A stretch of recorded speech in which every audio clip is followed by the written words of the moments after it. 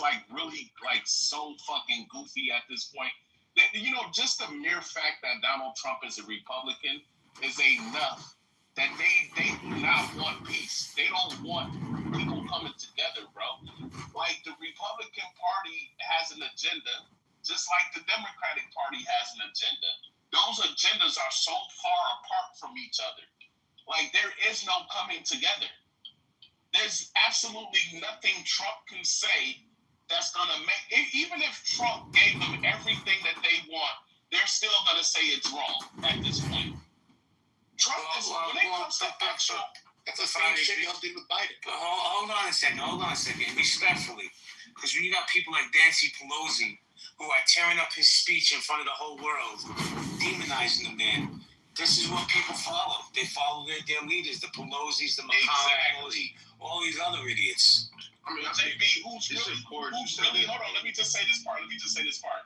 The person that's really dividing the country, it's not the president, it's not Trump, it's the media, bro. And I blame Fox News for it because they started it. And in the name of chasing ratings, all the media outlets on the left, they followed the formula of Fox News. And because at the end of the day, when it comes to most Americans, everything that they think they know about politics, they get from these suits on these news agencies. And see, the danger is, like, even if I watch my mother watch the news, right? She never questions if this person's opinion or not. Wait, Fighters, I have to ask you, what does she watch? Fox, or does she watch CNBC? Anything other than Fox, because in her mind, she thinks Fox News, even if they're just reporting the news, she thinks Fox News is like the a tabloid channel. She doesn't regard it as a real news channel. She doesn't think that they actually ever report the news. Hey, broken clock is right twice a day. So when she watches like CNN and ABC and CBS, all the other channels, she's not gonna ever think to herself that this person just gave their opinion. She thinks whatever came out their mouth is the news. And a lot of people are like that. If I submit, man, I'm going to give you a chance to push back. That's why we have to bring back the fairness doctrine and the Mayflower doctrine. This doctrine doesn't have much to do with it. That's to do with the program. No, Marshall.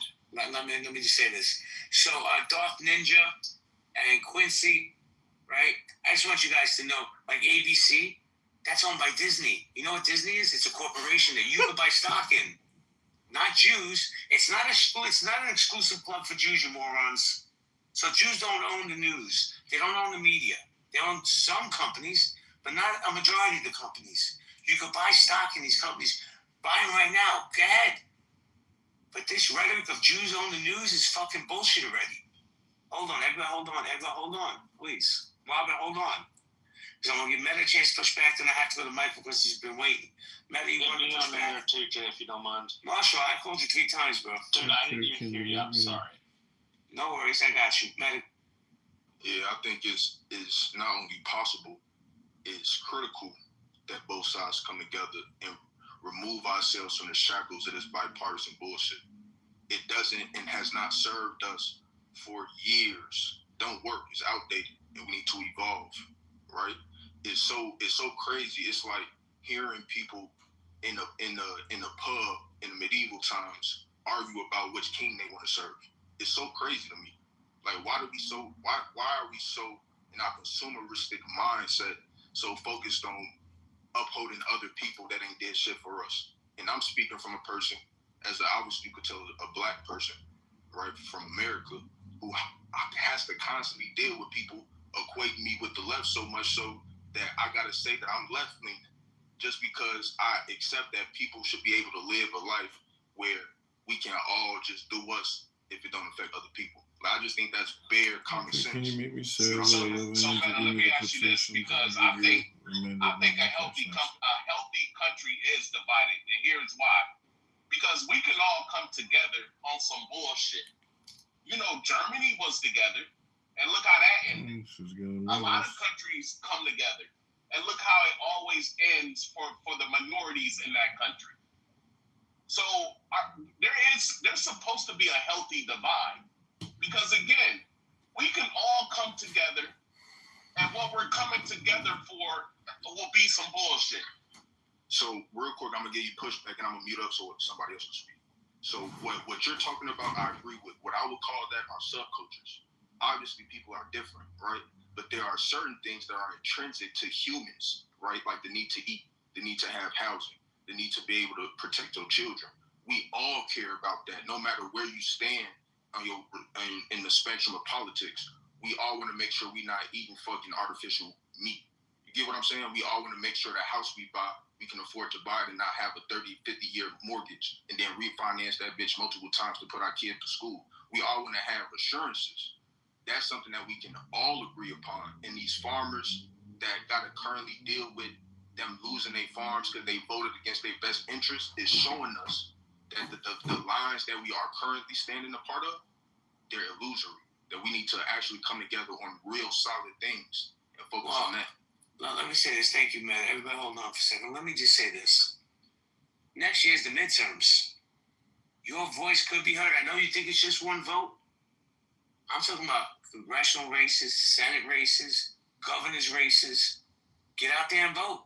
Get rid of some of these people that are lifelong politicians. Clean house. It's our fault these people are in power. It's our fault that Nancy Pelosi's been grabbing money with both hands for decades.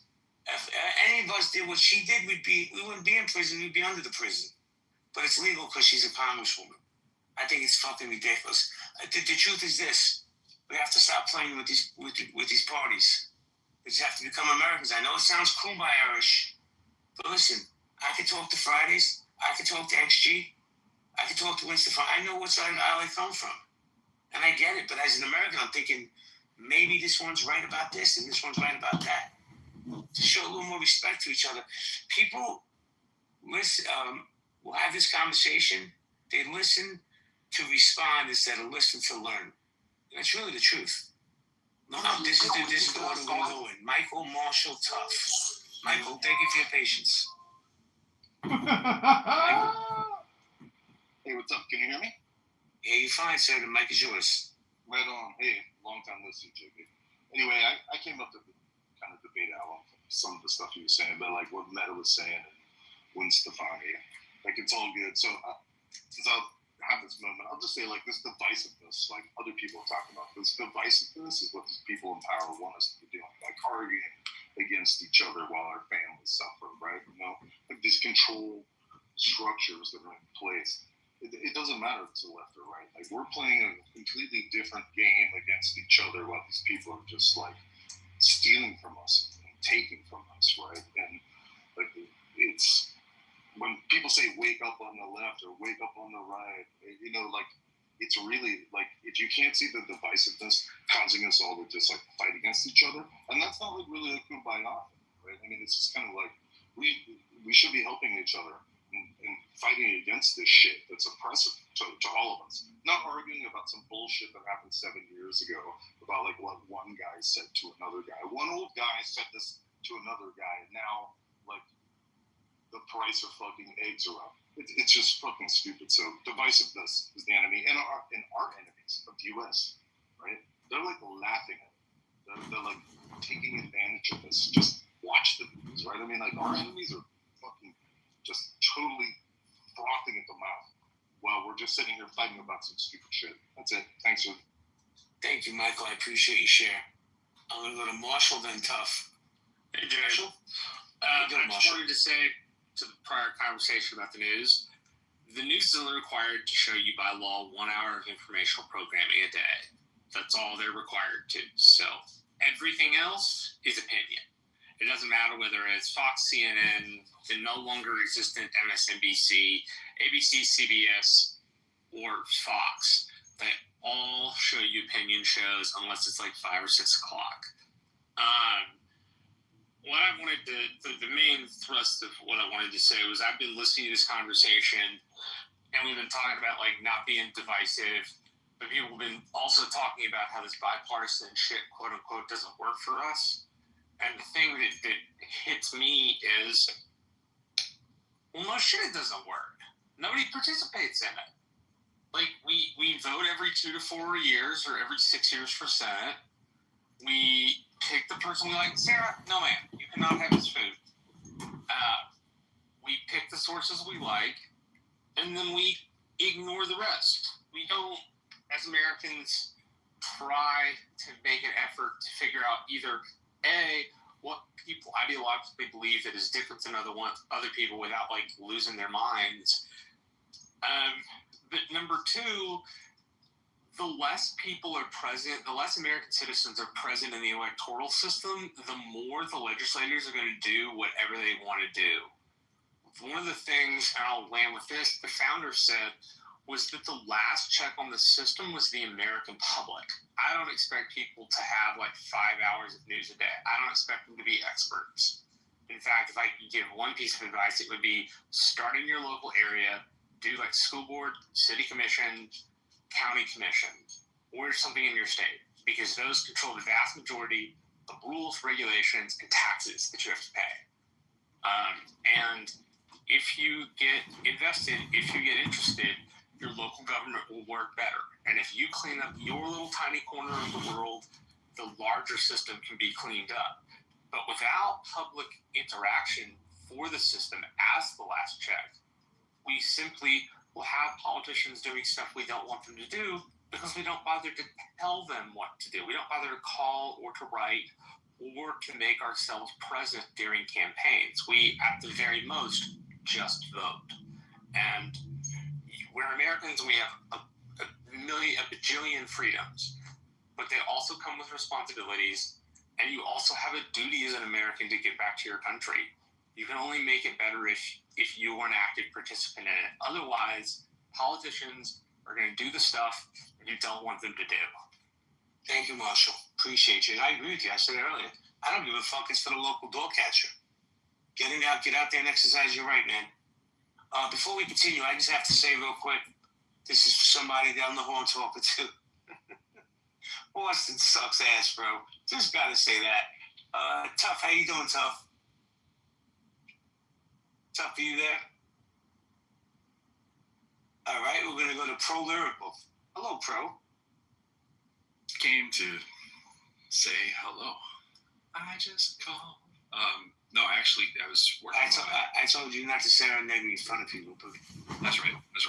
I've been working on my Steve Appel impression. yeah, that's So great. I've been addicted to doing Steve Appel.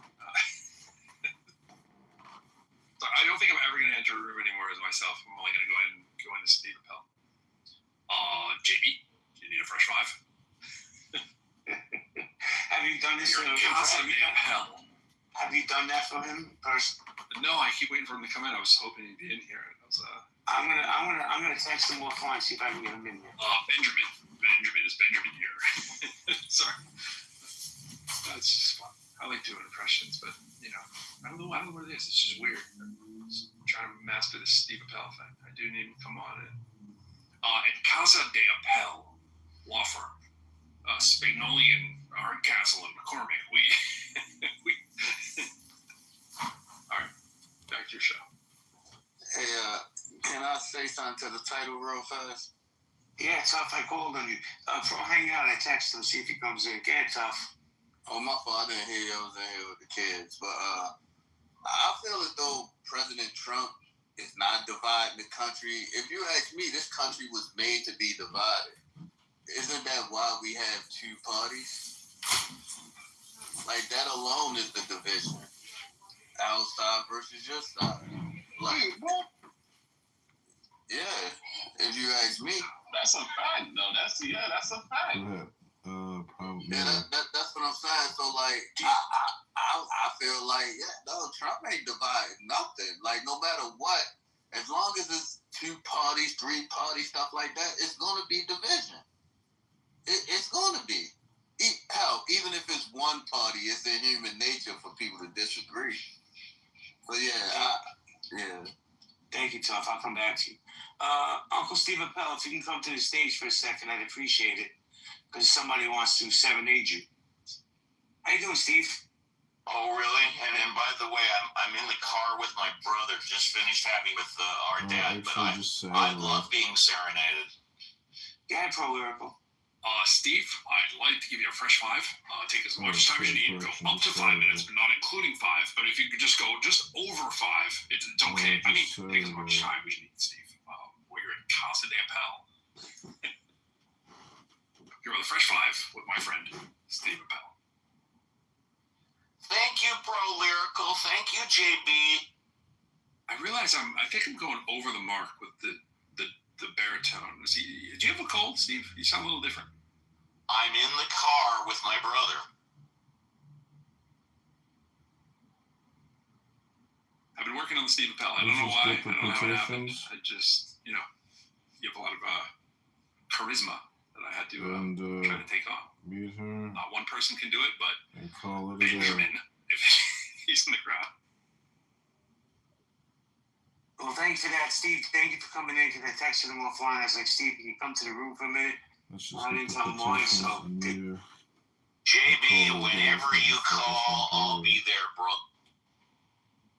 JB, whenever you call, I'll be there too. And I will call Casa de Appel, sponsored by McCormick Hardcastle and Schmidt.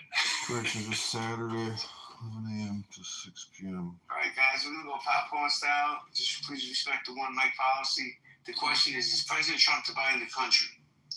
Yeah, I wanted to push back on what Tuff had stated, JB. Go ahead. You said that Trump is not dividing us. The country was already divided. I am going to ask a question, and I do want to get your response, Tuff, but I'm going to also make a statement before you answer. Do you not feel like Trump is a product of the division in which you point out, with it being 1, 2, 3, or multiple parties? That's the way that the country was created. I did want to ask you that. And then my statement is, it was challenging watching snippets, and no, I didn't need to see the whole segment of Charlie Kirk's memorial. And I'm not, doesn't matter whether I had empathy or not for this man's legacy. Let me just put that out there. But it was so challenging, and it was heartbreaking to hear the leader of the free world go on stage after Charlie Kirk's wife speaking, and him saying, in so many words, he loves to incite violence with the left, and that he wants to go to battle, go to war with the left. So if that's not division, I don't know what is. And like I said before in my opening, we aren't dealing with Lyndon B. Johnson. We aren't dealing with Eisenhower. We aren't dealing with Clinton. We aren't dealing with Bush. We aren't dealing with Obama. We're not dealing with Biden. We're dealing with one man who has the opportunity to change the peripheral. Can he fix it all? Hell no. But it really gets underneath my skin when I hear some of us from my own community, and I'm not saying that you are African American or anything of that nature. I love my sister not upstairs, and she has dissenting opinions all the time, and she quotes the left as equally she quotes the right. But it really gets on my nerves when I hear some of my cotton picking, my house Negro brothers and sisters fix their lips and say, I don't think Trump is dividing us, or they make excuses. I hate us Negroes when we do that. Because regardless of whether or not we think somebody's rhetoric is divisive or not, you got to be able to call the bullshit out. Where did my people, I'm not talking about no white people right now, I'm calling out my black people. Where the fuck did we get so high and mighty in our standards and our regard to not call out the bullshit and call out the shit just the way that we see it? Like, where did we miss that? Where did we succumb to, oh, well, it's not really divisive, it's not really racism, or it's not really bigotry, it's It's always been this way. It just wasn't with Trump. No, you're right. Nobody's saying that. But who is the man that's always got his mouth open? Who is the man who's always twiddling at his thumbs on Twitter, on X, saying any and everything off the rip? Who is it? When did my people become so naive to that bullshit? And I ain't talking to ones like Nye, who is fair across the board. I'm talking to the pickaninnies. I'm talking to the, if Master Sick House niggas say we sick. I'm tired of that. We gotta get back to our roots and start calling shit the way that it is. Because I'm gonna tell you, I'm leaving y'all niggas behind. I'm sick of y'all. Y'all worse than the white folks. We advocating the white supremacists. And to my white brothers and sisters on the other side, I'll leave you with this. And I asked you before, nobody answered me. How does it feel to be a nigger? Because I never wanted it for you. Never did. But when Manny Till buried her son after him being dragged from the Mississippi River with a cotton gin attached to him, nobody came out in droves and supported us at all.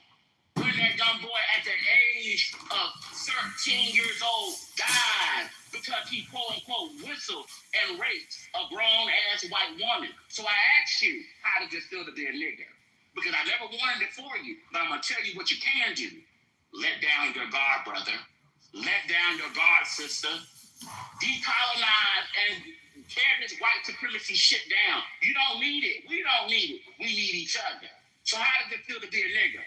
It don't feel good, do it? Because I never wanted you to feel that. Yeah, it's giving you trying to divide the room, but yeah. That's what you hear. No. That's what you think that you heard. Are you really listening? It was a joke.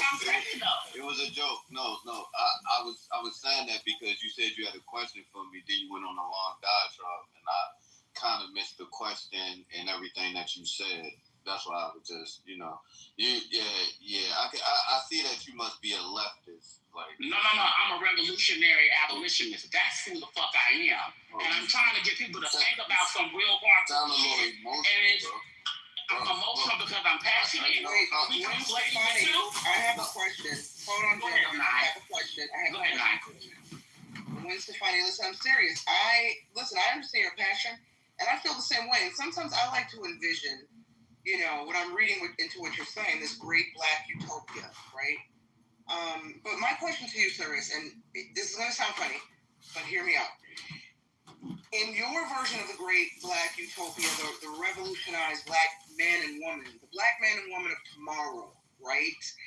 Can we at least have Starbucks in this utopia that are run by white folks? Because I'm telling you something, I do not want to fight niggas early in the morning getting my coffee, right? So can we at least have some white folk ran Starbucks in the new age black revolution? Girl, yes. We need white folks. We need blue folks. We need purple folks. We need brown folks. Look, I love all people. And keep the Mexicans at McDonald's. I need all people. I need my Mexicans in the Starbucks. I need my Ethiopians. I need my utopians. That's not a word, y'all. I need all of us, because one thing about Gwen Stefani, I don't draw a circumference around just a little bitty, itty bitty community that I'm in. I draw my circumference around the entire universe. I can't look to my president and say that my president does that. Right, wrong, or indifferent. And I heard you when you said, it was just a joke, but you're trying to divide the room and you sound like a leftist. No, I'm a revolutionary abolitionist. That's who the fuck I am. But do I vote majority Democratic? Yeah, because I don't see shit of value on the Republican side. Maybe but a few things, and that's far and few between. So let me make myself perfectly clear. But do I have plans on voting for this upcoming election? Absolutely not. And that's the first time I have said that on a live audio app. I don't intend on voting. Because the Democrats, they ain't shit. The Republicans ain't shit. And we ain't got nothing for us in the middle who really want true change, but nobody wants to put boots on the fucking ground. Why did anybody on the left vote for that Charlie Kirk bullshit bill when we had a George Floyd policing act that has not yet seen a lot of fucking day? Oh my fucking God. Why would you vote alongside that? That bullshit. This is what I talk about. Hold on. I understand that anger entirely, but respectfully, if you're not going to engage in the electoral process next election, whatever the result is next election, you have no right to fucking complain about it afterwards. Then you know what? Guess what? Out of the last few years that I have voted, and if I choose not to vote next year, you're absolutely right. I have no right to fucking complain. But let me ask you this.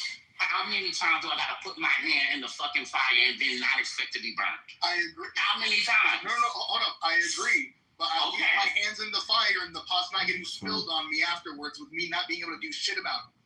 Well, guess what? I think the world will be okay without me casting my vote.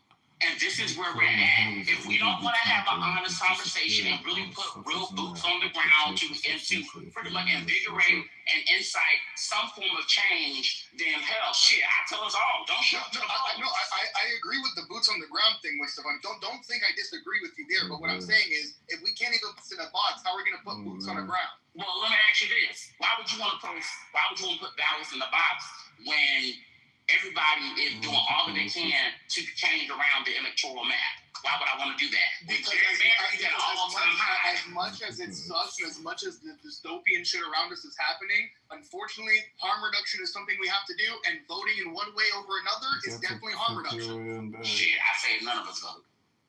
Protest in a different way. None of us vote. But again, none of us vote, and then everybody else on the other side vote. Like, this is exactly how Trump lost the first time, which is, nobody do mail-in ballots. And then, oh my God, how did we lose the election? Nobody did mail-in ballots. How did you guys get so many more than us? Like, it's the exact same thing. They're going to say, or we'll say, like, hey, don't do X, Y, and Z. The moment the expected result of not doing X, Y, and Z, which is the other person wins, happens, confusion. I'm like, oh my God, why is this up? What's going on? But you know, I'm just providing my answer to the vote. No. Hold on, let me welcome Augustus to the stage. What's up, Augustus? Yo, what's up, everybody? Yeah, good topic. Always got the good topics in here. Yeah, what do you say? Is President Trump dividing the country? And anybody else wants to chime in? Gwen Stefani, I know you and XG were having a moment. Did y'all have a chance to land? I just wanted to welcome you. Yeah, we all good. We all good. We all good. Oh shit, you can't do it. Go ahead, Augustus. Oh, JB, I didn't know you were there. Go ahead. Oh shit, you can't do it. Augustus, I was just going to ask Stefani a question, but I'd rather pass it to Augustus right now. Augustus, how you doing, bro? How DC treat you? It's all right, man. To be honest with you, it's a tough town. It's a tough town to get around, but I made some new friends tonight, and we're gonna stick together, and I think that things are gonna turn around for me. So I'm just staying spiritually fit. Hold on, time out, man. Listen, no bullshit, no cap, no stroke. Man, as far as you've come, like legit, because, I know you from back in the day. Man, you doing fucking fantastic, and I'm proud of you. No bullshit. I appreciate that, JB. I really do from the bottom of my heart, bro. I appreciate that a lot. Yeah, this topic, man, like, I don't know if one person could be responsible for what we're seeing. I wouldn't put it all on President Trump, man. He's a divisive person, and clearly, he's the leader of the Republican Party, but yeah, it all doesn't come down to just one guy, Yeah, I don't want to hypertext you, so giving you a ring, John. No, it's very doable. It's very doable, and I've been there. I've been on 3 times, and unlike you, I survived last time. They tried to take me out with 2 sets of lawyers. You saw me. I came in there like a gangster. I got kicked out of the Chicago Board of Election. You saw that.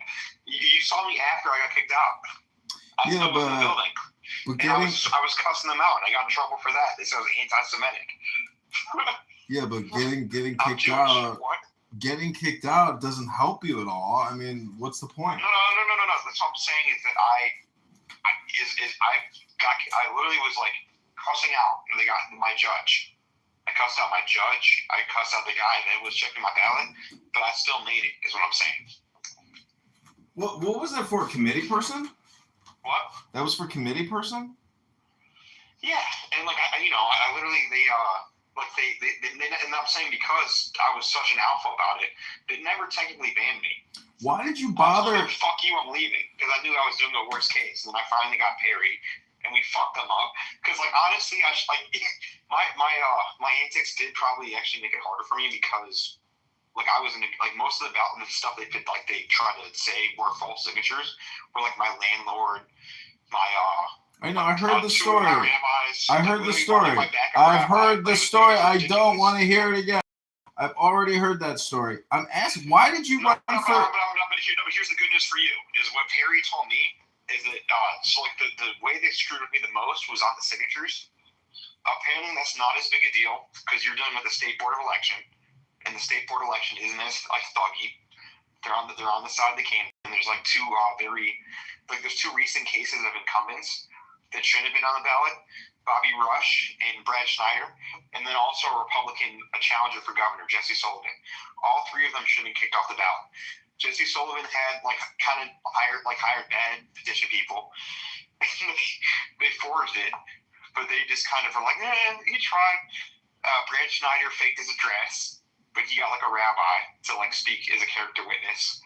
And look, you know what? It's better for democracy if we just keep him on the ballot. And then Bobby Rush just like didn't turn enough signatures, but he was like he's a total Fed incumbent communist piece of shit. He retired this term, and I actually did videos for him. But regardless, what? The petition is the same as the committee person petition, so there's really no difference to the challenge. No, there is. We were dealing with the Chicago government. This is state. I get it. So did you hear what I said? It's on your side. The petition is the exact same fucking thing as the other petition. There's barely any difference. There's case law. That's where it's different in the process of how it's confirmed. That's why you got screwed. You remember in Chicago? Yeah, but they're not. They're gonna put it on the jumbotron and they're gonna challenge every single signature line by line. No, I'm saying you would have done a little bit better if you're running for Congress instead of committeeman.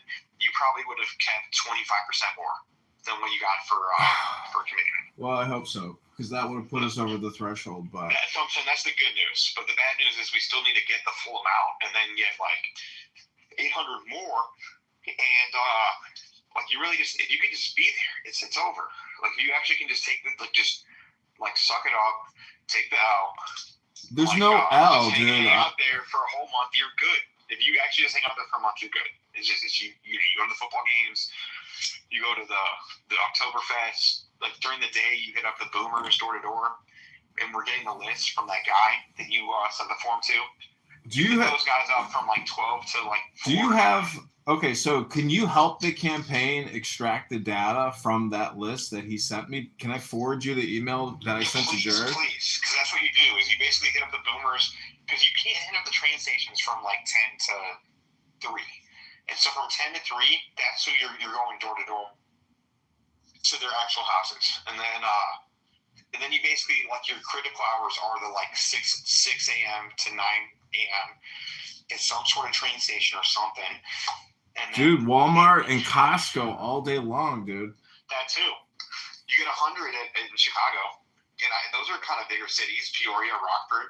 Dude, that's. Am I wrong? I just gotta. 2 colleges. I can do it probably all in Rockford myself.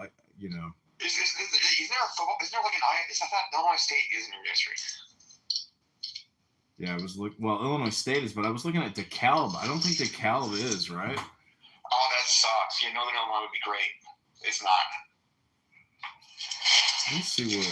But Lana's awesome, and she's a committee person, and she's like, she's a big Illinois record supporter.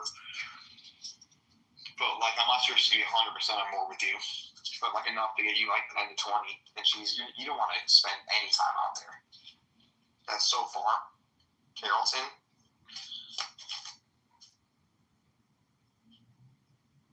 Unless you want to, but that's in your district too. Isn't that nuts? Listen, Rockford would be the best place to win this thing. Rockford, Aurora, and Bloomington, because you want to go to the high dense areas where you can actually go door to door and guarantee that you get like 15 an hour. So Winnebago County is districted, and did you see the carve out in the actual city of Rockford? Yeah, Rockford might be too confusing. That's why, the city itself is out of the district. That's in a Democrat's district. Yeah, they did that to support the Democrat. So you might not, Rockford might not be the place. Winnebago, see, that's the thing about Winnebago County is this is what's so annoying is the counties are sliced by the district, and it's hard to know exactly whether they're in or out of district. So that's why you need double the amount. That's why they always say that. But that's why, like, if we're doing this, if you're actually taking it seriously for a month, is there anywhere that's 100% safe? Like, is Peoria? That's why I'd rather go to Peoria than Rockford, because Peoria is probably a safer city than Rockford. What city's 100%? So for me, it was like Cary, Evanston, from the 9th district. But these were areas where it didn't matter. If I'm like, if you're from Evanston, okay, great, you're in my district. Oh, you're from Cary, great. Like, what is Peoria that way, or is Peoria? Why did you bother? Why did you even bother running for committee person? It's such a waste of time. It's such a stupid little thing. It's pointless. I thought it would be just a small thing. I thought it'd be, you know what? Call me naive. I thought it'd be a small, nice, positive thing for me to do. My bad. These just absolute garbage. You know, that's literally what I was thinking. I'm like, you know what? Look, I really love my community. I love religious people. I feel like they really mean well, but aren't politically active because they're more focused on more important things like putting food on the table. It'd be nice. But no, like the tranny lover. What a waste of time. I mean, and Joseph, he's got a float. But Max, he's got a float. But he's so stupid he couldn't get enough signatures himself. And he got kicked off by Nabi. But yeah, so I think like, is it possible? Like, let's try to find like a sublease, or like let's actually have you stay for somewhere for a month. That's what it's gonna take for you to get it out. Up to you. If not, I think you should pivot and run for commissioner or something like that. Or dude, there's no pivot. There's no pivot.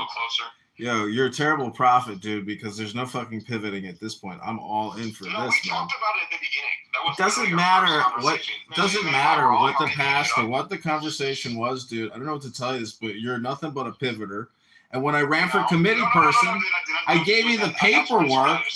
I gave you the paperwork to challenge Stella Richards, and you never filed it. I filled out all the paperwork. You never filed it because I could have challenged her ass. Wasn't happening. She challenged me. I could have challenged her. She didn't show up. That fucking Fugazi attorney showed up twice. What a waste of time. And she bitch never showed up.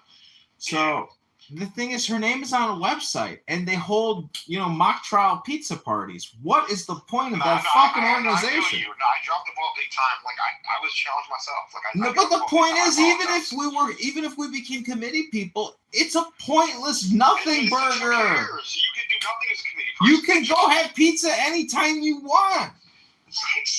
What's the fucking point? What's the point? It's a nothing. John, you know how much more pizza I could have got instead of paying Perry? Like, I think $1,000, or was it $1,400? You mean pizzas? We could have been, dude. So if it was frozen pizzas, dude, pizza and beer. We could be having Illuminati's every day for the next 3 years. Yeah, I hear you. But regardless, Congress is obviously a little bit different. But also, commissioner's kind of bullshit too. Honestly. The thing is, we've already invested in these signatures. I'm not starting over.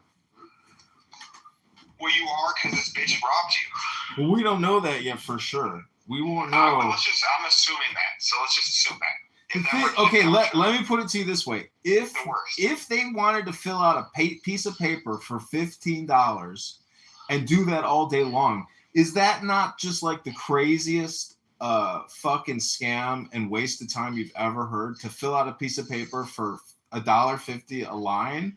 Like, it's not an art project. Maybe it's an art project. We're gonna find out.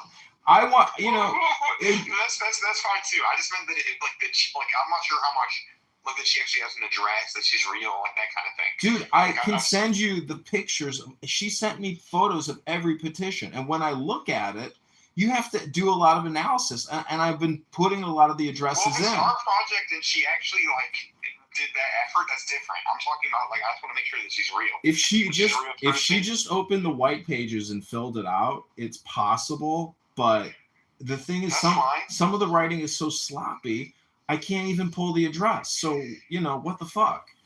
That made it look real. No, honestly, when I saw it, looked like your average petition seat. I did not see the kumbaya. Like, it looked real.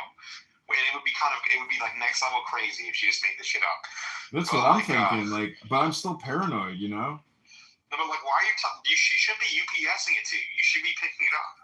Dude, no shit, man. But it's not that hard to go to fucking United States Postal Service to do a signature confirmation. It costs you $10, and I was going to pay for it. So the thing is, the whole thing about her mother, I hope her mother's okay, but at the same time, I've sent you over $1,000. You should notarize it. Just have them notarize it for you. It doesn't have to be her. Obviously, it does put the liability on you a little bit, but not really. No, dude, the banker who I don't see it. Yeah. The banker who opened my account is going to do all the notaries, so it's free. It's fantastic. So why can't we just pick up her shit from because she had sheets. She took pictures of them. She didn't Photoshop I told her I'm meeting her. Did you not read the fucking text messages? This is why I send you all these screenshots, so I don't have to sit here and repeat myself. She sounds like she's being evasive the whole night. No shit. We don't need to talk about it anymore. We've text messaged the conclusions of this situation. There's no reason to discuss it any further. I'm gonna have a good night. I hope you have a good night. Rabbanu Shalom. I will talk to you soon. Absolutely. No, but are you going down there tomorrow? Yes. Because if you can let me know before whatever, I can maybe throw you on some, let's figure out your house situation. Because I think you should find some place to stay for a month.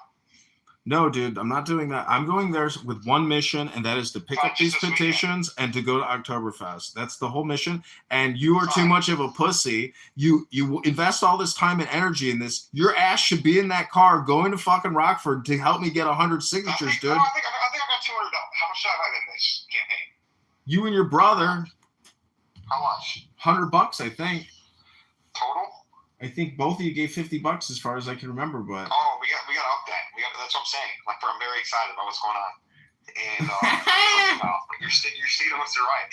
And the shit you said about the Navy was the most Trump statement I've ever seen. I was laughing so hard. George he's gonna end the Navy. Isn't he so pathetic? Isn't he so pathetic? It's so funny though, but that's so funny. It's I don't want to call it a troll because you're making a deep philosophical point.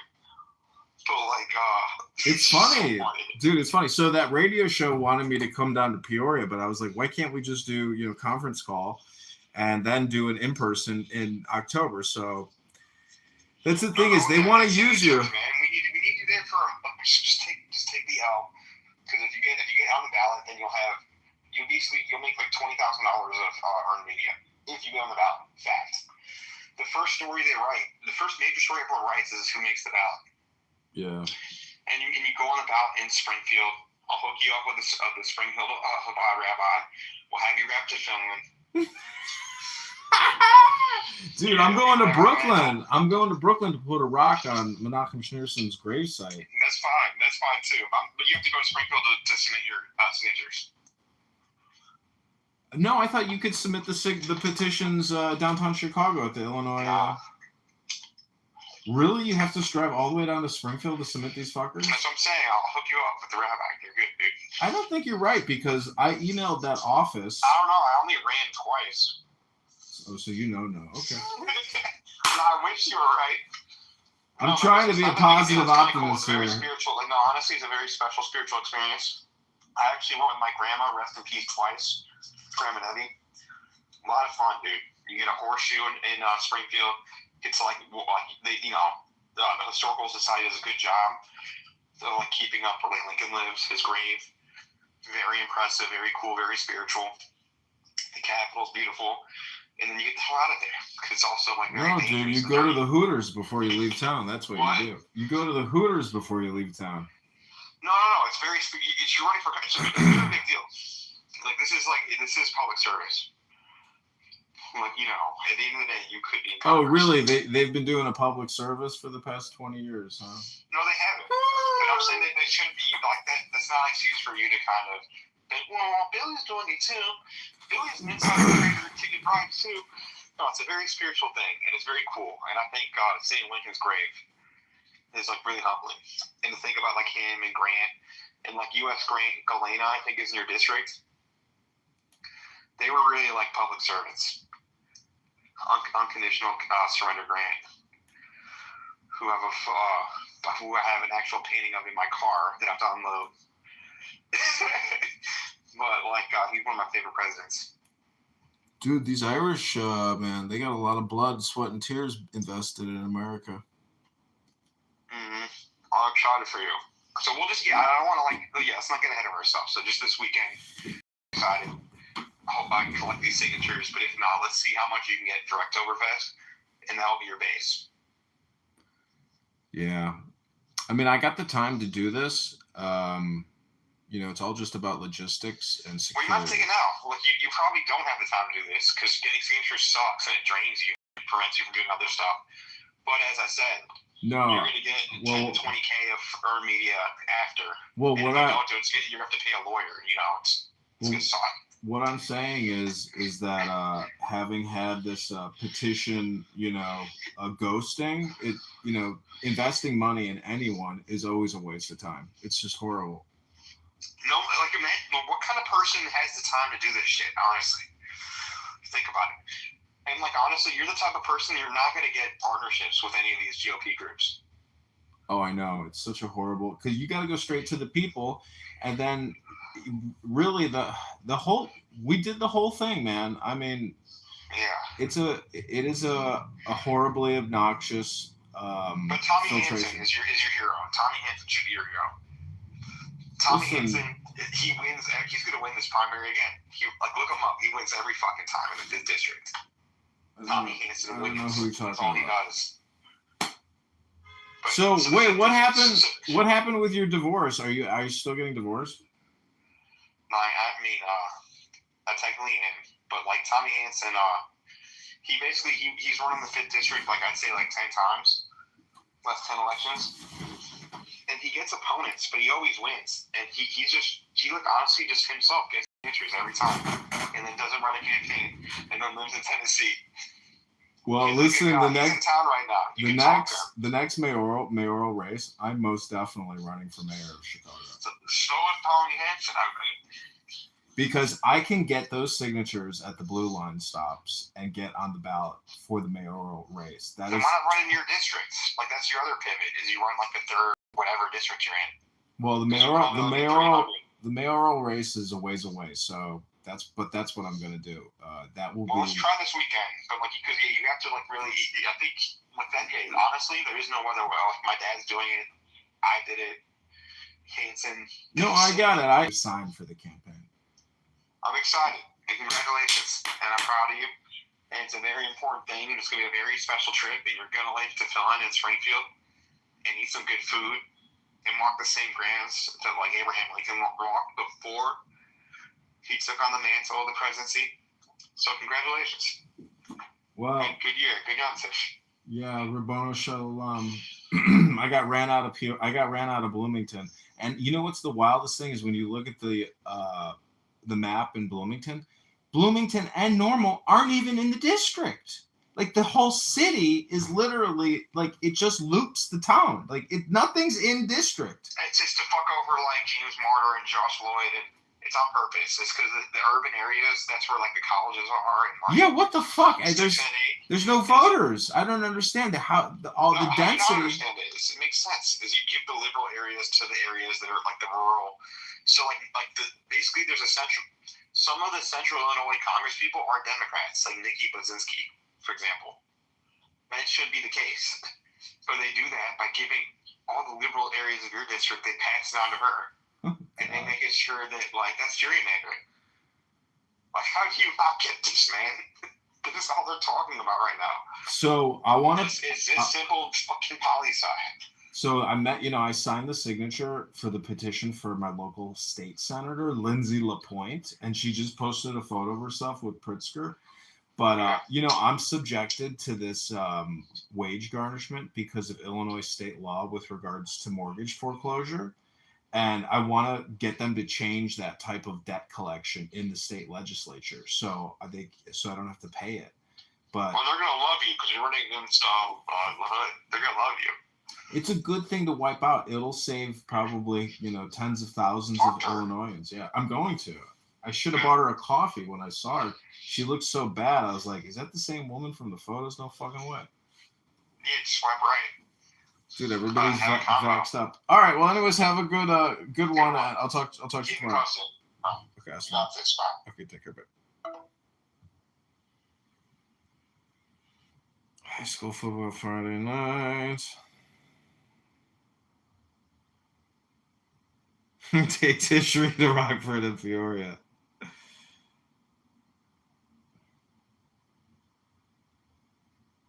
Take tissue. Take the separate out of the dog. Bring the safer.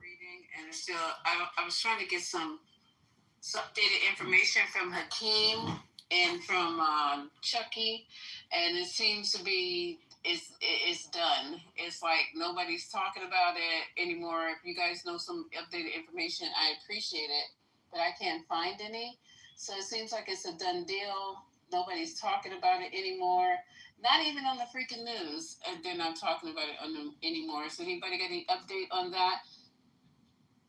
News, Lisa, repeat that. What was the news? Epstein? No. I'm not talking about Epstein. I'm talking about the government shutdown, which is supposedly we've been following all day. I don't think nothing else is coming up. I think it's going to be the shutdown is going to happen. Anybody have any updates on it? Because I can't find anything. Just trying to find something that you guys can listen to from either Chuck Schumer or Hakeem. And I can't find any updates. There is some other breaking news. Trump said. Hey, everybody. Hi, Lisa. Hey, girl, you've been missing out. I don't have a real update. You know what? I have intentionally checked out. I didn't even go to work today. I was so damn. I was like, girl. I'm gonna do you. They're gonna slow down the ballot just because they hate Yeah, I've been checking out. I was like, I'm not going in there. I don't want to hear another water cooler conversation about the shutdown. I don't want to hear about anybody that's stressed. I just was like, I'm not going to work today. Fuck them. I should have did the same. I should have did the same. Yeah. I need it. And look, I have 0 vacation days, and I don't care. I do not care. I know it's long. I know it. The crazy part, let me just see. I'm going to take your update. Let me just bring Sloan up. I started up this morning with the commute room at like 6:30 in the morning, thinking I was going to talk for like 30 minutes. We were going to listen to some clips from SiriusXM with with Lamont and Dr. Carr. That's what I thought. The room has been open since 6:30 in the morning, and all this stuff has been popping off left and right with the shutdown, with this possible war that's going to be going between NATO and Russia, with the immigration situation, blaming it on California.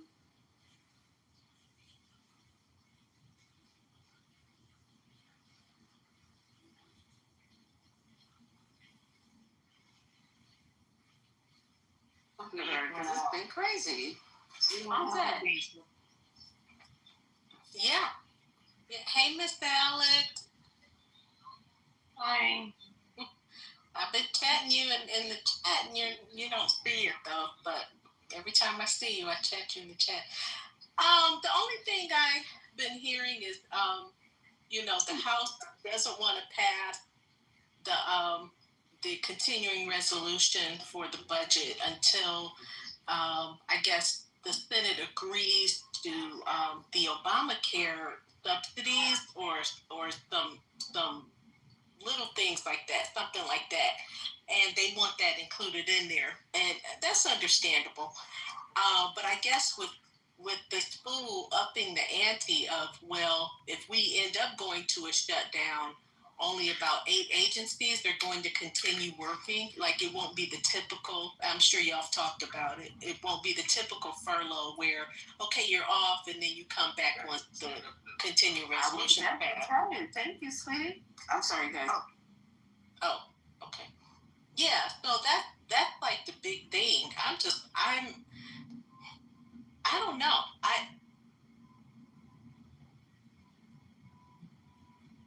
Did you intentionally go offline or you finished talking? request that the Dems are asking for, but he's fully prepared to shut down the government anyway. Like, he was willing to do that when he got in office. He's doing shit. He's just doing some underhanded, dirty shit. And this is almost an excuse. The fact that I really think it's planned, but it's an excuse. Oh, well, we couldn't come to an agreement. I'm going to shut it down. I think he always wanted to just destroy the infrastructure and weaken us for some other deviant purposes. I just don't know what those are, because I can't even think like that.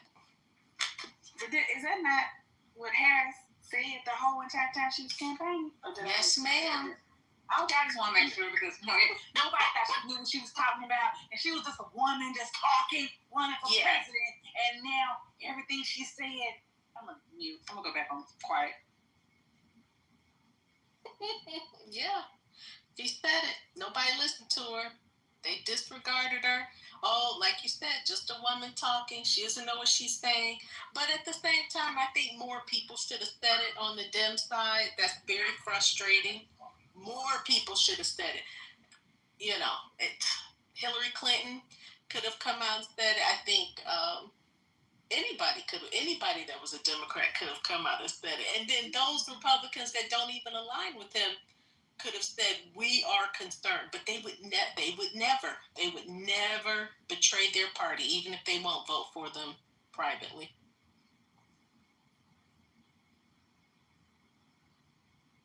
So yeah, I'm kind of anticipating. I just want to know where he got on there, because he got some power and he got everybody by the balls.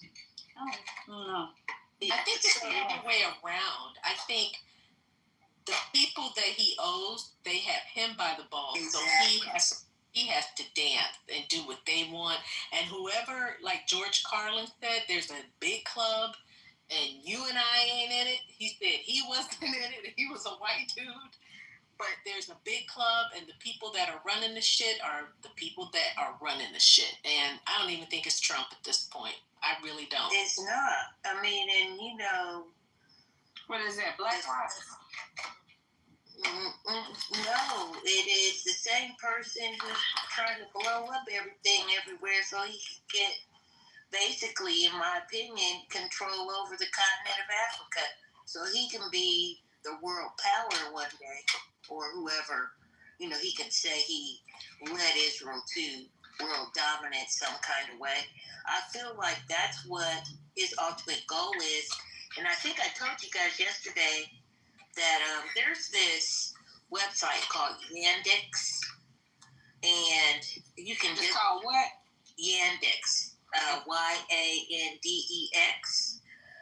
That comes up in your search engine, and you can put in BB documentary, and I don't know if it'll come up now, because when I try to do it again, it might have been scraped from the web, but it is eye-opening about BB, all the way back to his childhood, and it is narrated by his best friend, who he eventually financed to be an American film director, a film producer here in the United States. Can you put that in the chat? Or is it I can't. Look, I tried to find it again, because I actually fell asleep on it 2 nights ago. I think it was 3 nights ago when I was watching it. I fell asleep on it, and then when I tried to search for it again, I couldn't find it. So it may have been okay. I'm trying to look for it. Say it again. But somebody said that it might be on YouTube. I just don't know. What's your friend's name? Somebody in the chat said this is the second time it's been scrubbed. Why? Spell it again. YANDX. YANDEX.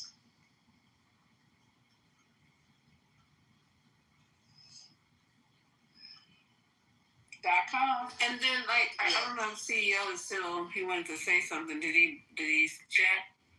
But he was saying, how are we calling Donald Trump? And see, you guys said what I was going to say, but I didn't even have the energy to answer him at the time, because it says, how do we are calling Donald Trump dumb and stupid and whatever, because he's making all these, I'm just paraphrasing, all these precision moves, and it's not even him.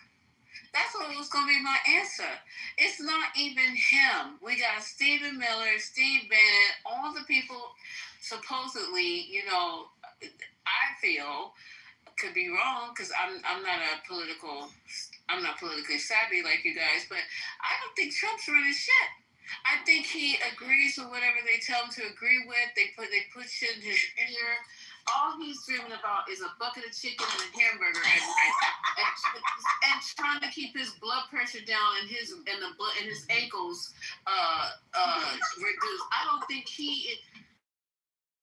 This would be strategically going with the NATO thing. See, the first thing he talked about was this is somebody who's supposed to be smart and strategic, right? The first thing he's talking about having people arrested for an escalator. That's the level he's on. And a teleprompter. And that's the level that he is on. It's the people behind him that are pulling these strings. Leaders get credit for the people they hire. Leaders get credit for the people they hire or told to hire? Yeah. Told to hire? Yeah. I'm going to get credit for that, CU. If I have somebody on my staff and they tell me to hire so-and-so and I do it, yeah, of course I'm gonna get credit for it. And if I'm a legit person, I will give them the credit for telling me to get the credit. But he ain't even that smart, Somebody in the room yesterday, Lisa, said that 50% of Project 2025 has been completed. That's what I heard too. People are saying that and then saying that he's a dummy, he's not doing anything. Two things can't. I don't know how you square those. Yeah, they both can't be true. They can't. I'm confused. It's honestly not that. What did I just say? No, it's the people behind him. He's the president, but it's the people behind him. Exactly. Like you wouldn't say that for the CEO of a company, right? That's nonsensical. If it's the people working underneath him that he appointed, and sure, if he had a set of advisors, that's what you're supposed to do. That's what a CEO does. You listen to advisors, and you get credit for when it works. You take the damage when it doesn't. It's not true. I'm going to This is what every leader does. This is what every leader does. But what you're I'm sure Barack Obama wasn't walking around not knowing how to pronounce acetaminophen.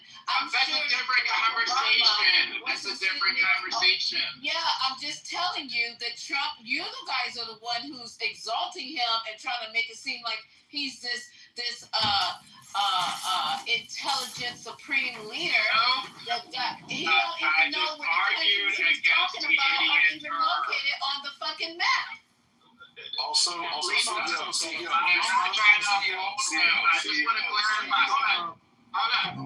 just want to clarify. I'm not trying to hold him up as the mastermind genius of all time. I push that complete idiot. Yeah, okay. It's a low bar. Here's why he's a complete idiot, okay? This isn't that hard. He can be effective and stupid at the same time. I've known lots of stupid, effective people. They generally do really dumb shit. That's why we call them stupid. He, as it turns out, is very effective. He's very effective at mismanaging a pandemic. He's very effective at making choices that hurt the American people in order to line his own pockets. He's very effective at those things. He's also an idiot because he doesn't understand basic concepts. He like really, really basic ones. He has trouble stringing words together. That was irony, I guess, me fucking that up. That's why he's an idiot. I like that. Like that's why he gets called that, is because he doesn't understand basic concepts. And while yes, he is effective, it's not to anybody's gain except for perhaps lining his own pockets. And if you respect that and that's like where your values lie, I guess you could say he's some sort of genius. But you're calling him a genius because he's corrupt. I didn't call him a genius. No, I'm saying you would be. You would be if you were to say that. But this is the thing, like, being effective doesn't make you smart. So I am going to disagree with you on this one thing. Okay, never mind. I won't say anything. Just go. No, just go ahead. Shut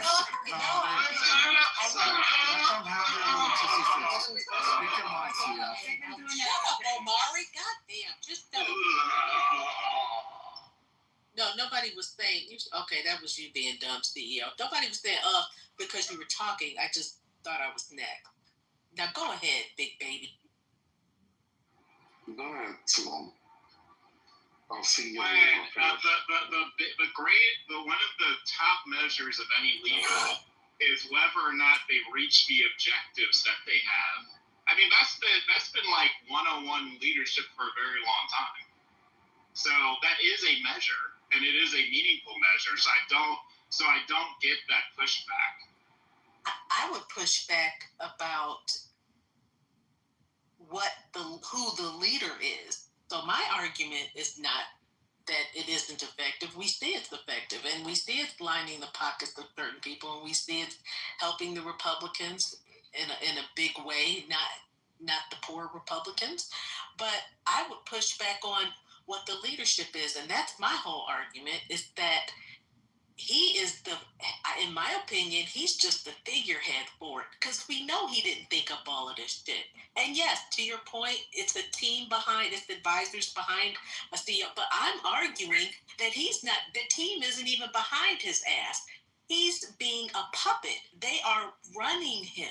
I'm arguing that it is the advisors that are running the government. It is not him, and he is simply the figurehead. So I would never praise him, but all those Republicans that put this shit together, from Project 2025 to everything else, they gave him those ideas because it's something they wanted. They paid for him to be in that role to execute it, and or to at least appear to execute it. And so he's certainly not a leader. He was a shitty businessman. And now he's definitely lining his pocket, and he's going to make, because he didn't even want to be president, he's going to make this work for him. And that's what I think he's doing. Hey, can I get in here on this also?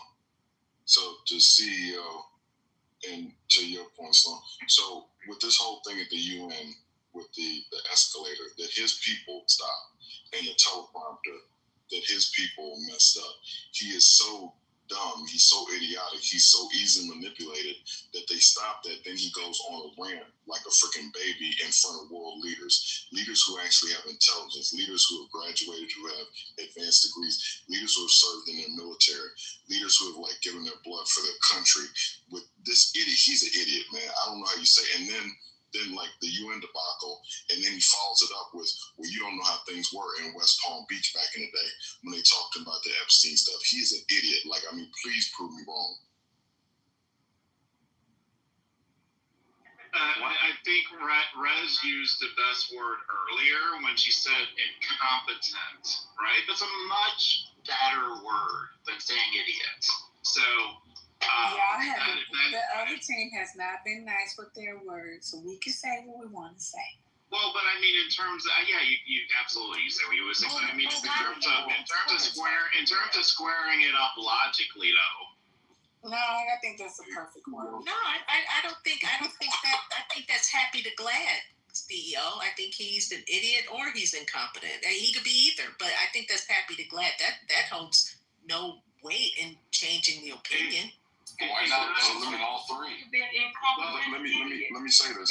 Let me get this in real quick, because see, Charlie Kirk died for me to be able to say he's an idiot. You understand? Okay. Yeah, like okay, like what? Yeah, okay, like okay. Cool. Cool story. Like cool story. Ooh, that hurts. Was that supposed to be the profound mic drop of the night? I think so. don't know, but I think it makes him feel better personally. He said black women didn't have the brain power, so I can call like an idiot. I'm just saying, like, literally, we're in this age now of free speech, right? So, like, that's the whole thing that they push at white nationalist rally on Sunday in Arizona. Like, that we can say we want to now. Like, this man in New Jersey, I can't think of the politician's name, talked about like Newark schools and like basically saying how segregation is good and talking about the whole thing with like blacks and whites and test scores. We can say we want to now, so I can say he's an idiot. That's all I'm saying. Like we're in that age now. Yeah, I mean, of course. I wasn't coming at it from the free speech angle. I was just coming at it from the angle of like, make it just line up for me. He can do all these things that no other president has done and test the Constitution and get away with all this stuff, but at the same time, he's an idiot. I mean, so that is the thing. And get 34 felonies and get away with it. It's, this is crazy work. I'm giving you a hard time, CEO. I'm just giving you a hard time because all this stuff is a joke. We had a black man who was hung off a bridge in New York last week, and we had another in Mississippi. I mean, they're outside now. They had a white nationalist rally in Arizona on Sunday. So I'm just saying, I'm just giving you a hard time because all this shit's like a joke at this point. My assumption that white nationalists was at the event. That's all it was a white Stephen Miller gave parts of a speech that echoed Joseph Goebbels' speech. Like, go look at it. Yeah, that's so wild, right, Michael? That to me, like, I'm saying all this stuff's a joke at this point. Yeah, it's so wild. And like, look, whether or not Trump is an idiot is maybe not the most important conversation. The question is he helpful or damaging? And if you still think he's helpful, there's no question about that, Your Honor. I mean, yeah, but like, who cares about the definition of the ad hominem attack on him? Like, I mean, I've got all kinds of insults, all kinds of words that I could use to describe Donald Trump.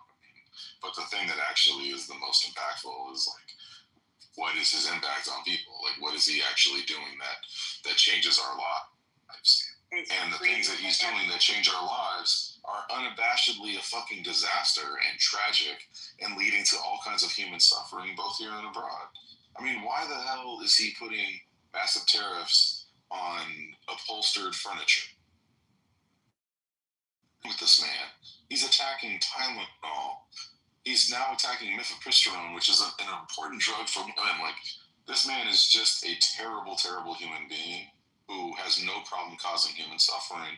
And he said it himself at a fucking funeral of all places that he wishes ill on his quote unquote enemies. And he's talking about us. He outright said the word hate in a place where he had an opportunity to bridge differences. He further exasperated them by saying what he hated. And I just think that is not representative of the POTUS. And in so many ways, people are supporting him no matter what he does, which is terribly dangerous. Terribly dangerous. So, Butter, he's not POTUS. Somebody else is POTUS. He's just a puppet, so I got to correct you there. And also, he's not dangerous. No one listens to him. He's stupid. He's an idiot. So no one listens to him. So, I mean, I don't know what the argument is. If nobody respects him, nobody likes him, he's an idiot. He doesn't have no support.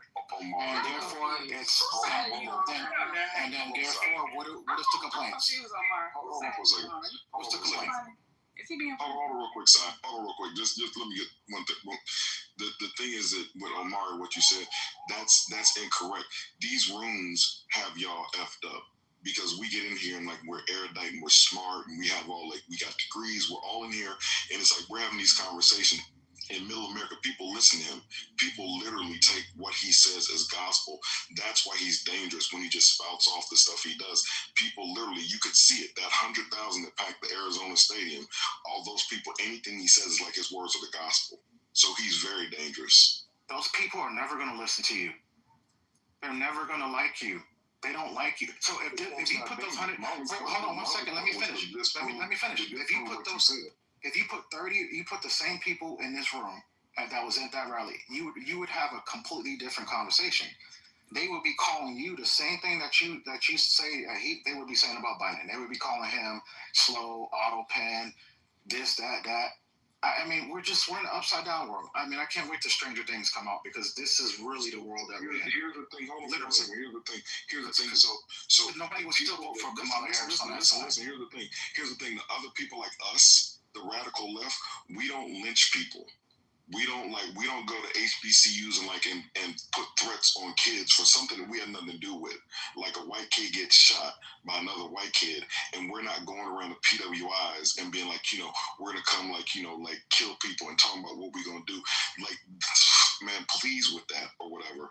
This shit is dangerous and it's not a joke anymore. And I'm just saying, like, I'm out. It's just not a joke, So like, y'all keep on having these goofy ass conversations. But no one's laughing.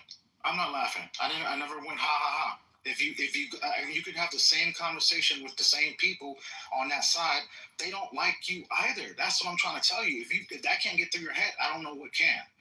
They're having the same negative conversation that you're having about them. Hold on. What is your point? I'm talking to Mike right now. The point is, you're repeating yourself the second time. You can complain all day about them. You can explain it would be useful. They're complaining about you. They think you're the ones that are destroying this country. They think Biden is the one with Dark Brandon that causes the division. They're lynching people, Omari. We're not. They're causing threats on HBCUs. We're not. They're doing stuff. We're not, Omari. What are you talking about?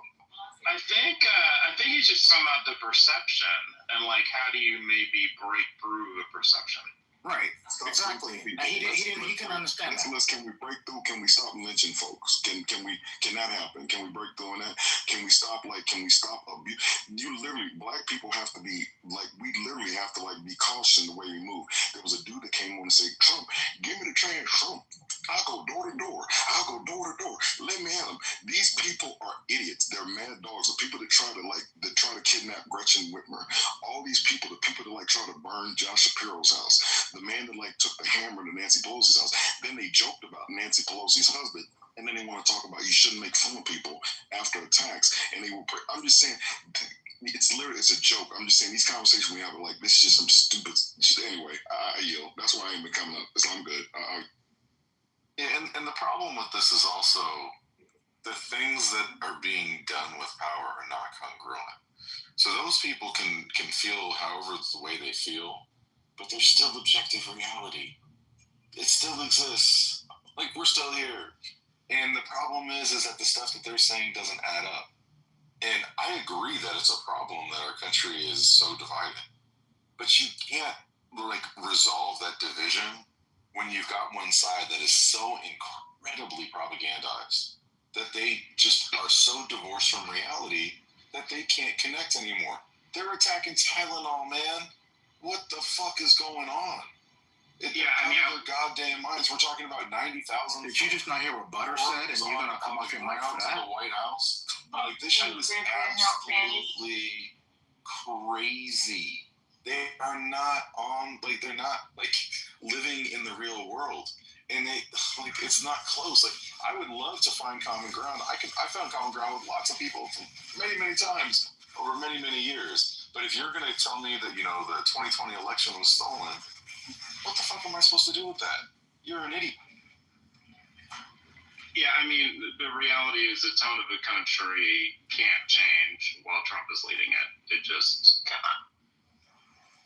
But what it did do is expose some of those closed-door conversations that were being had that we always knew were happening, but we never heard at the level of transparency, you could say, as we do now, which is why Charlie was so many people were a big fan of his, because he was saying things that they didn't have the courage to say.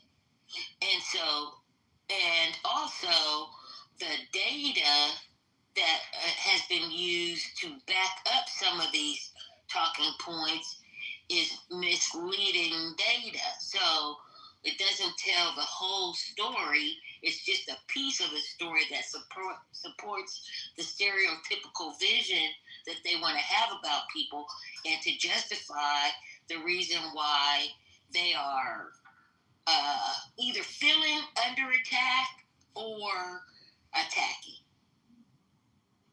Say that. Let me say this real We quick. need anybody to tell us the whole story.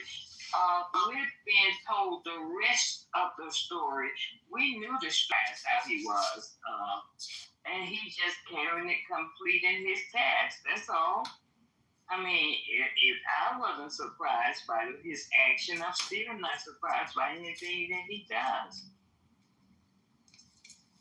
They had an episode. They showed this episode of an old Twilight Zone where Dennis Hopper basically played this white nationalist or whatever, like these Hitler youth that were like trying to spring up in America, and they have this shadowy figure in the back. You can't see like the face, but it's like Hitler or whatever. Like if Hitler lived, and he was trying to influence this thing. And they talked about he was telling them about like getting a martyr, and like Dennis Hopper was like, well, how do you figure out like who a martyr is? He says you don't figure it out, you choose the martyr.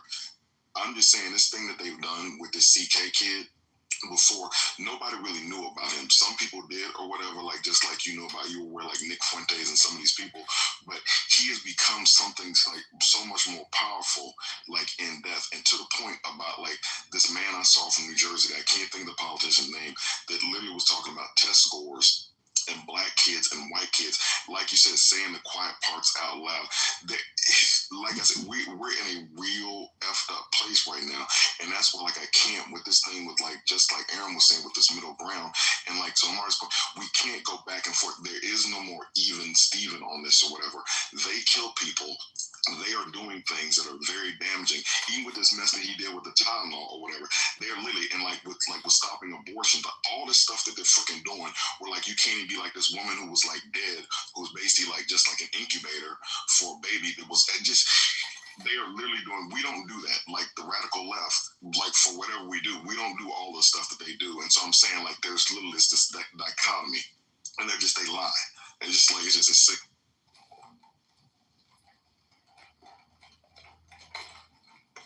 Right, Mike. And, that's the thing. I just want to hear one person just say, a person like Omari, just admit. Just admit the truth. It's like Patty said, the belief in human rights is a threat, and that's sad. Really sad that we have to feel like that, but that's the feeling that we have gotten since this man been in office, and people, it haven't even been a year yet, and look at what we're going through. This shit is scary. You can call it fear-mongering. You can call it whatever fuck you want to call it, Just use your fishing here, I use mine. It is what it is. Amen. Sandra, I agree with you. Sorry, you guys. Listen to me clean the bathroom. Sorry. You could have put me on mute.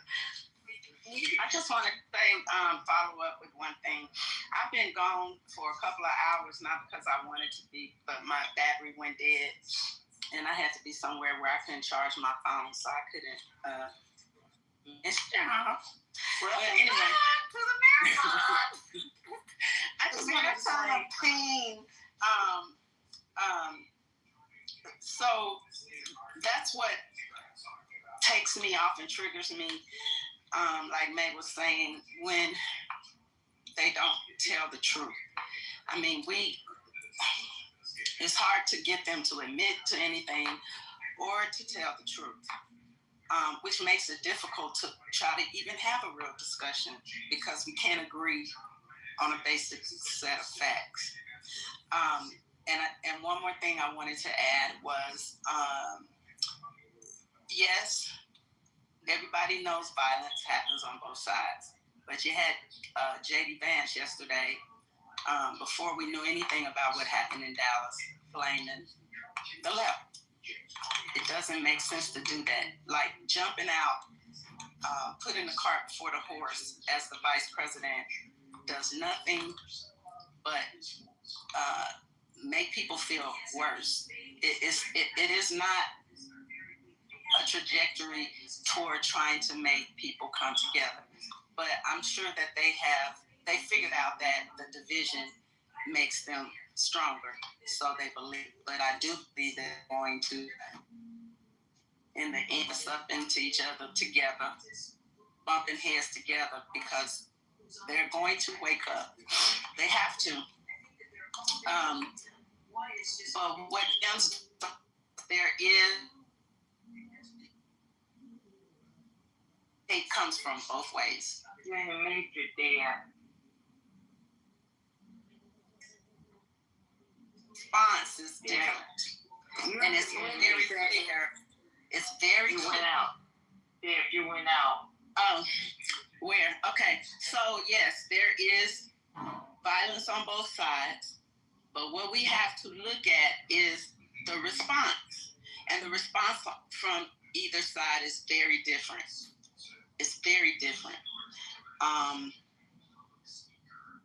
Dems don't accuse.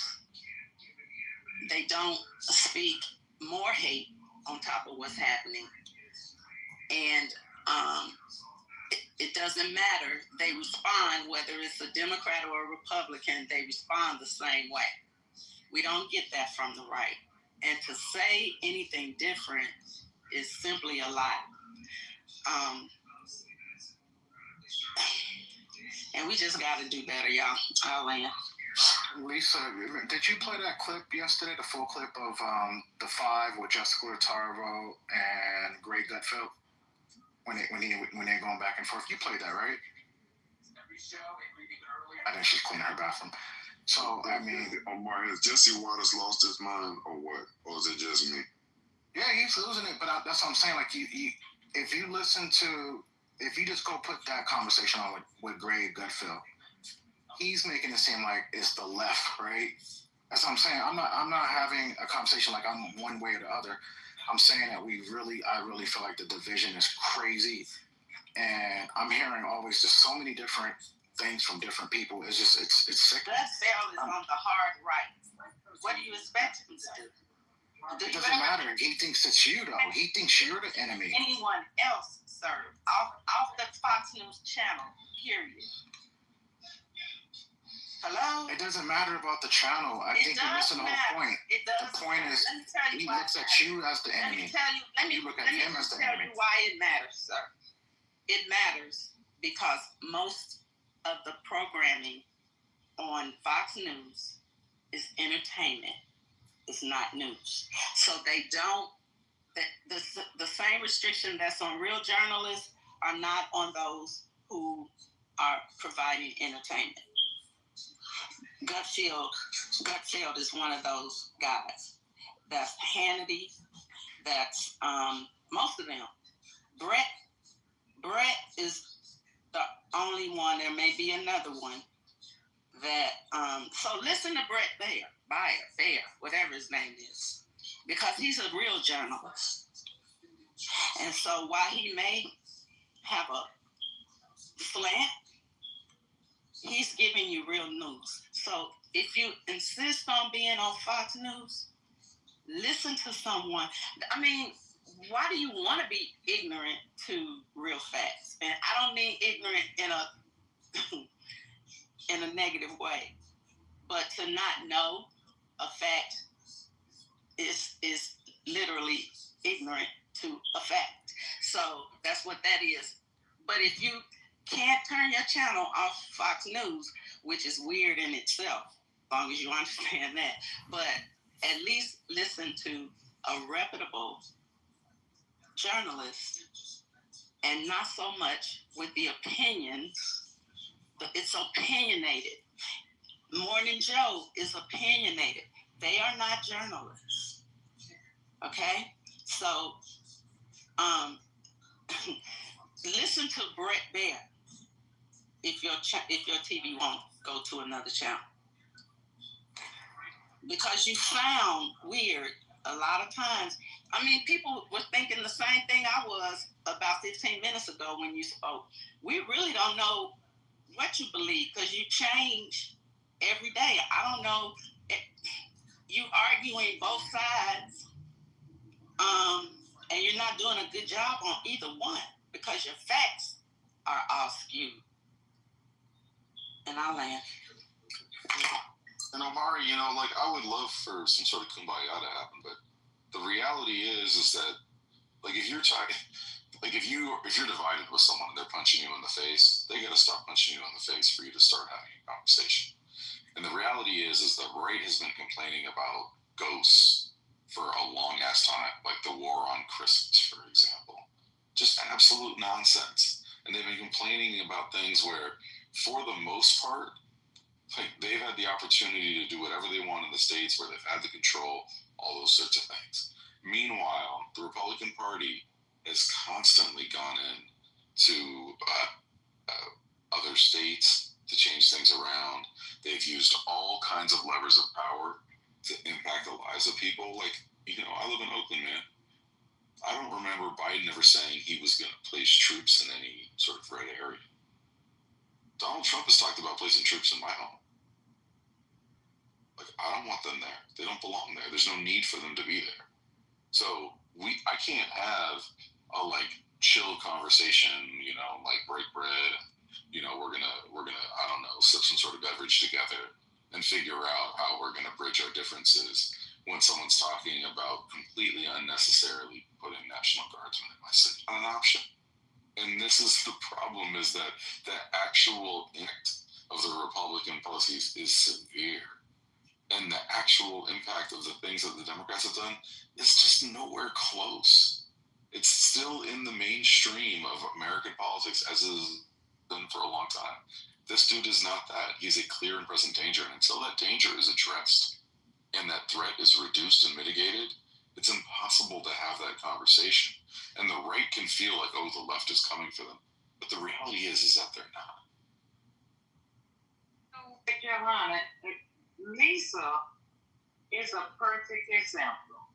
And everybody in this room know that.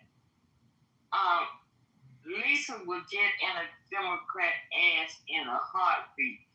If a Democrat is wrong, she's going to come out with it. She's going to talk her shit. You know what I'm saying?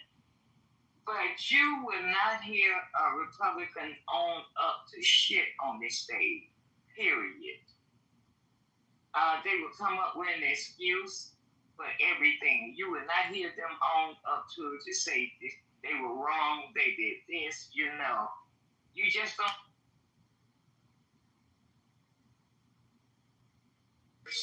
Thanks, man. Sometimes I want to just sling Lisa around when she be talking about them. You know I can hear you. I'm sorry. That's so funny, you guys. No, we like consistency. I'm just like, and today I really felt myself coming out of body, but I don't mind, you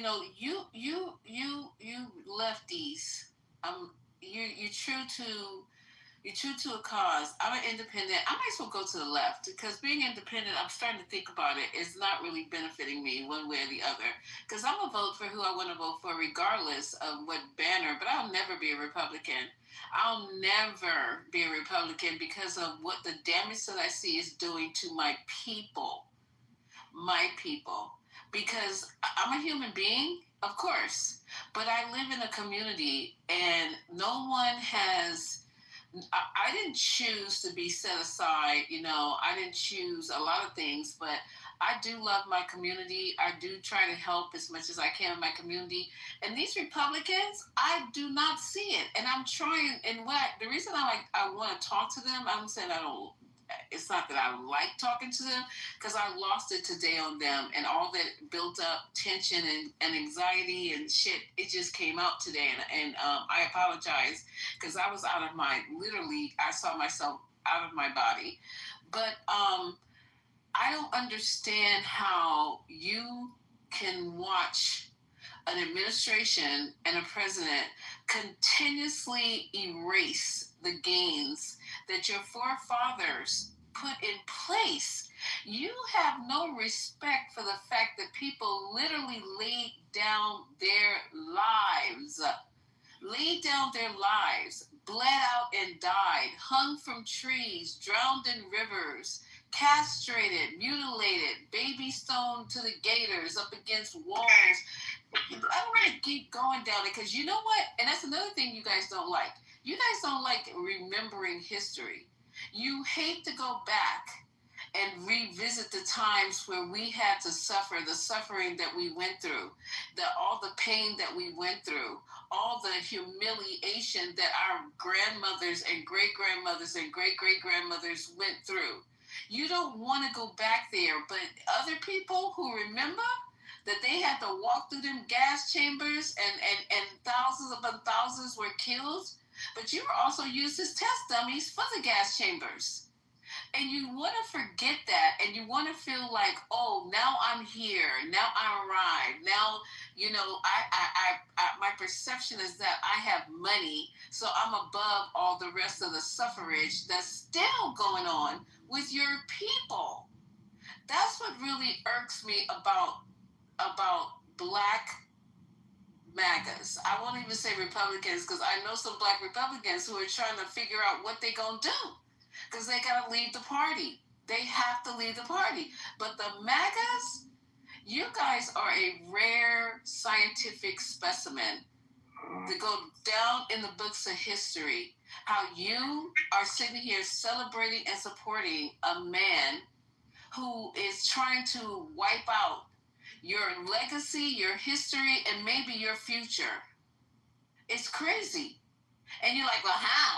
And then when I start going over all the things that he's doing, you're not even listening to listen. You're not even listening to even have a conversation. You're listening to try to backpedal and start talking about shit I'm not even talking about. So one by one, we're seeing our rights being taken away from us. One by one, we're seeing our dreams, our hopes and dreams for our kids being dimmed further and further. You know what I'm saying? And how is that? Well, look at our schools. Look at what's going on in our communities with the blight and everything. Look at what the programs that are being cut. Look at the safety nets that are being eliminated. Look at the civil rights that people are saying are not so civil. Look at the fact that we had to beg, borrow, die, sit in, roll over, whatever, to get the ability to have affirmative action. The DEI, I mean, diversity and equity, I mean, that was applying to just everybody, handicapped people as well. But they put the jacket on us and we had to wear it. And then they start cutting that as well. So anything that's going to uplift a group of people who have a very unique history in this country, unlike any other person who came here from another country. The Indians were here first, and I feel the fact that they have just given up. They were almost fucking exterminated. And not only that, now they live on parcels of land that were given to them, not the best pieces either, of their own fucking land. Are you talking about I'm talking about the people who were already here on this land. No, those are black people. Well, whatever you want to say at this point in time, okay? Whatever you want to say, I'll even jump in that car. But the mere fact that you sit here and let things and think it's okay, what's going on, is crazy. It's absolutely crazy. And then I open it up, and then after I think about my community, I look out and I look at other people who are in the same boat, poor and struggling people, working class people who are really suffering. I'm sitting here while you guys, I'm on mute, and I'm watching people who work for the government and who have been fired or in perception of fire. This one lady with her kids, her husband's now staying at home, and she's going to go work at a bakery. Then she said, I think I might just start baking cookies out of my kitchen. She thought her job was secure. And he's playing games with people's lives. So the shutdown now that's coming up in 5-10 days, he's saying to fire those people.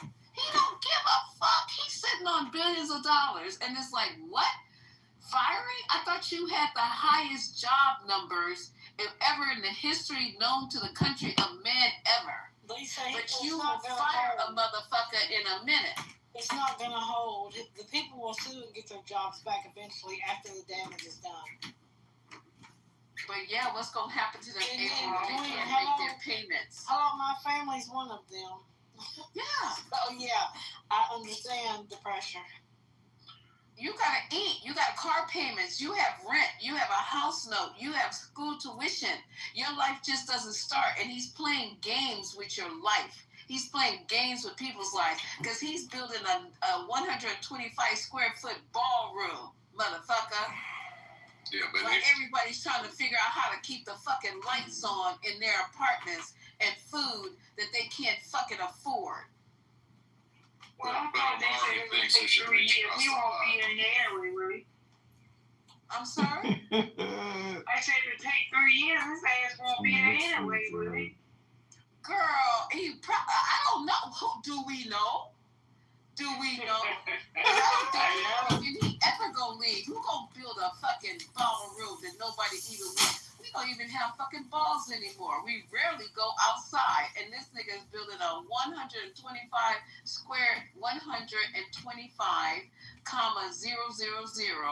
foot ballroom that's 3 times the size as the White House. That don't make no kind of fucking sense.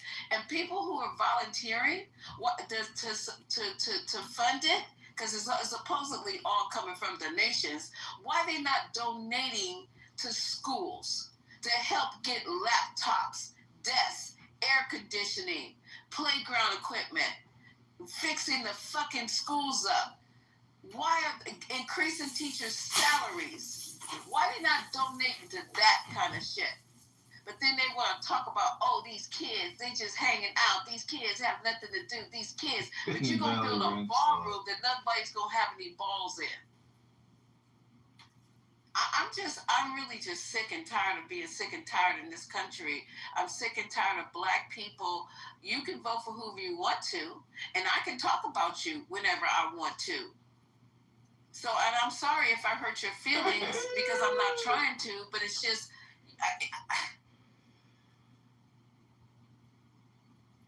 We on a Democratic plantation. Really?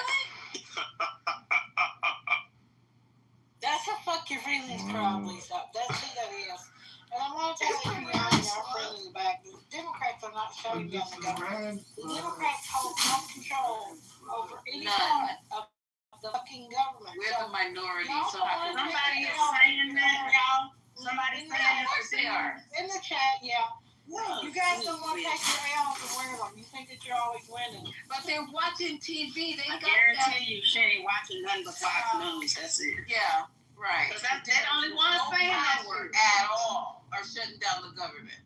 Because they're asking, you know what they're asking for? Why Trump don't want to talk to them? You don't know that part, do you? So put in the chat what the guys are asking for, why Trump canceled the meeting. Put in the chat while you type in all this other shit.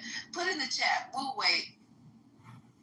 Whoever typed in that the Dems are shutting down the government, put in the chat what they're asking for.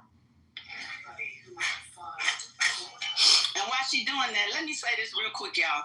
Can you imagine the Dems have a big trial going on about pedophilia, and they on the other hand trying to build a damn ballroom? Like, that's what the problem is now. They party, they overdoing it with the partying. So let's build a big ass ballroom in the White House, and we can frolic. You know, we can frolic around the White House. So we can. And then the niggas gonna be invited to it, though. Crazy. It's crazy.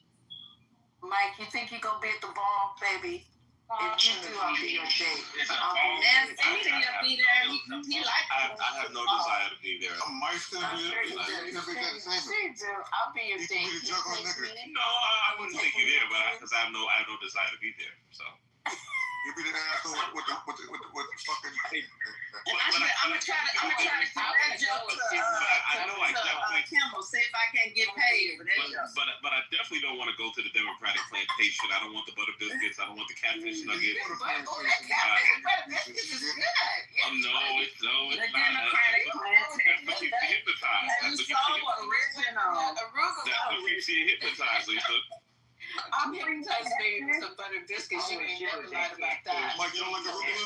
You ain't told another lie. He's eating arugula, and I'd rather take the goddamn butter biscuits. I'm sorry, Mike. And you know, with Biden and all, you know, with the Biden sections, I know that the macaroni and cheese has raisins in it over there. Listen, I'm very good. Cheese has raisins. No, I've had occasional raisin finish too, Mike. It's all right. Can I supplement? Yeah, you can do whatever you want to. It's a 420. Go ahead. I'll speak after you. Go ahead. I'm done. Go ahead, Sam.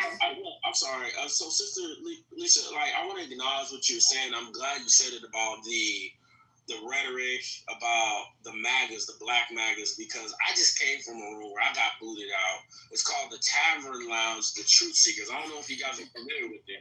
I didn't know they were conservative until they started talking about, oh my God, the Charlie Kirk is with the Holy Spirit. So, anyways, there's a guy that made a comment, and the guy follows me. He's a fellow Muslim brother of mine. He came in there and made a comment about the IDF or whatever. And of course, it was hateful. You know, I'm not going to agree with it. But of course, that was his opinion, you know. So I came in on his behalf, and I said, you know, I'm new to the States. I apologize if the brother followed me in. I didn't know, but he's very passionate about his beliefs regarding the Israeli-Palestinian situation. And he's like, I don't care. You know, we don't tolerate this hateful stuff. I said, I understand. However, let's get something clear here. In some of our rooms, in both black, because I'm a black man and I'm also a Muslim, in both rooms, you've had people come in with racist and anti-Muslim vitriol. I've heard it. In black rooms I've been in, you've had so-called MAGAs, aka white supremacists, come in there and say, well, your parents should be hung from trees like the 1920s. And I've heard in Muslim rooms, people that claim to be Zionists say, well, I don't really care about the Palestinian and Gaza because the Gaza should be a part. Heard person say that on the right. And so when I brought this up, especially when I refer to the anti-black rhetoric, I guess the curator who looks to be black himself, but I'm assuming he's Nigerian or Ethiopian. Well, he automatically, he's like, I don't want to hear it. I don't want to hear it. And it's like, well, you want to hear hate speech that comes from your end. It's called free speech, according to you. So you can't have it both ways. And so immediately, like, as soon as I started getting in their ass, they kicked me out. So I'm glad you said that, sister, because that shit is an anomaly. When I hear a black man tell another black man, I don't want to hear about racism and being hung from trees in the 1920s, but then you're okay with people talking about Charlie Kirk is with the Holy Spirit, the same man who said that the 1964 Civil Rights Act was a mistake. I don't know. I don't get it. So I want to acknowledge that, sis. Let me get in on this. Let me get in real quick on this. Michael. So, my bad. You trying to go? You trying to go? I was, but you can go ahead. I get on after you done. No, I had told Lisa earlier today I was going to read something to her. Well, to the room. Ah, damn. Excuse me, guys, but I hit it. It disappeared, but okay. I got it again. It says, I, Senator Emmanuel Jones, stand before you now deeply troubled when Representative David Scott votes in favor of House Resolution 719 to honor the life and legacy of Charlie James Kirk. It isn't just a vote. It's a betrayal of democracy, equality, and the dignity every citizen of Georgia's 13th Congressional District deserves.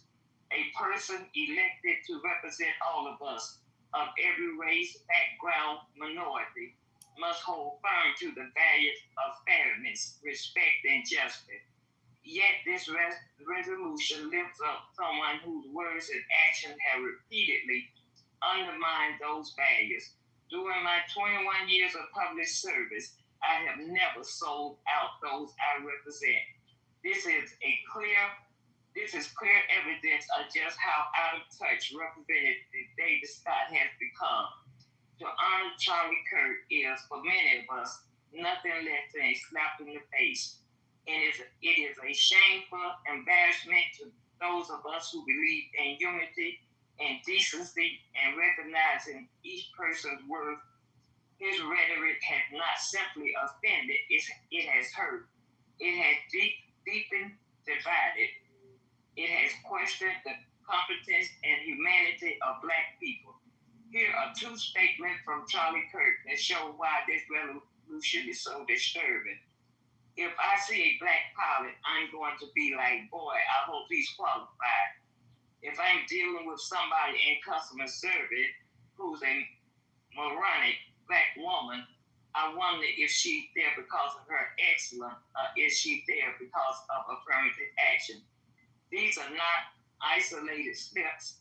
These are revealing moments, showing how he views the ability and worth of Black individuals through suspicion, through the meaning assumption. When a person with such views is given honor in our halls of government, it sends a message that it's okay to question the legitimacy of people simply because of their race, that our principles of equality and justice are flexible and negotiable. That message is unacceptable. So I call on you, constituents of Georgia in the 13th Congressional District, and to my colleagues, it is time we raise our voice. It is time we stand firm. It is time we make clear what we believe in. We must evaluate where this country is headed and whether we can continue to elect people who fail to defend the most basic ideas of human dignity and democratic equality. We deserve representatives who stand up when figures like Charlie Kirk degrade our shared history, our future, and our ability to trust one another. We deserve better than it, because if we stay silent, we become complicit. Senator Emmanuel Jones, congressional candidate for District 13. So both of those people are Democrats, Lisa. But David Scott voted on the bill. And how can we, I don't know, y'all, these are, I don't know. Not always had back then. Yeah, that's exactly what I'm saying. A lot of us gotta go. A lot of, not just Black leaders that are currently being complicit, actually not speaking out. The other ones gotta go too. We just have to vote these people out because they're not being effective. They're not doing their jobs. They're not to my liking. So whoever is representing my districts, whoever is representing me, and the ones that I feel that are not, I'm not voting for them. Just plain and simple. That's my right. That is my right. And hopefully my vote will count. And we need to just get these people out of here and start trying to figure out how we're going to. Somebody said we're going to have to it's going to be the new Reconstruction when Trump leaves. It's going to take a long time to get that stench out of there. It's just not opening up throwing up the windows or whatever and putting somebody else in. It's going to take a minute because he's been there 7 months and he's on a destructive path. And, our good friends who come in here, MAGAs, calling us on the plantation, you guys have a lot of nerves calling Democrats on a plantation when you're not even represented in this administration. You're not represented at all. I mean, what's the alternative for the Democrats? What did we get? What did we get? More butter biscuits, more catfish nuggets. Love them butter biscuits. That's why we got more these benign nice neglect, round. more That's triple down. benign neglect. Nothing came. Nothing really. Mike, they got 120,000 square foot pop-ups. Exactly. More Black people got slaughtered under the Democrats in a decade. That's what's wrong with you. That's what's wrong with you. That's exactly what's wrong with you. You need some butter biscuits. But also Black people got slaughtered. You do, baby. Black people got slaughtered under the Democrats. There was a lot of police brutality under the Democrats, and everything was okay. It was peachy Who cream. got slaughtered? There was no Black people that got slaughtered. There you go. You're right. Wait, no. Lisa, you're gonna be arguing Hold the up, phone. hold up. Can I just have this back and forth? You know, You can have whatever you want. Can I? And it won't Let me last get it long. after you done, Lisa. Yeah, it won't last long. I promise. It won't last long. I It want won't to have last your long. ear later. I know it won't last long. And I know you're a beautiful man, but let me tell you something, Mike. I want to know how and when Black people got slaughtered, because I'm not understanding what you mean when you say Black people got slaughtered. Well, you had under the you Democrats. had police brutality. You had all of those killings of all of those innocent Black men and women. And what did you have with Obama? Oh, when the professor was assaulted like last week. And everything, right? But also with your Democrats too. Let's not forget about that.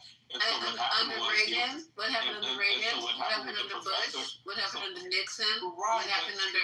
But what happened with the Democrats? But you guys are supposed What to be happened under Abraham Lincoln? Let's start at the beginning. What happened under George Washington? What happened under Abraham Lincoln? What happened under But both you of guys the? said that you were progressives. What about the progression? What about the woke culture? Are you kidding? What the progression? Right. The reason that you can sit on this app and say these horrible things is a sign of the progression. What are you talking about? Blacks have progressed, sir. What are you saying? Are you saying that we have not progressed in this country? Is that what you're saying? Can I do this? I didn't say anything about progression. You All said I'm saying is that progressive. Okay, so what I'm saying is that hold on, man. What I'm saying is that you had all of those police brutalities, incidents. Notice he didn't answer the question. I don't need 1,000 voices if I'm talking about. But we're gonna call y'all after bullshit. But we're gonna call after bullshit. You don't have to care. But what Mike is saying is happened under every damn president. There hasn't been a president that there has not been Black bodies that have gone down, sir. Under police brutality, under discrimination, under hatred. These presidents can't solve those problems, what's in your heart and what's in your soul. There's not a president. Jesus can't solve those fucking problems. Are you looking for a president to solve it? Jesus can't do it. But look at what Donald Trump is doing. Do it, sir. Donald Trump is pedestalizing Charlie Kirk, but we couldn't get anything. Again, it's a lot of excuses. It's a lot of Donald Trump is uplifting. You're using that as an example that your president is uplifting a racist and deifying him as an example. Absolutely. So who the hell do you think that we should have been deifying? We don't have any Black Panthers that have been shot in the neck. That President Obama, he stood up for. What was the young man who got killed by the fat dude in Florida? I can't think of Trayvon Martin. Trayvon. Well, it was the fat dude in Florida. It was. I'm sorry, and giving thanks to Trayvon. God bless you, young man. And I know you're resting in power. You understand me, Trayvon? Because you paved the way for all Black little boys to wear hoodies without being shot in the back of their motherfucking head. So let me tell you something. And hold up, baby, hold up. So because of that, when our president said Trayvon Martin could be my son, he was fucking vilified. But you let Trump, and that was an innocent baby. That was an innocent young man just going to get some Skittles. God bless him. God bless him. And then we got somebody who sits around and denigrates and devalues and demoralizes your people, your women, your children, and you think you're going to hold him up as a deity. And look what we got. Look what our president did. No, I'm not. You didn't hear me say over that. All I'm saying is that at the end of the day, if I could get a word in, if I could get a word in. I'm sorry, I'm talking over you. I didn't mean to. No, it's about the Not getting after Mike. Can I get back in this thing? So, Lord, calm down. At the end of the day, how many people are going to talk? Go ahead, Mike. Can you let Mike land so we can let the other Mike? Go ahead, Mike. Okay, go ahead. At the end of the day, it's like this. The Democrats are supposed to be the progressives. They're supposed to be the ones that are the bastion of excellence. They're doing well for everybody, and they're doing all of these amazing things. And time after time after time, Black people are still not being serviced. Black people are still not getting reparations. Black people are still not getting protective status. Black people are still not receiving the rights that they're supposed to. More importantly, calm down. I don't really care what you think. Yeah, but you don't have a man. You can't have a podcast. I barely started talking and you're No, you've been talking. You're lying about it. Right, but you started battling on mic. I don't really want to talk to you, Deborah. Let him land. So, you know, on if you just don't let him land. Yeah, they interrupt you all the time because the truth of the matter is that a lot of you guys are comfortable with the Democrats. You're comfortable being low to speak, and meanwhile they don't do anything to We you. are. So We're perfectly So the Republicans have got me reparations. The Republicans have got me reparations. The Republicans have stopped police killing of the black population. The Republicans have got me a better education. The Republicans have gotten me everything that the Democrats have not gotten me. Okay, so I see the light. Who knew? The Republicans have not, they don't do it the way they used to. You know, the Ku Klux Klan don't wear hoods anymore, sir. They run for office. That's what they do. And they cut things like affirmative action. Have you ever needed to, it took advantage of affirmative action, Mike, maybe unbeknownst to you. They get rid of things like DEI. They cut your health care. They cut your school programs like after school. They cut free lunch. This is stuff that we put our taxes that are taken out of my check against my will. But I don't mind, Mike, because these people who are struggling, who don't have doors swing open for them because they daddy did this and daddy do that. They get in these corporations and they hire their kids, they hire their kids' friends or whatever. They do those things. So we have to put things in place where we, just as smart as they are, we have people just if not smarter. Do you know that you have to have a double master's, and when some people just have a master's? And most black people are overly qualified and not underqualified, and they go into these jobs and they have to prove themselves every fucking day they clock in. But it's not a problem because the Republicans have saved us. The Republicans have gotten us all these things that we need to help protect us and keep us from being fired for no reason, for having our food protected with the FDA, for having the CDC, for having all the things that Trump is getting rid of, my friend. So your food is not going to be inspected. We had a meat dude in here one time. I think he went over to Colombia because he was a passport bro. But he came in because he was a meat inspector, and he was telling me telling the room about when he goes to these plants and how these cows have tumors in them, and some of the meat people try to cut around the tumor, and he had me sick to my fucking stomach, and I don't eat meat like that anymore because of him. Now, Trump is trying to get rid of that. So now that these greedy-ass corporations can just slice through the fucking tumor and dye it with a little red dye, and I'm sitting here eating cancerous nodules because he wants to get rid of inspection of our food, the FDA who's going to tell us about drugs, that how to take them and why to take them and when to take them. We're going to hire a lawyer who put a wellhead on his car and threw a bear in Central Park to tell us when and how and where to take medication. He's over that department. And I'm sorry. I'm so sorry that the Democrats have failed you with all the programs that they put in place over these many, many decades. They gave you civil rights. They gave you fair housing. They gave you the right to go to school without being harassed. That's what the Department of Education is for. It's not to tell you what to teach. It's just to protect your rights as a student and be able to go to school without being harassed. There's so many things the Democrats have done. Excuse us if we haven't done enough for you, Mike. Because maybe you don't know how to take advantage of these nice programs that have been put in place. Maybe you're unaware. So hang out with the sisters with the big hips like me that may eat butter biscuits and can fry up a good batch of fish. And maybe you start being able to understand how to take advantage of, understand us, to uplift us, to stay in the homes and help raise your babies so we can create strong communities. We need you, Mike. We don't need you across the fence eating arugula and looking over. You guys don't. You grew up the Democrats. Well, yeah, but the Democrats don't really care about black men. Okay. You got it, Michael. That's the point. Mike, let me get in, because I yielded to Alexander earlier. I literally yielded my time earlier for Alexander. Now we on this. I was going to say what Fleming had said earlier, or whatever, when he talked about going into a room. I forget, it's like, fuck, I hate when we do this shit. Anyway, I had a point where I wanted to address what Fleming was saying and talk about the fact that we can't really reach across the aisle right now. So this incendiary stuff that they're doing, like this talk, or what I forget what Fleming had talked about, but he's saying like being like a black Muslim and what he was representing.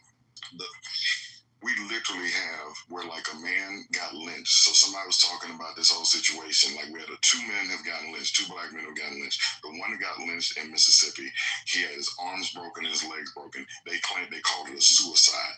Nothing else, nothing to see here. There's a black man that was hung in Atlanta like maybe 3 or 4 years ago. They called it a suicide.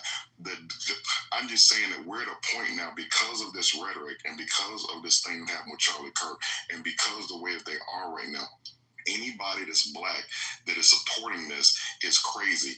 And I actually get what Mike P was saying, or I think I get what he's saying, or I'm gonna like take the point and expound on it. So the Red Summer of 1919, those were Democrats that did all that shit.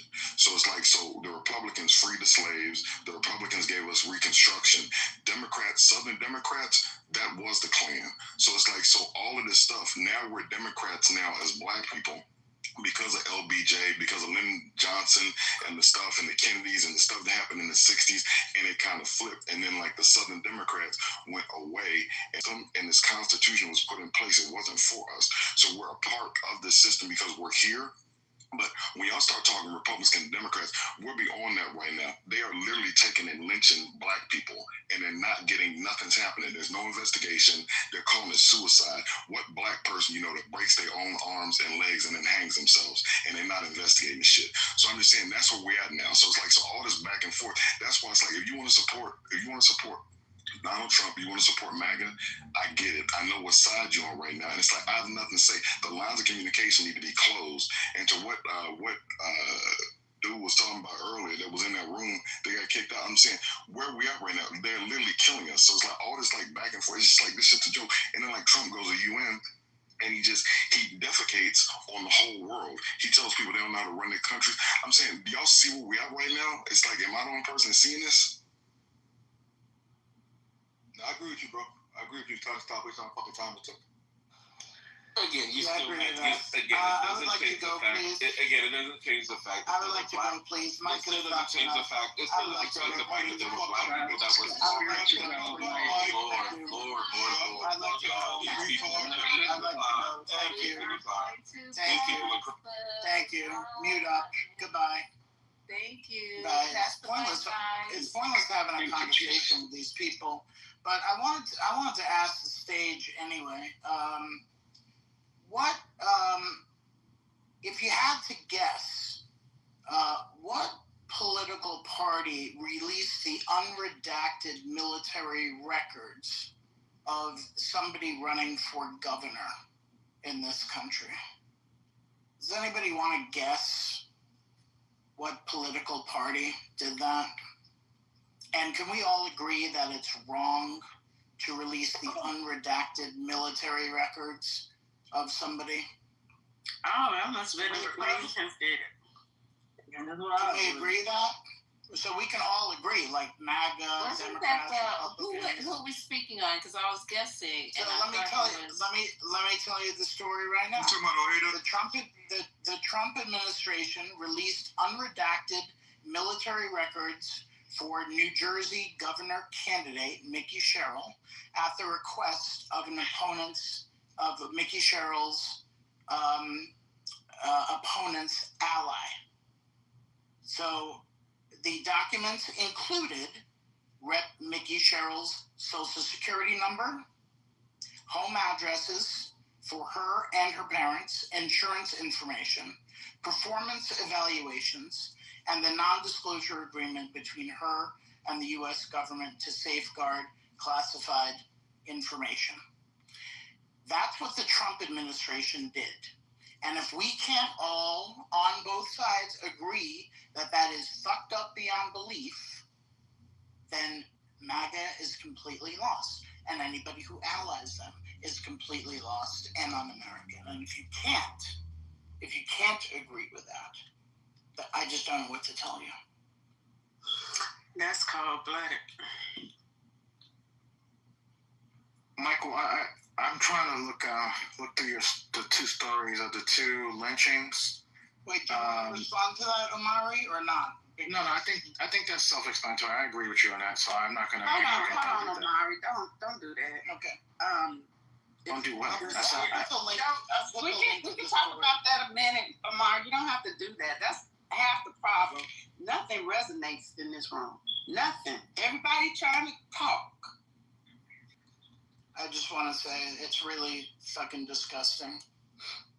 But I just wanted to go back with Michael's statement on the lynching, and I just want to make sure that I understand.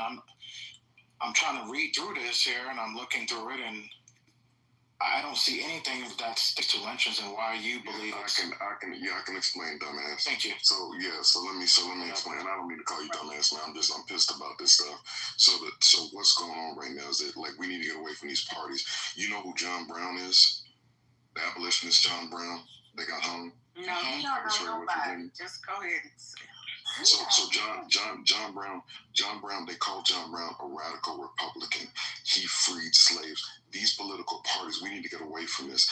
It's like good versus evil. Like a man got hung. Do you think it was like, who you think did it? You think Nancy Pelosi? You think the radical, you think the lunatic left hung that boy in Mississippi? Is that what you think? The liberals? The ones that want DEI, the ones that want blacks in schools, the ones looking out for gays, the ones looking out for, do you think that those are the people that hung? Or do you think that it was like the white, all the people from the Charlie Kirks? Do you think who do you think did it? I don't know, because it doesn't say anyway. It doesn't say who did it. I'm not the person. I didn't do the autopsy of the body. I'm not the investigator. So for you to say that, I think you can feel it. Just like the dumbasses on the right who maybe will come on and say it's the lefties that do stuff. It's dumb. You're good, Omar, and that's why I don't come on stage no more. And I'm literally gonna shut up because I need to do some schoolwork. You're good. I'm done. Like I said, I can't talk to y'all no more. So it's okay. So I just I don't mean to be like that in the conversation, but it's just getting stupid. Literally, somebody died and you're like we trying to go back and forth. What did Omari say that was wrong? Oh man. No, you guys don't do me like that. Wait, I'm just saying honestly. I'm just really honestly saying, oh man, Omari just he just. I can answer. Let me answer. So you said, Lisa, what did you say? What did he do this? What did he do this wrong? Hey, no, hold up, you guys. Don't. First of all, hold up 1 second. Don't do me like this because I'm not the enemy. I'm gonna ask you a question. The Omari said he looked at the articles. This is somebody we can talk to. Omari, you can talk to Omari. You might not like what he says, but he's the kind of person that I found that he can talk, and he will also agree when he feels something that whether you guys believe him or not is a whole different story. So he comes in here every night. He gets called all kind of names. He gets talked about. Sure as you born. And there are situations, if you listen to him, he'll say, oh, I don't agree with that. And then he'll turn around and go, well, I do agree with this. So he goes back and forth, which is his right to do that. Can I answer your question? So I'm saying when he's looked at the article and he read the article or skimmed through the article, and it didn't say in the article who was being held responsible. As a matter of fact, they said it was a suicide. That's what they've been calling this, a suicide. So then you ask them a question, who do you think it was the radical left? And he goes, no, not the same way I don't think when they call it's the radical left who is out there attempting to kill or killing people on the right. And I was asking what was wrong with that answer that he gave. So and I'm trying to answer that question. So we're at a time now, so it's like, so with this Republican and Democrat stuff, so 100 years ago, it would have been Democrats that would have been, so we were on Clubhouse in 18 whatever, 1925 or whatever. We were on Clubhouse, if they had Clubhouse, we'd be saying that these Democrats or whatever are like killing us or whatever. It's like, you know, like Right. the Democrat, so glad we're Republicans. All this stuff now, it's like, because like, listen, this work with me. So it's like, so for him, what a black man has died, like HBCUs got like death threats after Charlie Kirk, and we talked about that when we had nothing to do with that. So what I'm saying is that you have one man who's in office right now who is clearly inciting things. Charlie Kirk wasn't even cold, and the man's talking about the lunatic left did this. I'm just saying at this point, and it's my prerogative, right? Like, we all got free. I'm just not engaging in this no more because it's stupid. If he can't admit that it was some white racist that broke a man's legs and hung him at a university in Mississippi, I mean, we just got nothing to talk about or what. I'm just at that point right now. It's just nothing to really talk about. It's not radical right. It's not little. It's just people are dying, and it's like more people are like they're outside now. Like the way that like that freaking what's Scrunchface or whatever, Laura Loomer went at Jasmine Crockett the other day. They are literally emboldened now because of because they got their martyr, because they got Charlie Kirk, they got their martyr, and now like just all the stuff that he said, now it's like they can be bold or whatever. It's like, no, we're gonna say it because he died for this or whatever. It's like, I'm just saying, so people that are on that side, I just got nothing to say to them. I'm just saying that's just where I'm at now. I don't come on stage that much anyway, and I'm just gonna start coming on, you know, because it's stupid at this point to me. I mean, that's and I that's think we don't have any more time left. You know, this is ridiculous. When we go back and forth like that, well, anyway, I shouldn't even be talking because this is what this is for, and you know, y'all can have it. So this is what you're doing. I don't get this. I'm not getting it, and maybe I'm dumb. Maybe I'm slow. It's called the turtle in the Maybe shell. backwards. Maybe I'm a turtle in a shell. No. It's called, that's what they do. They put their head out, and then when they put their head back in and go back in their shell instead of just having a conversation. Because we can easily just say, please, Omar, because I like Omar, and I'm saying Omar does have good points. I'm just saying that for me, it's like when I wake up in the morning, I look at stuff on Twitter, and when I see this, or like not Twitter, forget like Instagram, and when I see this man in New Jersey, I just saw this video today where he literally talked about like the segregation of schools in Newark, and he talked about white scores and black test scores. And he talked about would white people be upset or would black people be upset if they were talking. He's basically advocating for segregation. When I hear what Laura Loomer did with Jasmine Crockett this week, and then when you hear about what happened, the threats, and I think we read out in this room, the credible threat that was received at HBCU after Charlie Kirk got killed. When you see like a man was hung off a bridge in New York, when you hear about this man whose legs and arms were broken, who was hung, and then they called it suicide. What I'm saying is that stuff is going on right now. This is no longer, for me personally, this is no longer just like sort of academic conversation. It's literally going on right now, and it's just I can't I gotta protect my own like well-being, and it's like, and I just get too caught up in this shit. But when it's like people are literally dying, it's not just so people that are supporting that, especially if you're black, you are literally supporting the hanging of black men. You're supporting people. You've thrown your lot in with a group that's literally lynching people, that's literally putting bomb threats out or death threats out at HBCUs. Who are you? I'm just saying, it's sort of like a dividing line of history for me right now. It's like you're either on one side or you're not. And right now, I just don't have the patience to go back and forth. And that's all. I'm just making a choice. But I'm saying keep doing this. I enjoy listening to this stuff in the rooms. I just need to I'm taking myself out of the conversation because I'm getting too caught up in it. Right, and I completely understand that. But Mike, can I go? Because you're going to piss them off, Mike, and it's going to... Can I just finish on the conversation? We got to No, because right now it's kind of a serious conversation about the lynching. But I get it. We don't want to go there. We want to have a serious... Can we control on the stage? Can you hold on? Because I want to hear all you guys. Wait a minute, who threw him down? Because Michael D started talking first. Who threw him down? I don't do it, so you know it wasn't me. It wasn't me. He did start talking first. Now, I cut him off. No, I did cut, but I know. Yeah, you did cut him off. But you know the reason why I cut him? Because I know right now there was a serious thing. Two black men were killed. And it's not a time to be joking about that. Point blank. Nobody's joking about it. But I know my brother Mike. You know, and I don't want him to say I'm sure that Mike is not that ignorant that okay. he's gonna joke about it. And if he is done before. It's been done before. Mike, can you just use caution? Come on, Mike, don't. Use caution? What are you talking about? This is the thing I was talking about the other night. When one person got a conversation, that's a grown ass man, two grown men, as a matter of fact, two grown men, Michael and Mike. But you gotta read the room too, Alexander. 2 or 3. No. I'm reading the room. Well, he don't need 2 or 3 people jumping in on the conversation. It's over, okay? It's over. The conversation is over with. Go ahead, Mike. I'm sorry. I didn't mean to cut you off, bro. Go ahead. No, you're fine. You know, listen. Let that conversation go. Let's try something there. See, because you guys don't understand. You know, it's shit on. It's like I always told Lisa, I could spend 10 toes down with one person, but I cannot take 2 or 3 people coming at me at one time, you know, especially when it's not their damn conversation. Because nothing you guys gonna say gonna change what that man said. Right, and what's going on here and what's going on in our country is very serious. Now, we can have a room and we can do that tomorrow, Saturday, or whatever.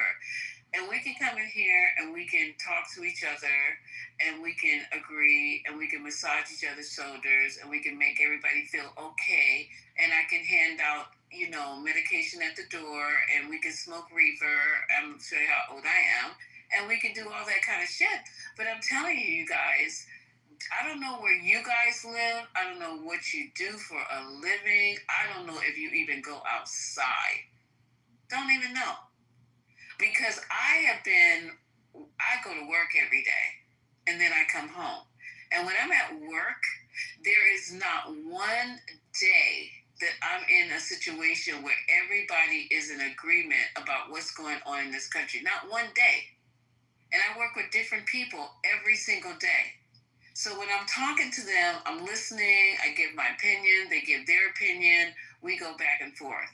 Nobody, as far as like celebrating this man who was hung, I don't think that nobody in here is going to do that, because if you do that, you're definitely in the wrong space. You're definitely in the wrong space. I'm going to say that out loud, right?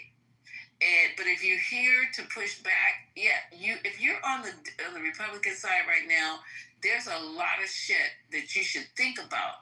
And what I'm here to do is give you food for thought. And if you want to keep pushing back on me, that's fine. I have the shoulders to be able to do it. A lot of people in here can't. They cannot do it. They can't stomach it. They don't want to stomach it. They don't want to hear you. They don't want to go back and forth with you. They don't want nothing to do with you as far as MAGA is concerned. But, you know, I'm a different type of person. So if it's offensive to you, I understand that. You don't have to come on the stage. You don't even have to come in the room. You won't be offending me. You'll be helping yourself, because you have to protect your own peace of mind. You have to protect your own mentality. But I can't tell you how many people I've talked to and they have thought about some stuff that I said and they come back the next day and say, you know what, you were right. I thought about that and I just can't support this shit anymore. There are videos on YouTube about people who are regretting voting for Trump. You want me to play some? I don't really believe that it. No. I'm not talking to you. I'm not talking to you though. I'm just letting you know that I'm really talking to the people who are always saying they can't take it. And what I recommend for you to do is not take it. I recommend that you protect your health. I recommend that you protect your sanity. I recommend that you protect your peace of mind. If you can't be in the same space with people who disagree with you or on the other side of this chaos, because it's going to get worse. We're about to get into a war or something. Something's going on in the world, right? And we got to be equipped. The best thing that you guys had to offer me was go get a gun. Go get a gun and barricade myself in the house with beans and rice. That's the best advice that I've gotten out of you guys talking on the stage, and I'm asking, so what are we going to do? Go get a gun. Learn how to shoot. Get some ammunition. Go get some beans and rice and lock yourself up. That's what you did. So, but I still can't do that. I have to go out into this world every single day. You know what I'm saying? And I have to interact. I just can't separate myself. I don't work from home. I don't do what you guys do, where you're able to go to work and not talk to nobody. I don't have those kind of jobs. Mike, let me speak to this real Girl, quick. it's heaven when you have that kind of job. I bet it is, but I'm not as fortunate as you guys are. I don't have that fortunate in a not to different be way. able to interact with the rest of the population. We're not gonna talk about So let me give a quick Look at that face. You're fortunate in a different way, Sister Ma. No, babe. Yeah. Yes, I'm you are. old. I'm a regular old. Hey, No kind of special traits for shit. hey, bro. Let me say this. Let me say this real quick, because, like, Lisa, like, you know, we were doing this or whatever, because these spaces, like, so I love the back and forth. So I actually like coming in here. I'm just saying, for me now, it's gotten to a point where it's a little too personal. I am outside, so I literally talk to people on a daily basis. All I'm saying is that I can understand it from the white folks. It's just I'm having a difficult time. It's getting more challenging with black people, and it's sort of like the definition of insanity. Like, you know, you keep doing the same thing expecting different results. Right, so some of these people are so dug in, like a Mike P, and it's like, I don't have no problem. It's cool. Like, Omari is like definitely real cool. Mike, I don't have no problem with him either. I'm just saying, but these folks are dug in. Like, man, we ain't changing Manfinity. We ain't changing Mike P. Anthony's not gonna change. I'm saying at this point, for me to keep banging my head into a brick wall, for me, it's really hurting me that people are literally getting killed, and more people are probably going to get killed behind this. And still not talking about all these missing black girls in like Virginia and some of these areas. I'm just saying that race are doing stuff, and it's like they got one common thread, and then we have a lunatic in office right now who, instead of most presidents, are like, okay, even if they don't like black people, look throughout history. Nixon, the first president I can remember or whatever being alive when I was a kid. But I'm just saying, when you go through, none of them have really liked black people, but none of them were just like, okay, like the lunatic left. Like, basically, you got to go get them. Like, they killed your champion when he talked about the way he talked about Charlie Kirk. He literally said they killed your champion, and he essentially told him, go outside and get some. And I'm just saying that for people that are black to support that at this in history, I got a problem with it. And I'm just saying, so I'm just like taking myself away from it. But I love the room. I love coming in here to listen to the back and forth. I just can't participate in it. And that's all I was saying. It's a personal choice for me. But you know, can I ask you guys a question? These people have always been here. These Mike P's, these Manfinities. We can start off like you mentioned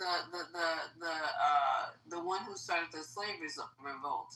You know, they had people who didn't want to participate that looked like you, Michael. Didn't want to be. They weren't going. They wanted to stay on the plantation. They weren't going. They had people that looked like you, Mike, that Harriet Tubman was trying to get to go and under the Underground Railroad. She was offering them freedom, a way to get out. They didn't want to go. Are you ever saying them? Sir, no. I'm just saying that people like this have always been among us. Even before we got to this land, before we set foot on this soil. Harriet shot them or left them behind. She didn't fucking No, she did not. Do not rewrite history, please. So do not rewrite history with me. Do not. Because I study Black history. I will play this shit. If you don't want to hear it come out of my mouth, I will play it out of somebody's mouth that you respect more than you respect me. But what I'm telling you is that they've always been in our presence all the time. From that time to the Civil War, that people, do you know that blacks went and fought with the fucking Southerners? Lisa, please. Are you fucking kidding me? So from that moment on till free, I know you do. So I don't even know why I have to do this. Because you don't. I'm trying to explain to you. If you let me explain, I can explain it. We had people infiltrate the goddamn Black Panthers. We had your own people that shot Malcolm X, goddammit. I mean, come on. I can explain. I literally can explain. I'm trying to tell you. Like this is brand new. I'm not acting like, listen, this is brand new. This is 2025. Just listen to me.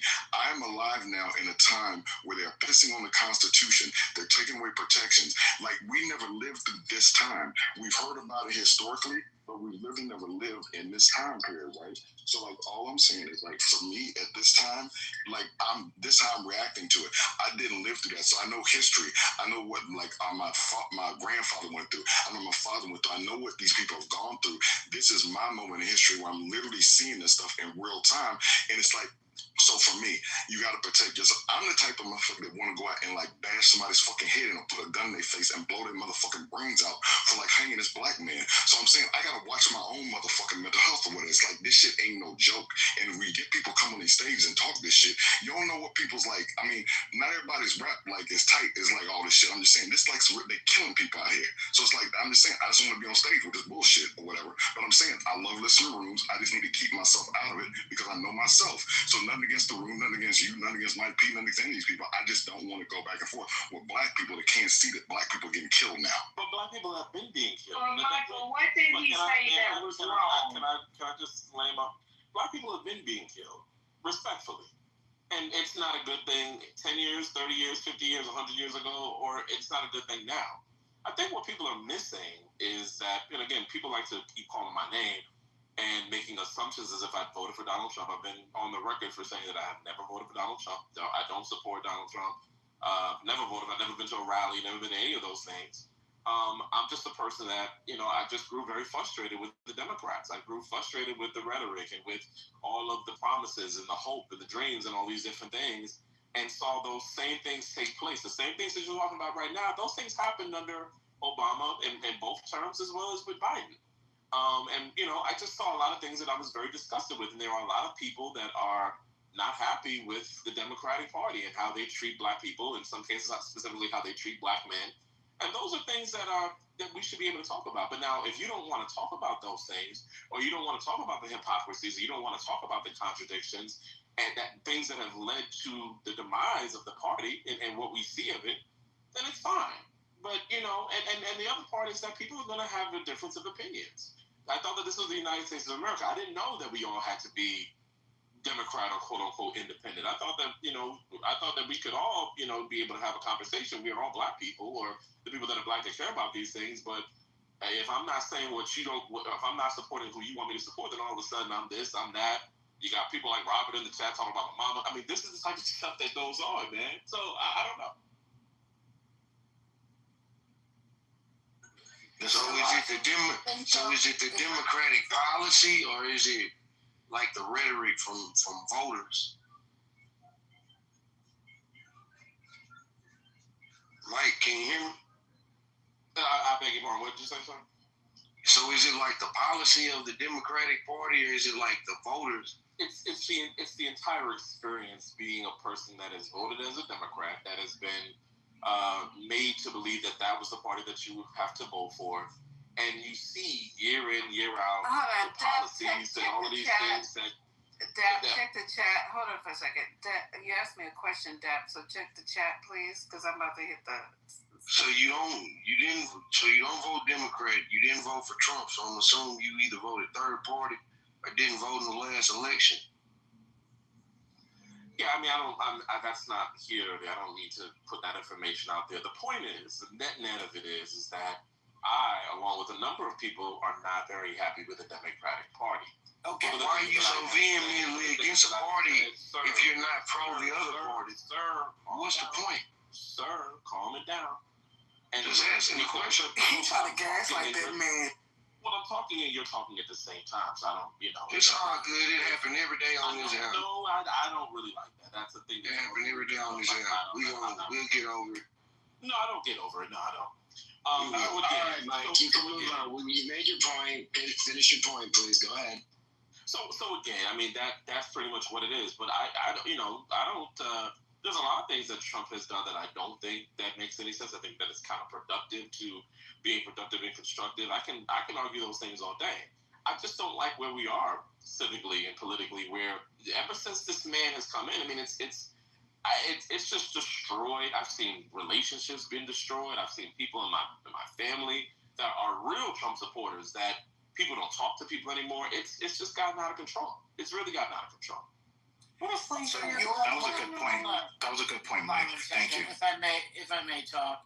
So you're more upset at the Democrats in their response, or the Democratic voters, at their response, than the actual political party that is in charge of the three branches of government that are destroying this country, which is what Michael was actually talking about.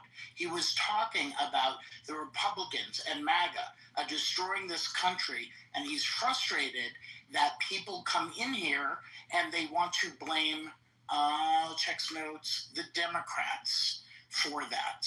So I think it's really disingenuous to get up on stage and spend 99% of the time bashing the people who are very passionate and concerned about the direction of this country, and you spend 1% of the time on occasion saying, oh yeah, I don't like this thing that Trump did. But let me tell you about the Democrats and where That's not what the conversation was about. Well, it's not what the conversation was about. Don't switch the conversation up.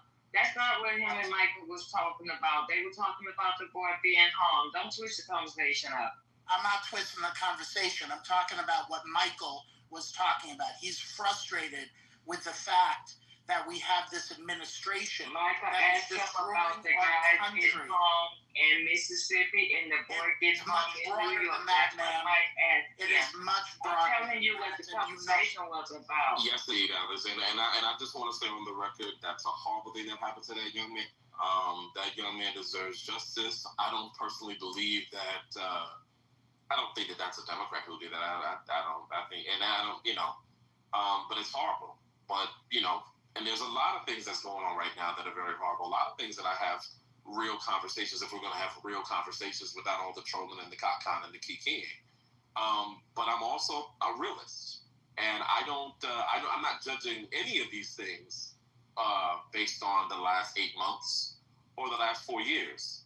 This is stuff that's been in the making for many, many years. And that's also and everybody, and sir, that's also what Michael's without you interrupting me, sir. He brings up something about a lynching, and you say, well, it's happened on the Democrats as well. So I just want to point that out. I want to point that out too. That's what he's talking about. Okay, all right. I was speaking, sir. Go ahead, Mayor. Thank you, sir. Thank you, sir. Finish your point. This is another problem. The people that you disagree with, all of a sudden you get to babble and jump off your mic and bumble around like a little. You've done that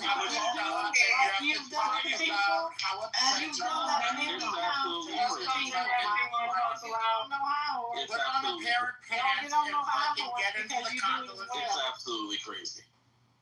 It is crazy. And that's the point that Michael's also making. If I don't want to is that Michael's gone as in. I think Lisa's gone, Miss Alexander. I don't see her on stage. And again, I'm just talking to this person just right. Michael's what he's saying. And that is also the frustration point. Is that a lie? Yes or no? Why do you feel like you need to bring that up? We know it exists. But you want to bring it up. You wanted to jump in on this so you could start an argument. We're not going to do that. That's why I was trying to stop it. I knew that's what you were doing. No, you wanted to argue with this man. No, I'm bringing clarity to the No, you wanted to argue with this man. We're not going to do that. Michael brought clarity. This room that you let Well, you don't have to come in this room. Well, I will anyway. If you're going to complain about it, nobody's going to miss you. Okay. I would have missed the messages. Always complaining about the goddamn room, and you come in here, sit your ass up here every day. I complained about it. I don't want no argument in here. No clarity either, though. No, that's why I say let's change the subject, Patty, because all they want to do is argue. Can we go one night without this? Mike M, and that man hashed it out. We got over it. The conversation is over. It was Michael's conversation. Cool, let's move on. I'll miss you, Scotty. Well, I would miss you, Scotty. I'm not going anywhere, don't worry. Scotty, I miss you, but I think I might go with you because I'm starting to get real tired. Don't worry about it. I'm saying you got to drag me up. Yeah, let Amari keep fucking trying to, do the Jedi mind trick and y'all fall for the shit. Man, why are you coming for me today, Haitian? Bro, What's going on? Today's your day. Today's Thursday, bro. it's Ocho Thursday. Okay, I got it. There you go. Yeah, Tuesdays we go for men. I'm mad with you. What I do now? Haitian, I'm mad with you. You didn't tell me that the Panther was playing the Falcons Sunday. I didn't go to the game to watch. I was volunteering. Oh, you didn't? Oh, okay. I would have went to watch, though. I was a spectator. Nah, not at all. Did you see those pretty uniforms? Not the Falcons. I'm thinking of these damn Cardinals that turn their shit pink. It looks like they washed their uniforms with some kind of hot pink shirt and got their shit messed up. Oh, they got new uniforms? Mm-hmm, they look pink to me, bright pink. I could be off. I don't know. Did you guys hear about Jimmy Kimmel? Where's Patty at? Jimmy and his ratings? Oh, man, we broke the record, didn't he? Yeah. That set Trump's asshole on fire like some hemorrhoids. That set Mike P's asshole on fire. He broke a damn record. Say what, Patty? Haitian said it set somebody on fire, and I said definitely set that dude on fire. Mike. Why would that set me on fire? You know what's interesting though, right? You know what's interesting? So what's very interesting is, Mike, you try to act like you really want to have a conversation. At least Amari comes in here and has respect and tries to really have dialogue. Your bullshit is always condescending. You sound like an asshole. You sound like you fucking have no fucking life, and you really are fat and fuckers in life, right? So, and while we at that motherfucker, you better learn what doxing is. If you ever accuse me of doxing you again, you will see what the fuck happens legally in the court. You dumb fuck. And to be honest with you, Mike, you never bring nothing of substance to a conversation. You're not talking about policy. You're not talking about anything. You're just on stage like causing havoc. He's an op. He's a piece of shit who's probably getting a couple dollars a day to come in here and fucking distract people. See what the Democrats are planning, and go run back to Massa and do a little tap dance, a little shuffle, and let them know something. Isn't that right, Mike? Mike fell. How the hell you get paid? Oh, you getting paid, I want to check. It's just more of the same. Y'all can't help yourselves. I don't pretend to help myself. Mike's back. I dropped Micah. Do not bring Micah back up. I dropped him. Don't bring him back up. Yeah, because I don't pretend anything. I told you he was a piece of shit, and that's what you are to me.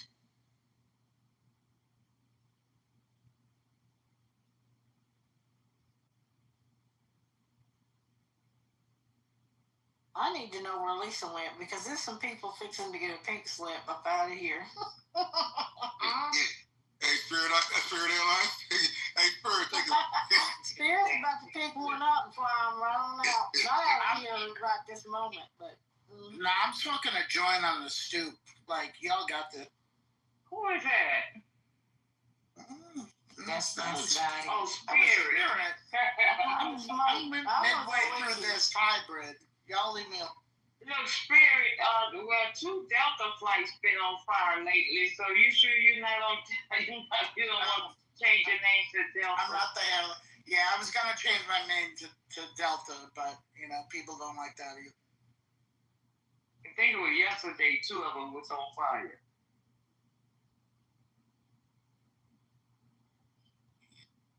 Although I may change my name to Delta 1. That's a fact. Haitian, you're right. It is set Mike's ass on fire by Jimmy Kimmel. Look in the chat. Yep. You need some fucking hemorrhoid cream?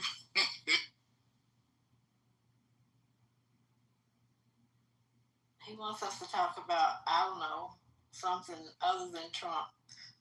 But we do, and then he don't want that either. So it's no telling what we could do to help Mike today. Pointers in there, Jim.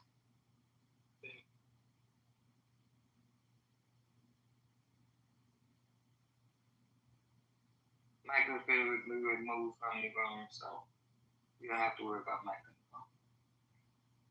Hi, Sheree. Do we have a moment of silence, everybody? Respect the law. Alright, that's a little Trump saying Trump signed an order on TikTok saying it's worth it's $14 billion, valued at $14 billion. Tomorrow's we 20 billion. What? TikTok is? That's what he say. He signed an executive order today declaring that his plan to sell Chinese-owned TikTok's U.S. operations to U.S. and global investors will address national security requirements in a 2024 law. He said the new U.S. company will be valued at around $14 billion.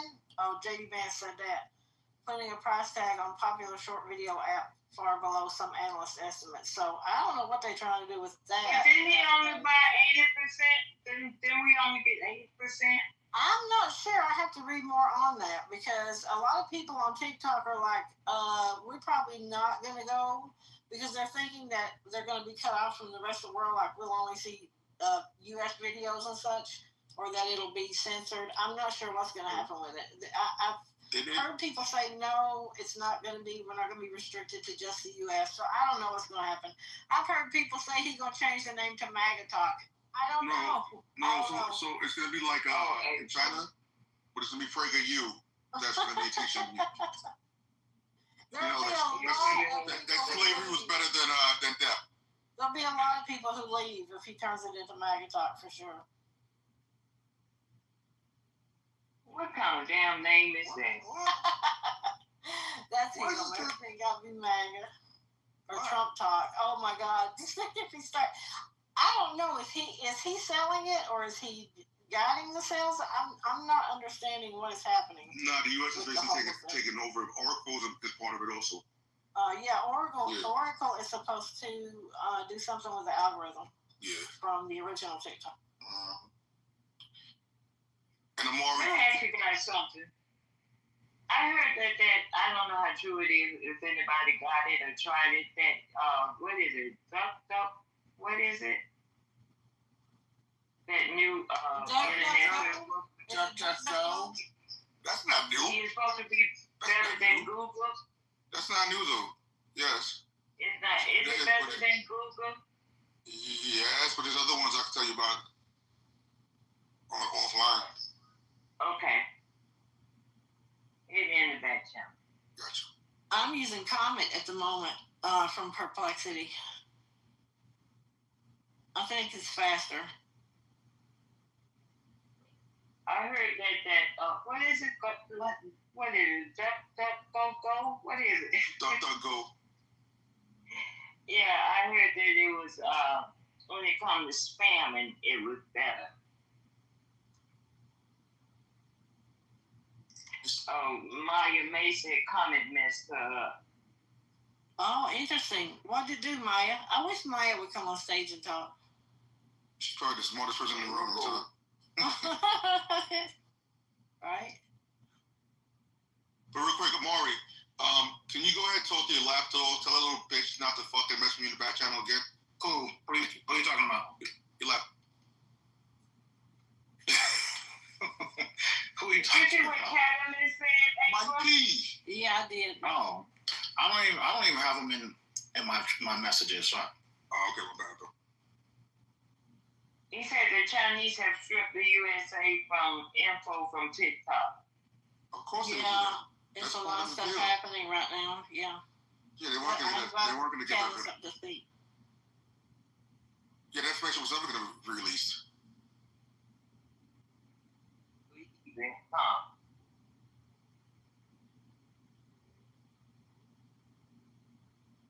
Oh, Maya, you gotta be kidding. I'm glad I know, because I'm not gonna connect it to mine.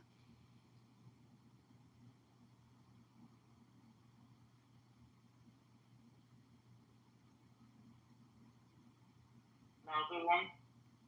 Damn, I haven't heard none of these. I'm really late. Comment? Oh, she said start writing crazy stuff. April, you really don't need that. Oh no, I don't connect anything to my my Google files or anything like that. Especially not something that is AI and they just put out, released.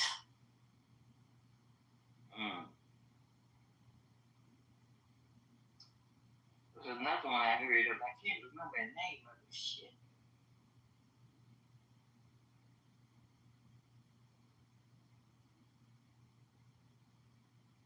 So if we're all still here, we didn't make the rapture cut. Because today's Thursday. They said we had through today to be raptured. So I guess we left behind over here. I think they said that's what they said, Alexander. They're going to be raptured. People was taking their dogs and cats to be put down or leaving them with relatives and shit. One lady was on TikTok writing up this list for people who might come and take her house over after she's been took up to the Lord. She had Bibles and she had all kind of shit up in there. What's that on TikTok, April? Yes. April, that's kind of scary because we had to put the dog down, our dog, and so that's crazy that you say that because my dog had cancer and passed away. So that's what they were doing. They were leaving their animals with neighbors or friends, or if they couldn't find any, they were taking them to shelters. Shelters were getting the dogs and cats. Because they think they're going to be raptured, Alexander. And they said the window was between the 23rd and the 25th. It was all going to go down. And Omar, I'm really sad about your dog. I know they are family members, our little furry family members. I hate that for you and your family. Oh, yeah, it was tough. Yeah, we did the cremation thing. You know, you go to the place, they professionally do it right there. It was pretty bad. It was kind of sad. So, but he was sick and he was hurt. He was in a lot of pain. So we had to do it. So. How old was he? He was 7.5. I think I got. Yeah, I got a picture. Let's see, I could post it. What kind of dog was it? American Bully. Oh man, I'm sorry to hear that. Dog's the best. Yeah. Yeah, 7.5. It would have been 8 December 17th. These people that are claiming about the rapture of the church on TikTok are idiots. The scriptures clearly state in Mark 13, no one knows the day, not even the angels in heaven know exactly when the rapture of the church is going to take place. It's also talked about in 1 Thessalonians chapter number 4, verse 16 and 17, and 1 Corinthians chapter 15, verse 51 through 58. They're just making it up. Or place, that is true. I mean, it's not even, that's what it is. I don't get it either, Catalyst. I was raised up in a Baptist church, read the Bible forward and back 3-5 times. And anybody who's a Christian, I would think, would understand this. And they're actually, like, it's almost like blasphemous against God to pretend that you know.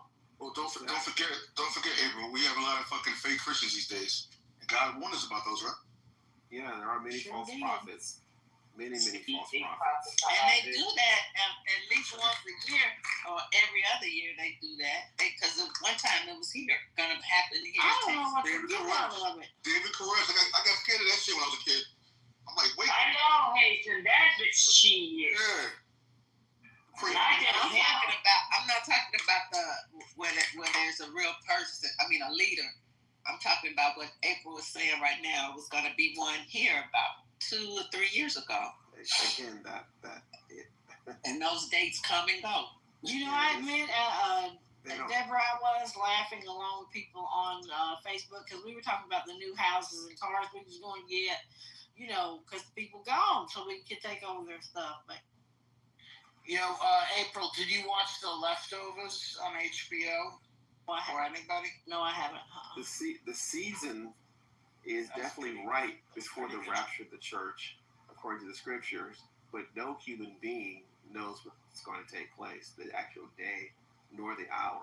But we are definitely in the season as far as what the Bible talks about, all these things that will be taking place before the rapture of the church. I find it exciting because I'll be raptured. But yeah, all these things are taking place right now. The one world economy, the authoritarianism, the wars and rumors of wars, all these things are taking place right now. So according to the scriptures, we're in the season, but I don't know. Of the heavens and stuff like that, and you have people trying to launch themselves into space and all kinds of other things. But yeah, I believe in that kind of stuff. But I also stay my butt up off TikTok because I don't believe none of it. I think it's crap, especially the lunar eclipse they had out here. People, was talking about the end of the world and all this other stuff. And I just don't listen to any of it because nobody on this earth knows, even setting the Bible aside, nobody even knows when the planet will come to an end, the actual physical planet. Forget, stuff even, in heaven. Nobody knows this stuff. And the people that claim, especially flat earth people or whatever you want to call themselves, that's what they call themselves. And those folks claim to know stuff, and it's just utterly stupid. And I told one guy, I said the mathematical proportions of a flat earth, your body anatomically would not be able to walk upright, and all these other kind of things. And so I just found it to be stupid. Nobody knows the day, time, or hour when the good Lord is going to come or rapture people. You just have to live your life and don't live your life in fear and all this stuff. Yeah, the world's going to say all this and that and whatever, but we are, some would say in the times, but I think that, for me personally, I think there's some ways to go, but I don't think that people know the day and hour like they claim on some TikTok website. So TikTok, most social media is what we call a psychological opposition. It's for distraction and primarily for distraction. So individuals will not be aware or woke or awakened to what's going on. If individuals are running to and fro and the did you knows and who shot Fred and what happened over here, did you see this, as opposed to being aware, or what my parents from the 60s call woke. If you're not aware of what's going on, then it's very easy to become distracted. I find many Americans, and I'm an American, born in the United States, are easily distracted, like Houdini, look over here, look over there, as opposed to being aware or woke. That is why so many individuals are claiming they do not want individuals to be aware or woke. They want that. They want you to be asleep or distracted. Distracted from the Bible or distracted from other things. I think a lot of people are probably distracted, about religion anyway, because they go on this internet and this AI, whatever. Somebody had a AI playing in a room and it was talking about God or whatever. And I just thought, wow. So we are now trying to use AI to, I don't want to say compete, but I'm looking for the word understand, to try to understand God. That ain't going to work, right? The good Lord is not an assembly. It's not a computer. It's not any of these things. It's not AI. The Lord's mind is greater than anything we could ever imagine or build. So I find idiots that think they're going to use AI to understand God. You have lost your mind. So Ashton, people could use AI to understand God, to help them understand the Bible more and whatever scriptures they're reading. So you might want to open your mind a little bit more. So artificial intelligence, for the most part, the consumer artificial intelligence is just a massive database. No, I get what you said, brother. That's you just saying the Bible. I get it. Let him finish talking. Go ahead, Catalyst.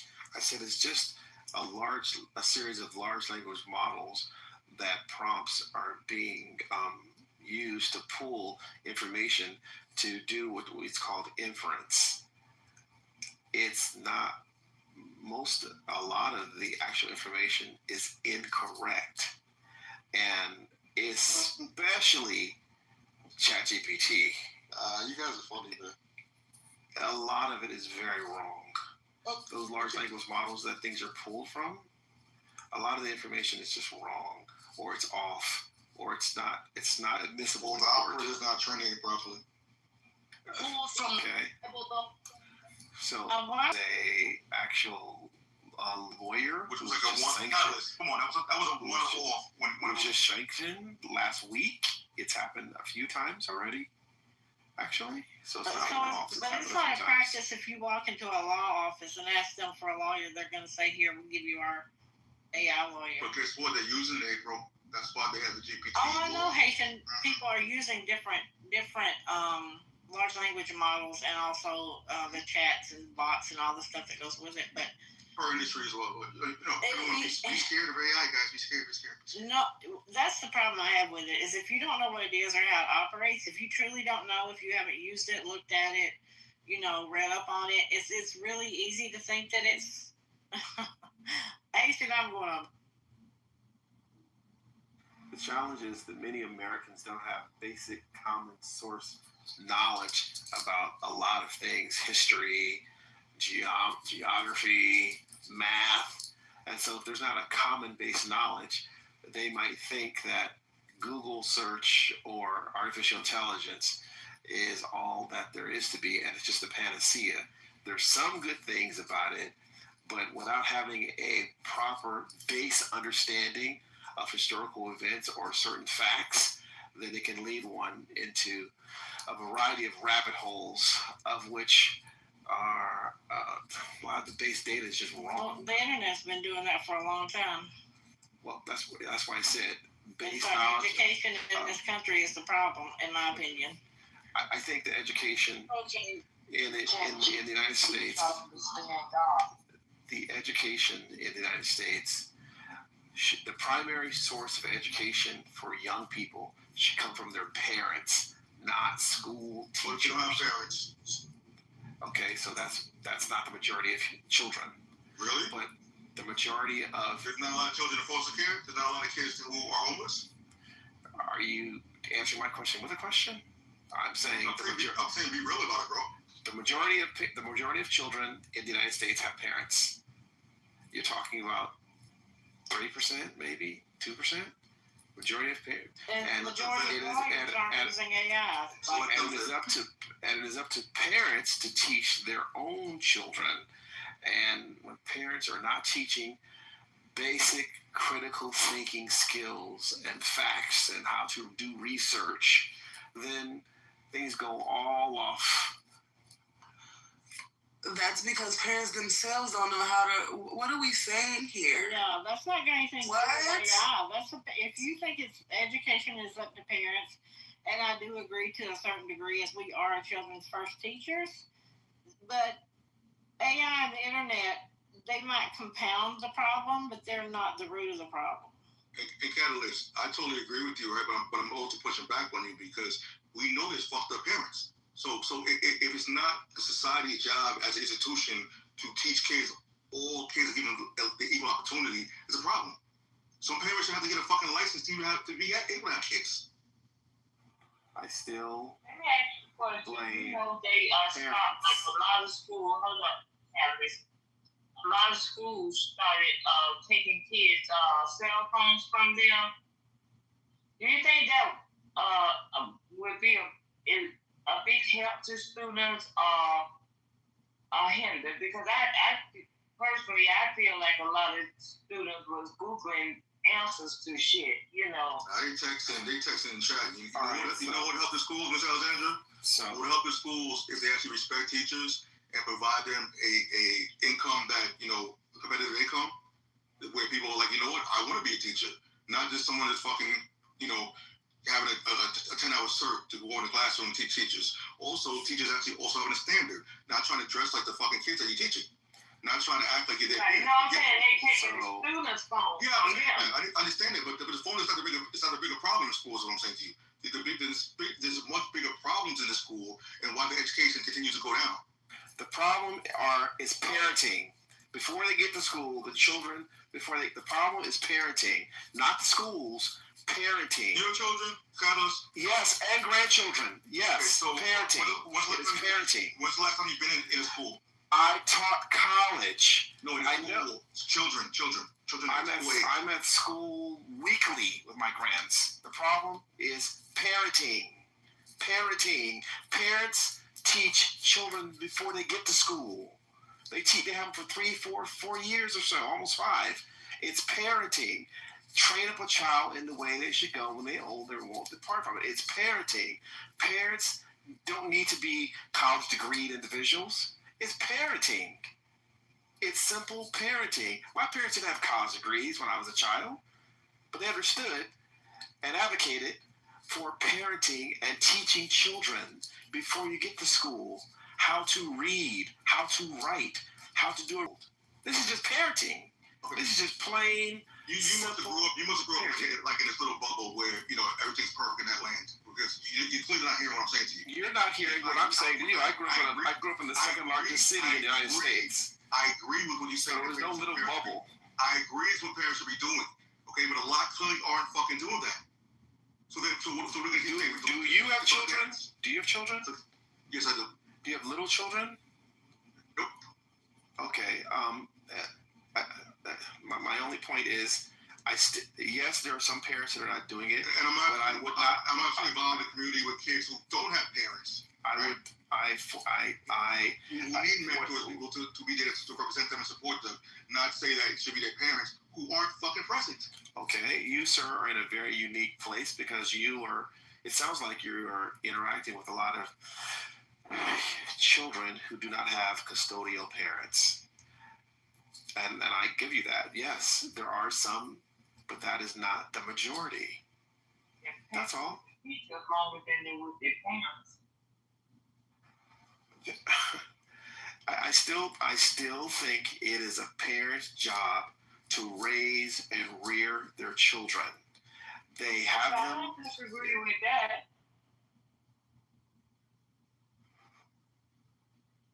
And a teacher supplements, but it is a parent's job to rear children.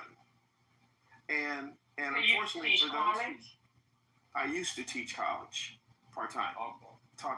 But as far as education, my parents were later in life were educators, and so we could tell, especially hindsight now, whose parents were teaching my peers, their children, and whose parents weren't. You see it in the classroom. Who's actively engaged with their children? Not in TV or phones, but actually involved in actual everyday. From college, you were dealing with adults at that point, sir. I said I taught college, but I have grands, and I go to school, and I see them, and I see what's going on. And I stand by it. It's important for parents teaching their own children. I don't think anybody disagrees with that. Everybody agrees.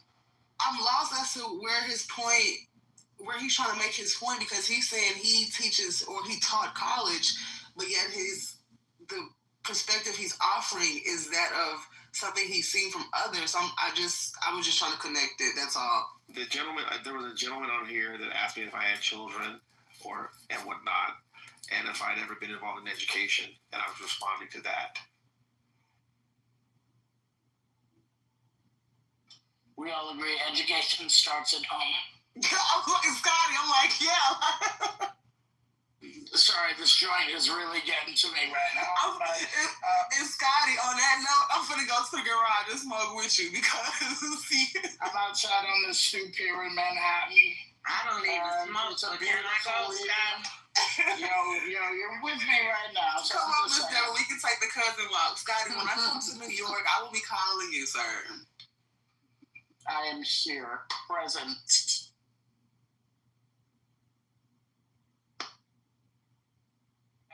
Spamming this shit through the phone.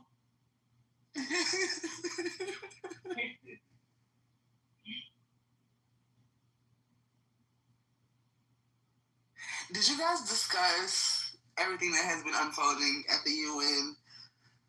That was the greatest speech a president's ever given. I was so ever given.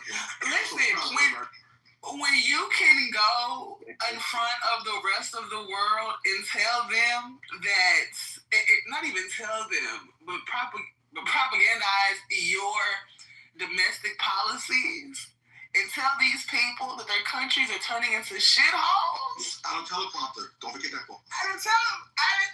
And you speech went on like for an hour. Minutes, girl. 50 hour. He was just up there rambling for an hour as if he was in the middle of South Carolina.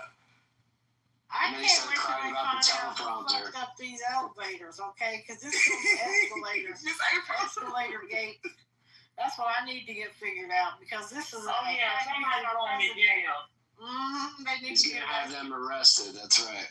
But they question Biden's mental state. He was walking up that escalator and smacking the sides of the And I was looking at his facial expressions during the speech, like the way his eyes was twitching, like he was trying to do like the one raised eyebrow, like see. Oh my God! And then his teleprompter didn't work, and what else didn't work? Melania told him, "I didn't hear anything you said." Oh my goodness! Was her hat even lower this time? I don't know. I didn't see her. I try not to see her. Pay attention to her. They want us not to see her. We fixing to see them pee-pee tapes if he don't settle up. If he don't settle down, because Putin ain't even playing right now. He's not. I'm done. Oh, I forget about that from the first term. But no, Miss April, they don't want us to see her period at all, which is why these brims get wider and wider. Every she be thinking the same thing we thinking. Boy, you such a dumb motherfucker. Can you shut up? That's what she be thinking. I just want. Oh, go ahead, Deborah. I'm sorry. It's always, I was gonna say, I just want the technology of the Neuralink right now, just so I can read what she's thinking. Like that's it. You know, I don't want to hear what she's thinking because, we already know. Oh, and that Russian accent. On our faces on the sharp part of the stairs, I was like, man, come on, really? Listen. Stop already. That you weren't on it and it violently stopped and shuddered and threw you off to the side. Wasn't his own people who ended up stopping it or something? Scotty, I don't know, but they going to jail. More than likely. I wouldn't put it past them. I read that they stopped it, or it may have been them stopping it for a photo op, and nobody told him, but they going to jail.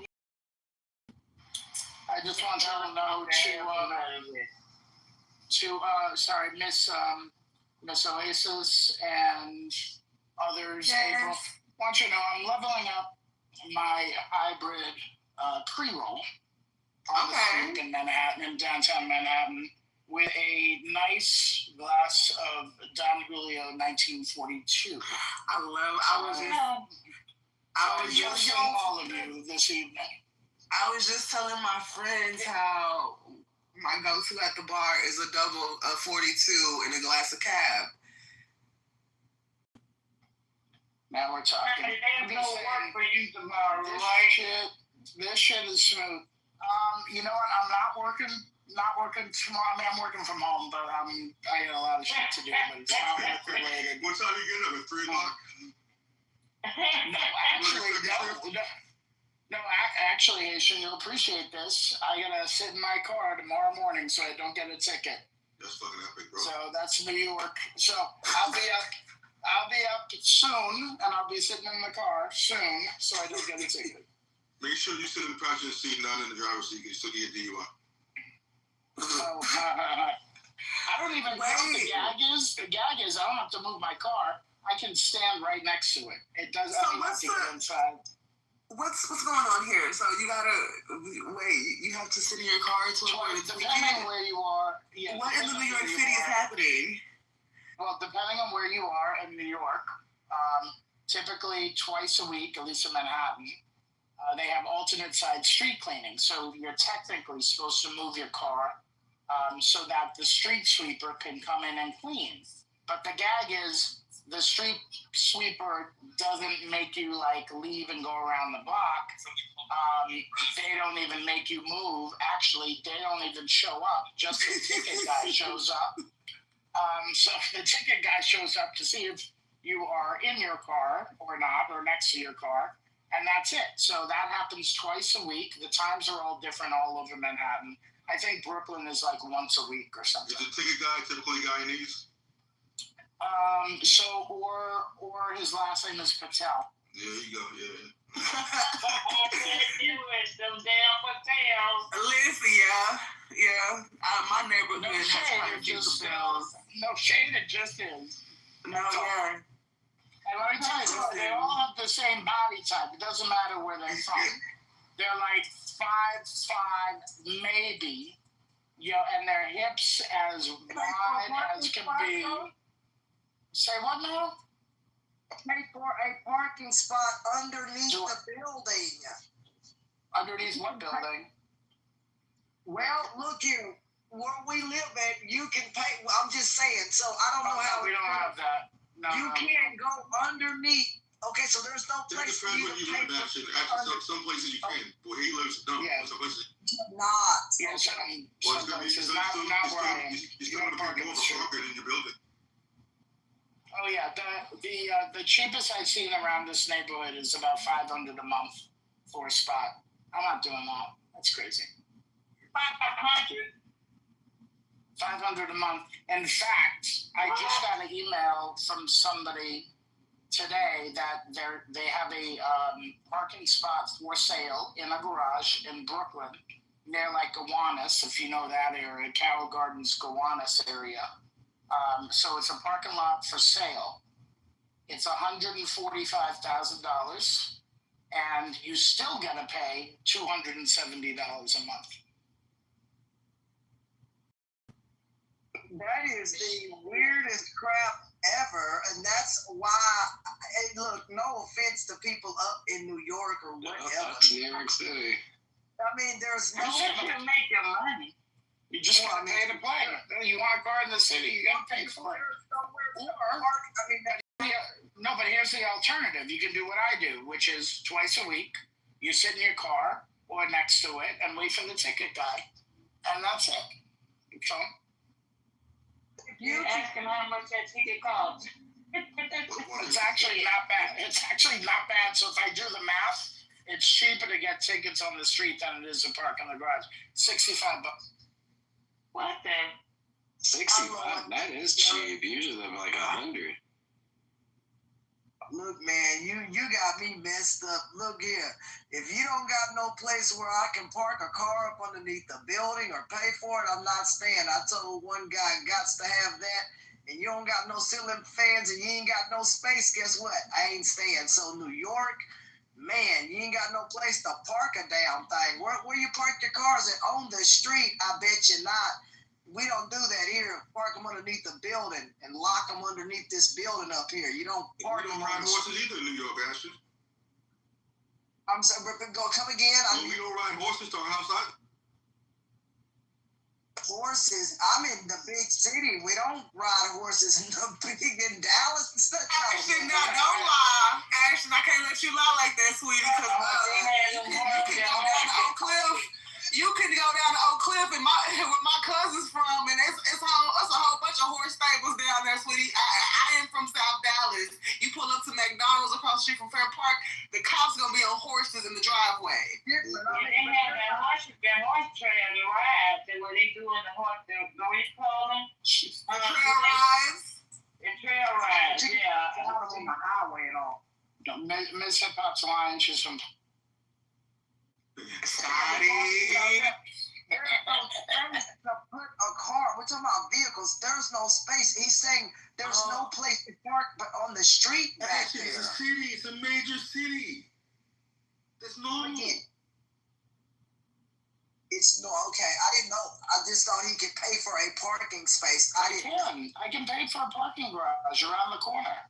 But I told you it's 500, and that's not even the closest one. So the closest one is actually $650. You're talking about on the actual street. I can park on the street for free. God bless America. I just got to sit in my car twice a week. That's all. No, Scott, you should do a TikTok every fucking week. Okay, Haitian, maybe I should ping you, but I open rooms every morning on Tuesdays and Fridays at 8 a.m. for the alternate side parking chat. because usually no room is open. So I'll ping you next time. There you go. I'll ping you too. I mean, what's the reason why to get the fuck out of New York?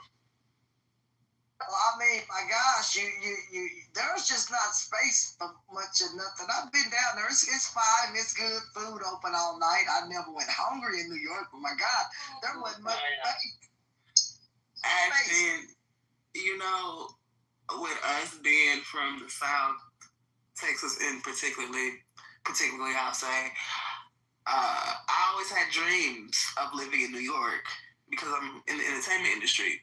When I started traveling to New York frequently, like 16, I was 16 the first time I went to New York. We drove from my aunt's house in East Dallas to Syracuse.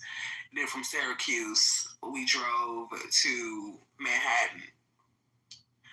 Yeah, I can't do it. There's no. I had to tell. Hey, I used to come back home and tell my friends like. She's cooking. Let her cook. I had to tell my friends like, yo, a Walmart would displace so many people in New York. Like our grocery stores would displace so many people because y'all live on top of each other. You can hear that man fart in his bedroom.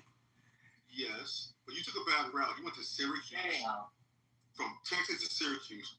That's rough. Okay, I can explain. My cousin's girlfriend was from Syracuse, so that's why we drove to Syracuse from. Yeah. Syracuse. That was the longest road trip I have ever done. Well, I didn't do it. That's a tough road trip. I was in the back seat, but that was a 25-hour drive. I never seen Walmart until I joined. From where? From East Dallas to Syracuse, New York. Oh, okay. Yes. You sing? Pardon? You sing? No, ma'am. I'm a stage designer. Oh, okay. Yes, ma'am. Anybody famous that we know? That I've worked with? Yeah. Absolutely. The last tour I did was with the Beach Boys. Oh, that's cool, but that was after what's his name died, right? Right. Well, this was 2023, so. Okay, so but he wasn't performing with them anyway, right? Brian Wilson.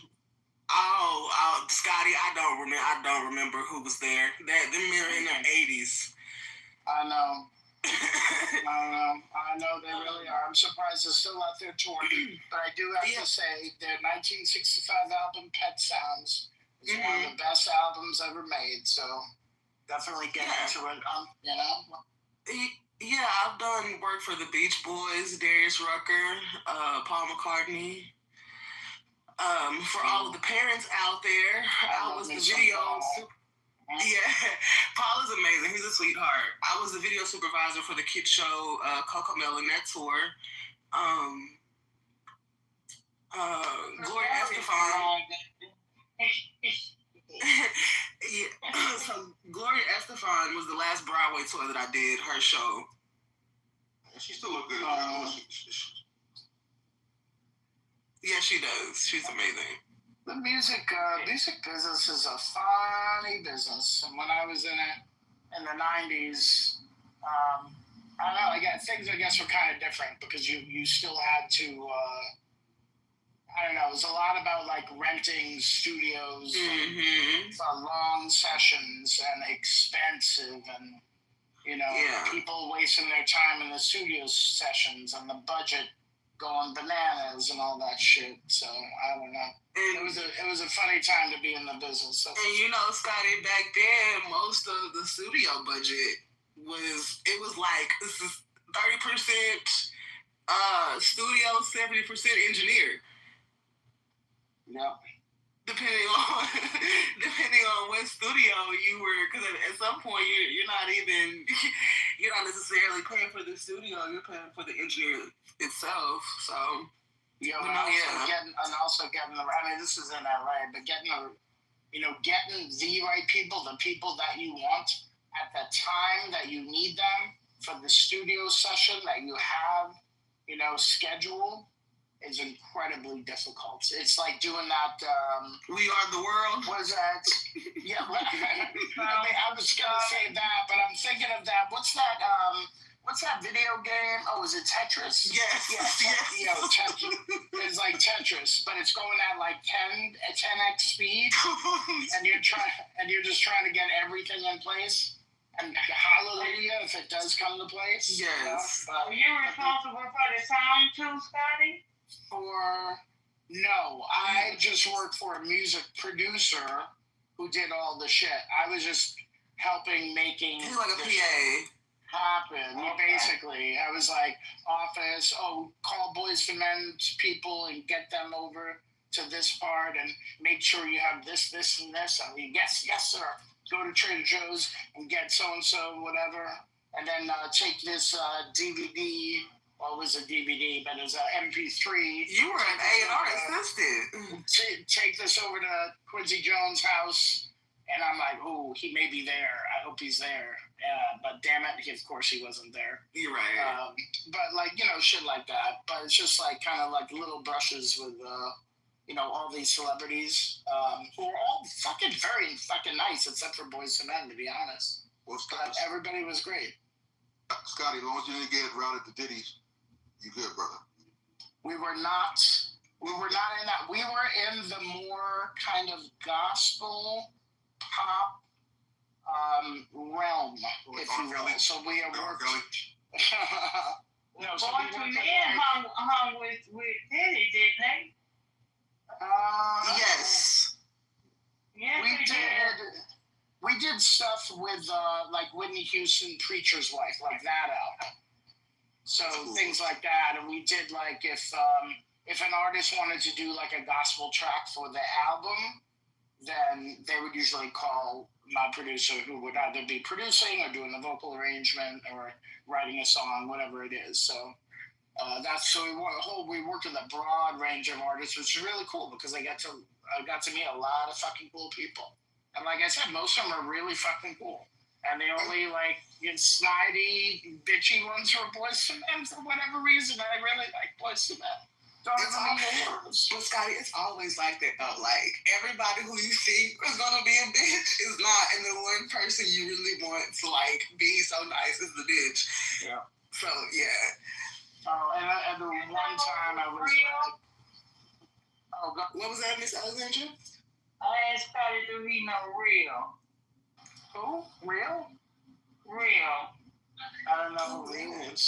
Some people call her the real one. I don't know who she that is. She was good friends with them. She grew up with a couple of Boys to Men. Oh, no. No, we only had like one song we were doing for them in the studio on Sunset. But nothing.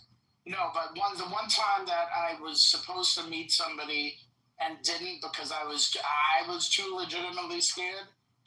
So I just watched the recording session instead. Was Barbara Streisand. It's really fucking funny. I was too nervous because the way she was like conducting the room, the way she was like arranging the songs and like conducting the conductor of how the music, like she was really in her bag. I was like, this is not. I can't interrupt this like flow right now. Because she was just playing boss lady. So I was too scared, but maybe I would have done it differently. But she was quite a force. But Queen Latifah was by far the nicest. Let me find out she works on Unity. UNITY. No, we did. So Queen Latifah did that movie, I think it's called Living Out Loud, where she played like a jazz lounge singer. And so we worked on her songs for that. And she sounded fucking be a great. pretty cool person in person. Oh my God. She seemed like she's cool. Queen Latifah played Betsy a few years ago. Yeah, that doesn't surprise me. She's so fucking talented and underrated. Like, I don't know. She's like a triple threat. She is my lesbian icon. The way she didn't have to have a whole hoopla about her sexuality, and she has a wife and a kid, and they just do their thing. That's how I go about life. Yeah, it's just me and my wife and our child. Well, I don't have a wife and child yet, but right. But also, if people ask you, mind your own business. That's all. Oh, no, are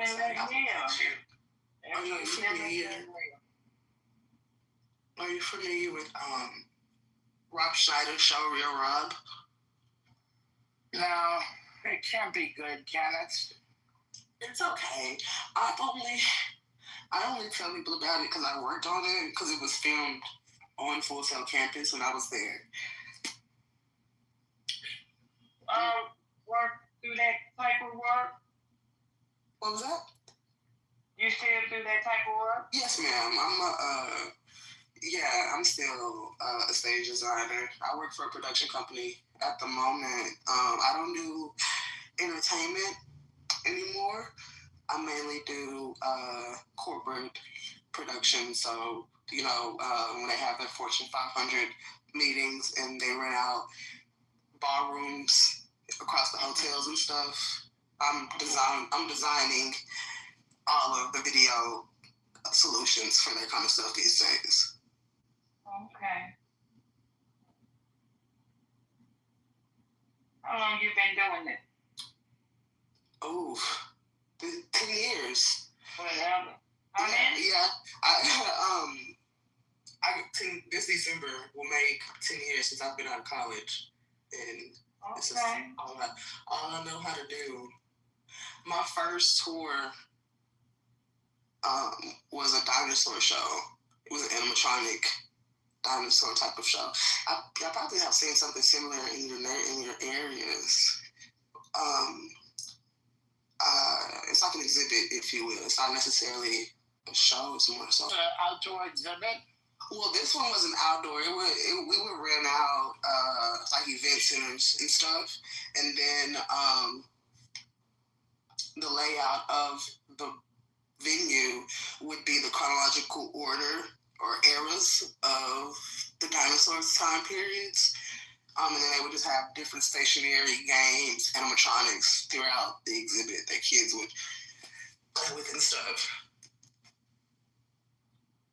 Sounds like a lot of fun. Yeah, it was. I enjoyed it.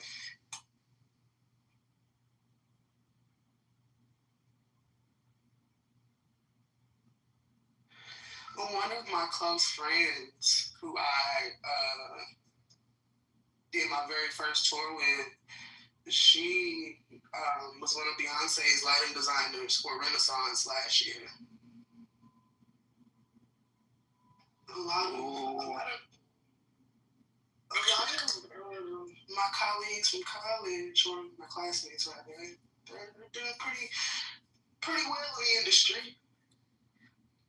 We definitely toss each other opportunities back and forth, so that's a plus.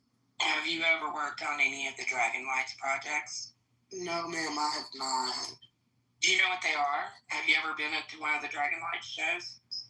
No, I haven't. I'm familiar with it. I haven't done a Dragon Light show. I've done something similar to drone shows. Well, this is just, it's an Asian group that does a light show. I know they do it every year here in Reno. I don't know if they do it in other places. I'm assuming they do. But it's, they set it up in San Rafael. And it's over by the Arboretum, so it's just all in a big wooded area. And they have these displays, these big, huge steel displays with different scenes. Like last year, they had a Harry Potter scene, and it had all the spiders. You remember the big spiders? Yeah. They had like an 8-foot freaking spider, and it was, They have an audio track. They did it for our group. They give us a free pass every year, the National Federation of the Blind, because we go through during the day.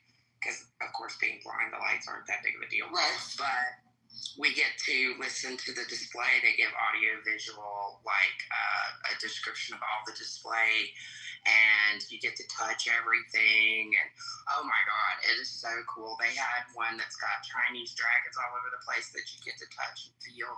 They had a big polar bear. They had the spiders. I mean, and every year it's different. But it's amazing. And then they had drop-down lights all over the place. They had little balls on the end with lights in them. So one of them was at face level. Mm-hmm. So I have a picture of me with a red ball at the end of my nose going, look, I'm Rudolph. Yeah. A lot more cities are hiring drone agencies, creative drone agencies, where they used to hire firework companies. Because I know they're learning that the drone are more environmentally friendly. Yeah. Sorry. You know what you're saying? What happened? Wait, what? I'll ask you after. Go ahead, Scott. Okay. Yeah, sorry. Ramona, you want to do a little trick? Do you know how to speak Australian? Like Australian accent? Makalai, mate. Yeah. Okay. So, do you know how to say, I'm going to tell you how to say razor blades, okay? So say, rise up lights. Go ahead, say it. Rise up lights. There you go. So you just said razor blades. Just say rise up lights, right? Right. That's cool. That's how you speak Australian. Those installations remind me of something. Play a joke on her. Comes in the land. No, she got it. She got it. Ashton, say rise up lights. Ashton, say rise up lights. Lights? Rise up lights. Say it. Lights. No, say rise up lights. Say the whole thing. Lights. No, you have to say rise up lights. See the. I did. Am I cutting out? I said rise up lights. Say it again. Oh, go ahead. Say it again. I said rise up lights. Okay, razor blades. You said razor blades in the Australian. You said it slowly. Well, I'm sorry. No, you sorry. No, you said it right. You did fine. Yeah, but we didn't hear the first part. So she was cutting out. Orange bar. I'm sorry about that. I got an orange bar. I'm sorry. It reminds me of a Meow Wolf. If you guys check out that massive installation that covers several thousand square feet, that thing is colorful. You can touch everything. It's really, really cool. It's called Meow Wolf. It's pretty awesome. Look that up. Is it like a holiday or just any time? Anytime. It's very colorful. They rearrange things. It's based on different things. They may have you go through a washing machine, a refrigerator in one room. You may, look at the stars in another room. It's very eclectic. That's what I'm gonna call it. It's all over the place, but it's really, really interesting. It's called Meow Wolf. So they have it year round? It's year round. Things change in there. It's they keep it different to not keep it boring, but they try to change it up. It's pretty cool. It's called Meow Wolf.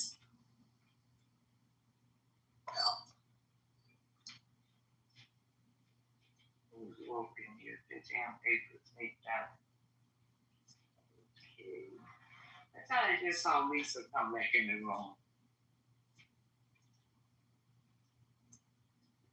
Was that the only one that saw Lisa? I think Lisa asleep, Ma. No, I think Lisa just came back in the room. Oh. Huh.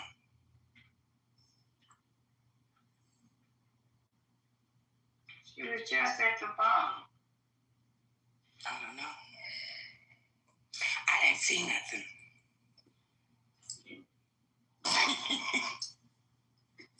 What's good, everybody? What happened? Hey. What's up, Ramona? How you doing? I'm good. That one is just a nap. Yeah, well, everybody, where Why Malik and April? Why they in the group? What's going on? If they in the group, what April? I'm looking for April. I don't know. Malik been down there for a while. I don't know. Ask them.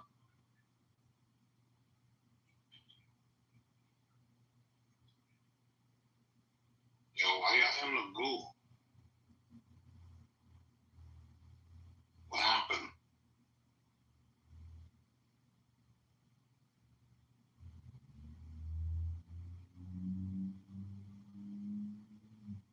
I'll tell you what, that Don Julio 1942 hit nicely.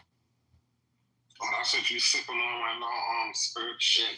Yeah, we're I'm that in my life right now. Finish that bottle.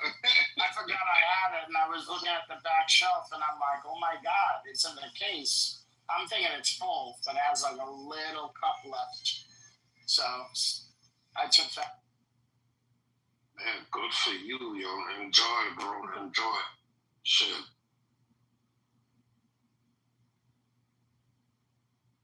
I was like, who else is to join the Peach in here? I had to look. And then I said, oh, we got another Jordan Peach in here. Yeah.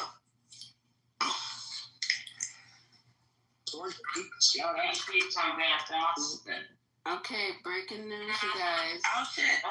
Lisa. Breaking news. Oh, no. Hold on. I was trying to see if I can. Let me see if I can get you guys can hear it. Hold on. Let me go back on mute. She gonna come out. Breaking news. She ain't ready. No, but I can't play it on every time I hold on TV. No. Every time I hold, when I'm doing it off the TV, I have to try to see if I can rewind it. In some programs you can, in some programs you cannot. I see. And 24/7 news, I don't think they're going to let me rewind it. Freak. But when it comes back again, let me see if I can go to MSNBC and see if they're talking about it. Hold on, guys. You want to tell us what it's about? It's about your president. Hold on. My president, your mayor, the great mayor. Did you say? Wait. Did you say my mayor? Not your yet. Great mayor. Oh, you talking about what's going on with him? Did he drop out the race? Mayor Adams. I'm trying to rewind. He just called you a baddie. What are you talking about? You better know. I think he's gonna win. Who? I think he's gonna win, Adams. So Mamdani's winning. He win nothing. What are you talking about? He ain't gonna win nothing. He ain't gonna even come close. He's polling at 9%. Thank you. I would think Como would win before he would. They won't even let me start. Yeah, Mamdani's up by 21 points on average. Right. I mean, come on now. That's the new mayor, and it's scaring everybody to death. You know, They're so dramatic. They're so dramatic with, oh my God, Mamdani's going to destroy the city. Oh. Yeah, that's what they want you to believe. Most of the shit he wants to do, he can't even fucking do. It has to go through the state. Exactly. And it has to go through city council, and it has to go through. Yeah, but didn't a lot of people say that about Trump? Well, this is different. He's a mayor, though. But Scotty, you think it's going to be a good mayor for New York City? No. No, it's a 50-50. It's a 50-50. Bro. I'm big on the block. If he's got good people, if he's got good people on his team, and the rabid forces against him, if they settle down, they're just fearful that he may do a good enough job that there'll be more of him out there in America. I can't believe that many New Yorkers vote for this dude, though. What's that? I can't believe that many New Yorkers are voting for him. Why? Why can't you believe that? No, it's wild. Well, it's wild to me that he won the primary. I mean, he was not my first, second, third, or fourth choice. That's what I'm saying, bro. And there were many good, particularly 2 or 3 good, really qualified people who would have been great for the city. I don't know if he's going to be great for the city, but I also think that there is a chance that he could be good for the city. So there's also a chance that he doesn't know what the fuck he's doing and he doesn't have the right people around him. And then, the city goes to shit, and then sanitation workers strike, and they don't want to pick up trash, and that's the end. And Trump takes over New York City. Something like that. You think that Trump will send the National Guards in and once Mandela to do the street? Listen, if they send them in to do the street sweeping, and I have to move my car, I'm gonna be pissed. Oh my gosh. They're not gonna. That would be nice, though. Just get your cones out. Yeah, I'm gonna have to steal more construction guns. That's not a lie. Yeah, get you some more cones. But don't you think you should have like a strong person so they don't do the yes man thing for Trump? Because, he's looking to get a weak ass bitch in there so he can. See, Cuomo in 2020 would have been good. But the problem is. What's that? Alibi. GA, you up? GA, you up? Patty? All right, random thought. What if Trump if they bring those generals back to fire them, but also indict the ones that they said they're going to prosecute for the pullout of Afghanistan? But all of them? You think he's going to retroactively do that? They said they were going to fire whoever was involved. Yeah. What? Remember that? Say again? Forgot about that. Just in a quick one. Like I said, at least I don't know if you were there earlier when I said I don't think every general is coming. Even though the letter says that's bullshit. The ones that need to be there are gonna be there.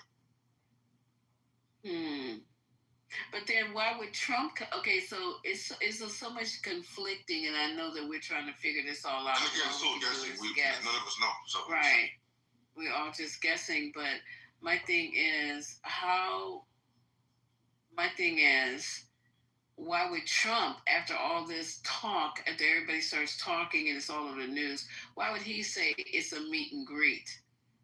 So really, you're saying the same person that was saying that shit that week, but we can in the Israel bomb them. What the fuck went on that week? We're supposed to be having talks with Iran. Yeah, it's like, come on. But were you talking about the withdrawal from Afghanistan? It's like he wants to take credit for it, but he doesn't want to take credit for the gas. Yeah. So but he also he's gonna back that bus up over anybody. Yeah, because they said they were going to hold everyone accountable for it, right? And then he called me about it today. That's fucked up. There's enough to the man. You fired the man on the goddamn plane. Leave the man alone. Now you know that he has a list of people, and you guys know he's checking them off one at a time. Yes, at a time. So I knew Comey, and then Brennan is under criminal indictment. He's not gonna stop. He's gonna wait. He got to be on the goddamn plane.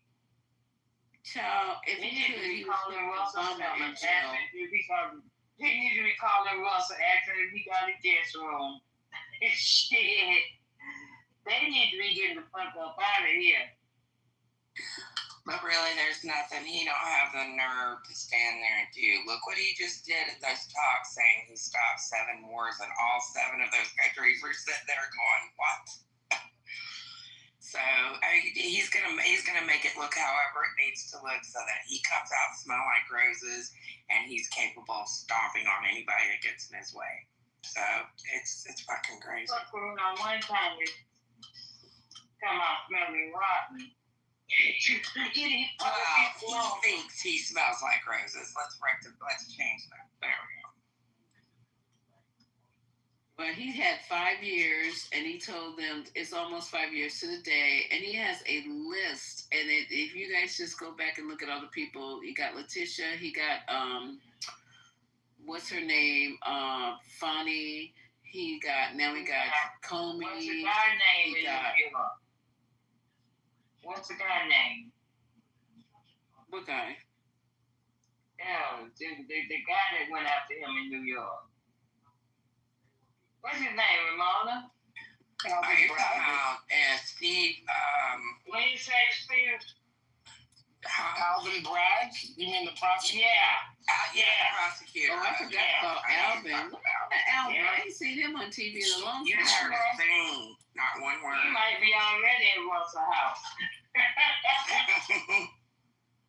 Is he still in office? No, they may have escorted him to Monticello by now. Who knows? Yeah, because I haven't seen his ass on TV at all in a long time. And you haven't heard anything about Fonnie either. Yeah, we have. When did you hear about Fonnie? Fonnie got caught at the airport. I was on TV this morning.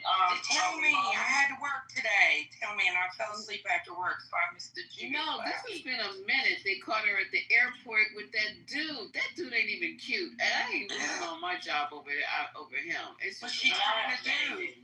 She never stopped dating him. I mean, there was no need for her to stop dating him. He must be laying down the pipe because I'm telling you, he is not that cute to lose everything over. I swear to God.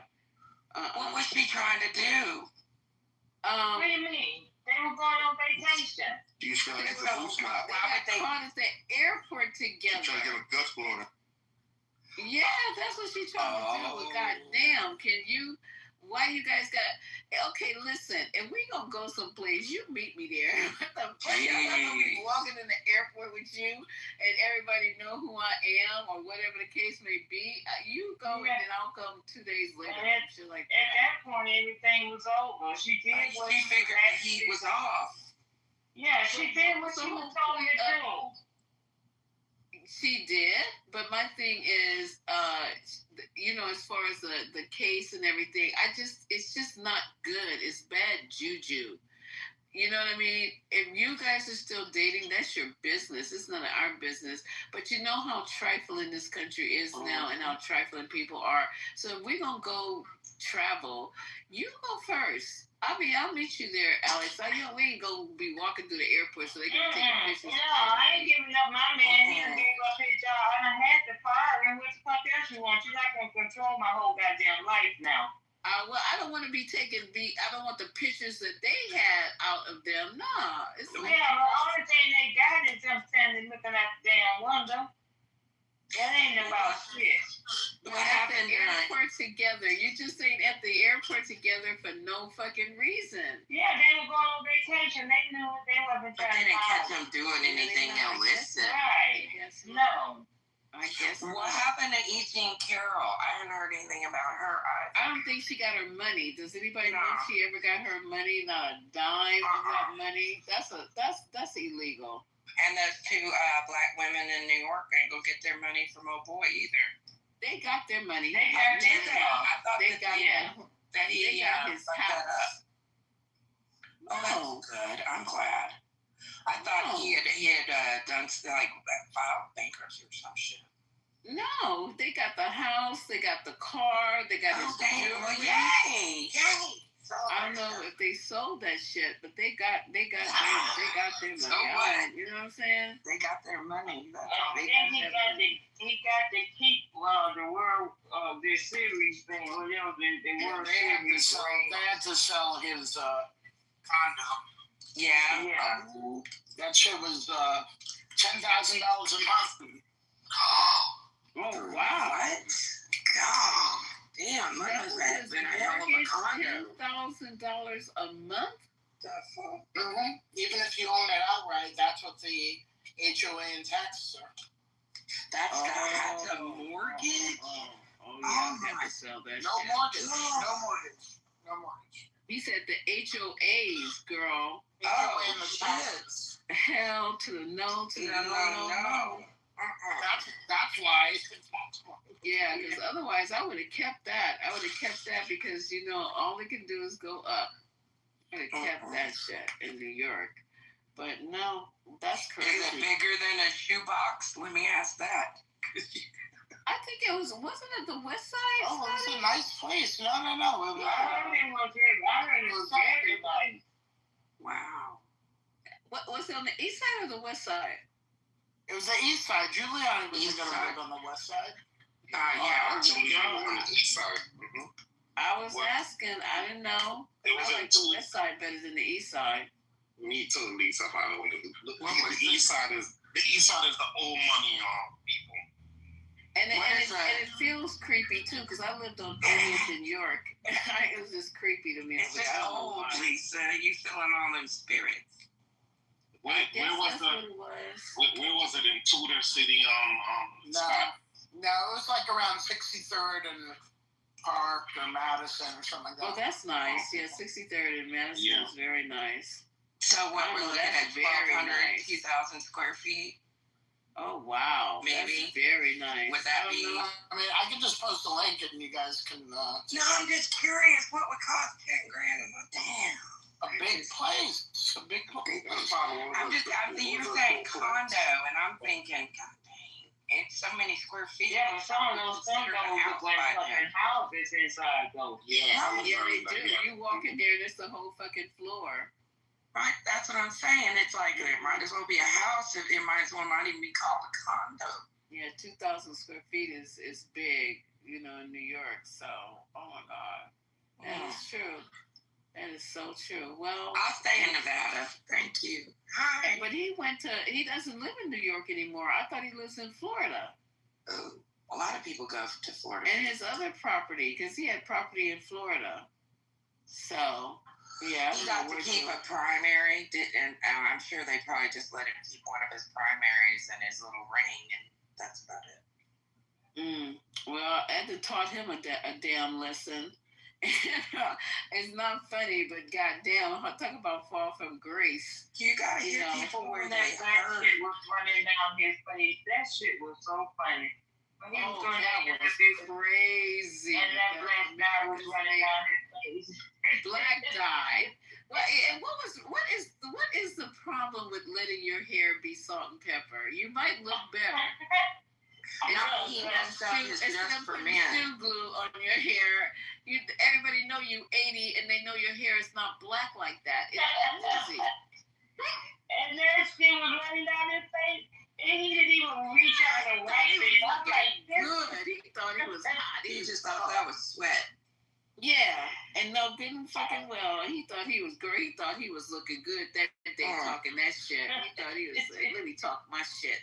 And then that was right. But what about him when he was in the hotel room? Wasn't he the guy who was having his pants unzipped by the girl or something, and they were filming it? I forgot what was that when he was in the hotel. Remember? And it was a young girl, and some kind of way he was unzipping his pants or some shit. Google that. Y'all don't remember that? No, I don't remember that. Yeah, I vaguely remember that. No. But yeah, it was that guy filming it that does what is that guy's name? That oh my God, Scotty, you don't remember that? Only person I remember in the hotel room was that stupid ass Marion Perry with that crack pipe. Nope. It was during Trump's campaign. Yeah, it's like an investigative reporter that does a lot of those hidden camera type of things. But y'all forgot with the when he did the press conference where the dive was running, y'all forgot the most important part. They scheduled it at the wrong Four Seasons. Yes, I know, that was hilarious. Crazy. What an embarrassment. He was America's mayor. Look, he fell so far down. So far, Lisa.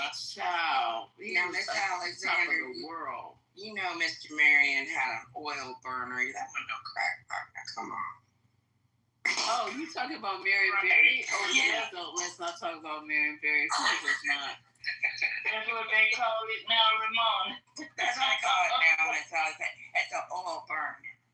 Okay, $2 at the vape store. I'm like, that's a fucking crack pipe, y'all. Crazy. He did a lot for his city, and they re-elected that man. Come on now. They did. He's the Black Trump.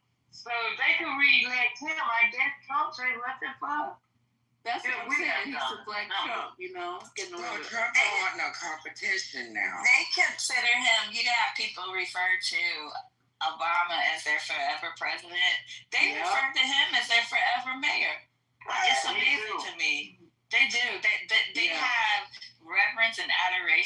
is really interesting. But he did so much for the people of Washington, D.C., and he did so much for Black people. They hold him. He's like the Charlie Clark. No, I can't use that. He's like... They rose him up to a deity, and he's a deity. Half of the stuff I didn't even know about till some weirdo was telling me the whole history of Marion Barry, and some of the stuff that I didn't even know that he was responsible for, he did, was all good. It was all positive. So I think people start out wanting to do good, Miss Lisa. I think they do start out with altruistic intentions, but after a while, the corruption, the influence, the money, the women, the drugs, the power, all of that, it just fucks it all up. And when you're done, you don't even know who you're looking at the end of the day when you look in the mirror. So I don't think people start that. I think they start meaning well. They want to do good. I don't think people go, I'm going to be a politician to see who the fuck I can rip off. No. I think people do this because they want to do good for the people that they align with. But it doesn't work out that well. Ramon, I have your answer, by the way. It's What's up? I have your answer. Giuliani's apartment, which was on 45 East 66th. So that's around Madison and 66th Street, which is a very pricey area. Very nice area. It was a three bed, 3 bath. Wow. It doesn't say the square footage, but it sold for just under $5 million. And the monthly dues for taxes and HOA are $10,934. Oh my Lord! Holy hell, Batman! And if you want to get into that shit, rented. That was an owner. That was just HOA taxes for what is his mortgage? I can't even imagine. Well, usually these people pay in cash, just all cash, but so yeah, right. If he just pays the fees. Well, if you do get a mortgage, just know that you have to put 50% down. That's the And you look at the APR, and it don't make a damn who you are. Our rates right now are high. I have a question. Are you saying that he paid $5 million for it, or it sold? No, No, it's sold. I can see what he paid for it. Hold on. He probably just under. So it looked like it sold. Oh, isn't that funny? It looked like it sold in 2006. You're not going to believe it. For more money. I thought so. Yeah, I thought that he lost money. He lost 5.2. I mean, it's a forced sale. But it's also fucking tacky as fuck. Like, somebody gonna have to go in there and renovate the shit out of it. So that's... Wow. I can put the list never renovated it. It's been in the same state. It looks good, but it's like dated. Dated, yeah. A lot of those places, people that got those places, they're so fucking dated when you go in.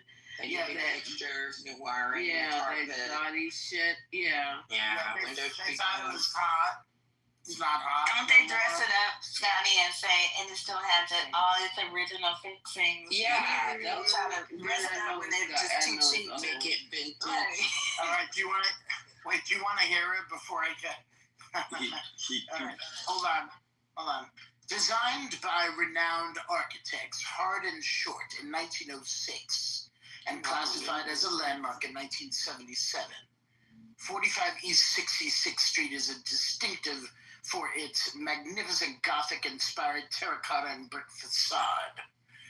And blah, blah, blah, blah, blah. I know. The dining room is further distinguished by its conservatory, with impressive leaded glass eastern and north-facing windows. Oh, nice. Nice. I know. They really make this sound like something, right?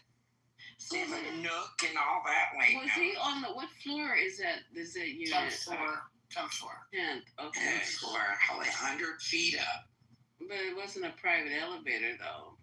Nah. Yeah, but in that area, Who needs a private elevator? Everybody's hoity-toity.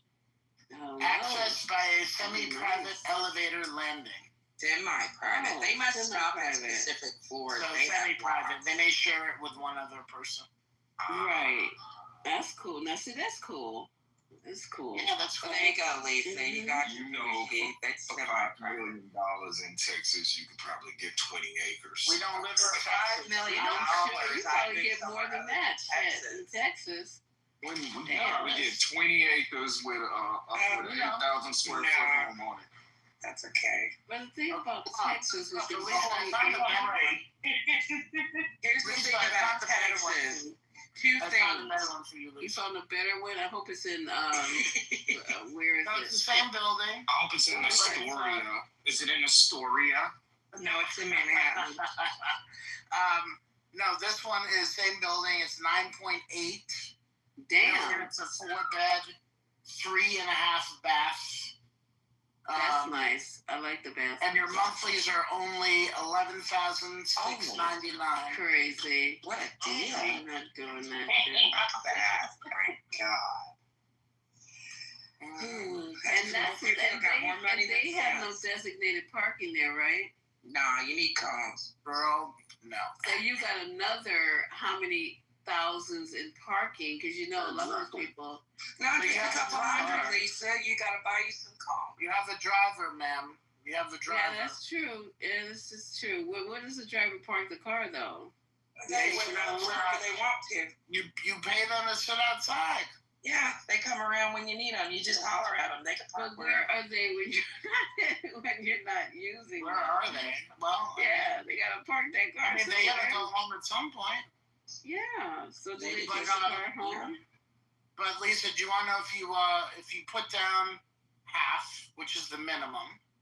So if you put down $5 million, right, and you mortgage the other half plus your monthlies, you're looking at interest. Right, you're looking at sleeping on the floor. No, no furniture. No, you're all in monthly nut. This is with the HOA and taxes. And your mortgage is $44,036 a month. Lord, hell no! No. You can buy a whole ass house with your monthly in Texas in 5 years. You can buy a house. Did you mean 4,000? No, 44,000 a month. Holy flipping hell! No. Yeah, that's crazy. There's some still not moving to Texas. I tell you that much. Because the big ballers, that's okay. That's more than big baller, dude. Exactly. I mean, that's a lot of fucking Watsville over there. Let me look for a parking spot for Ashley. That is crazy.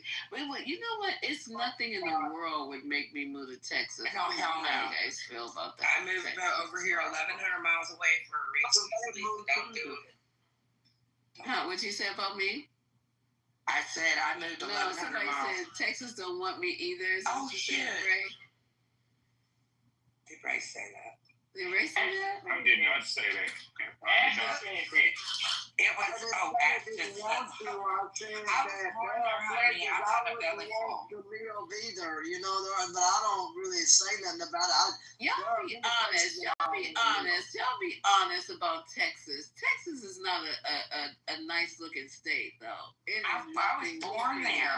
I'm just saying, be honest. Be honest. It's not. I mean, it's for some people. It's not for other people.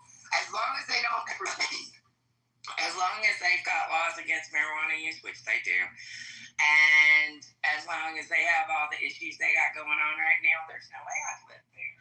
But I mean, it's like, okay, like places like, okay, so Arizona has the canyon, right? Grand Canyon in Arizona. Yeah. Okay, underground.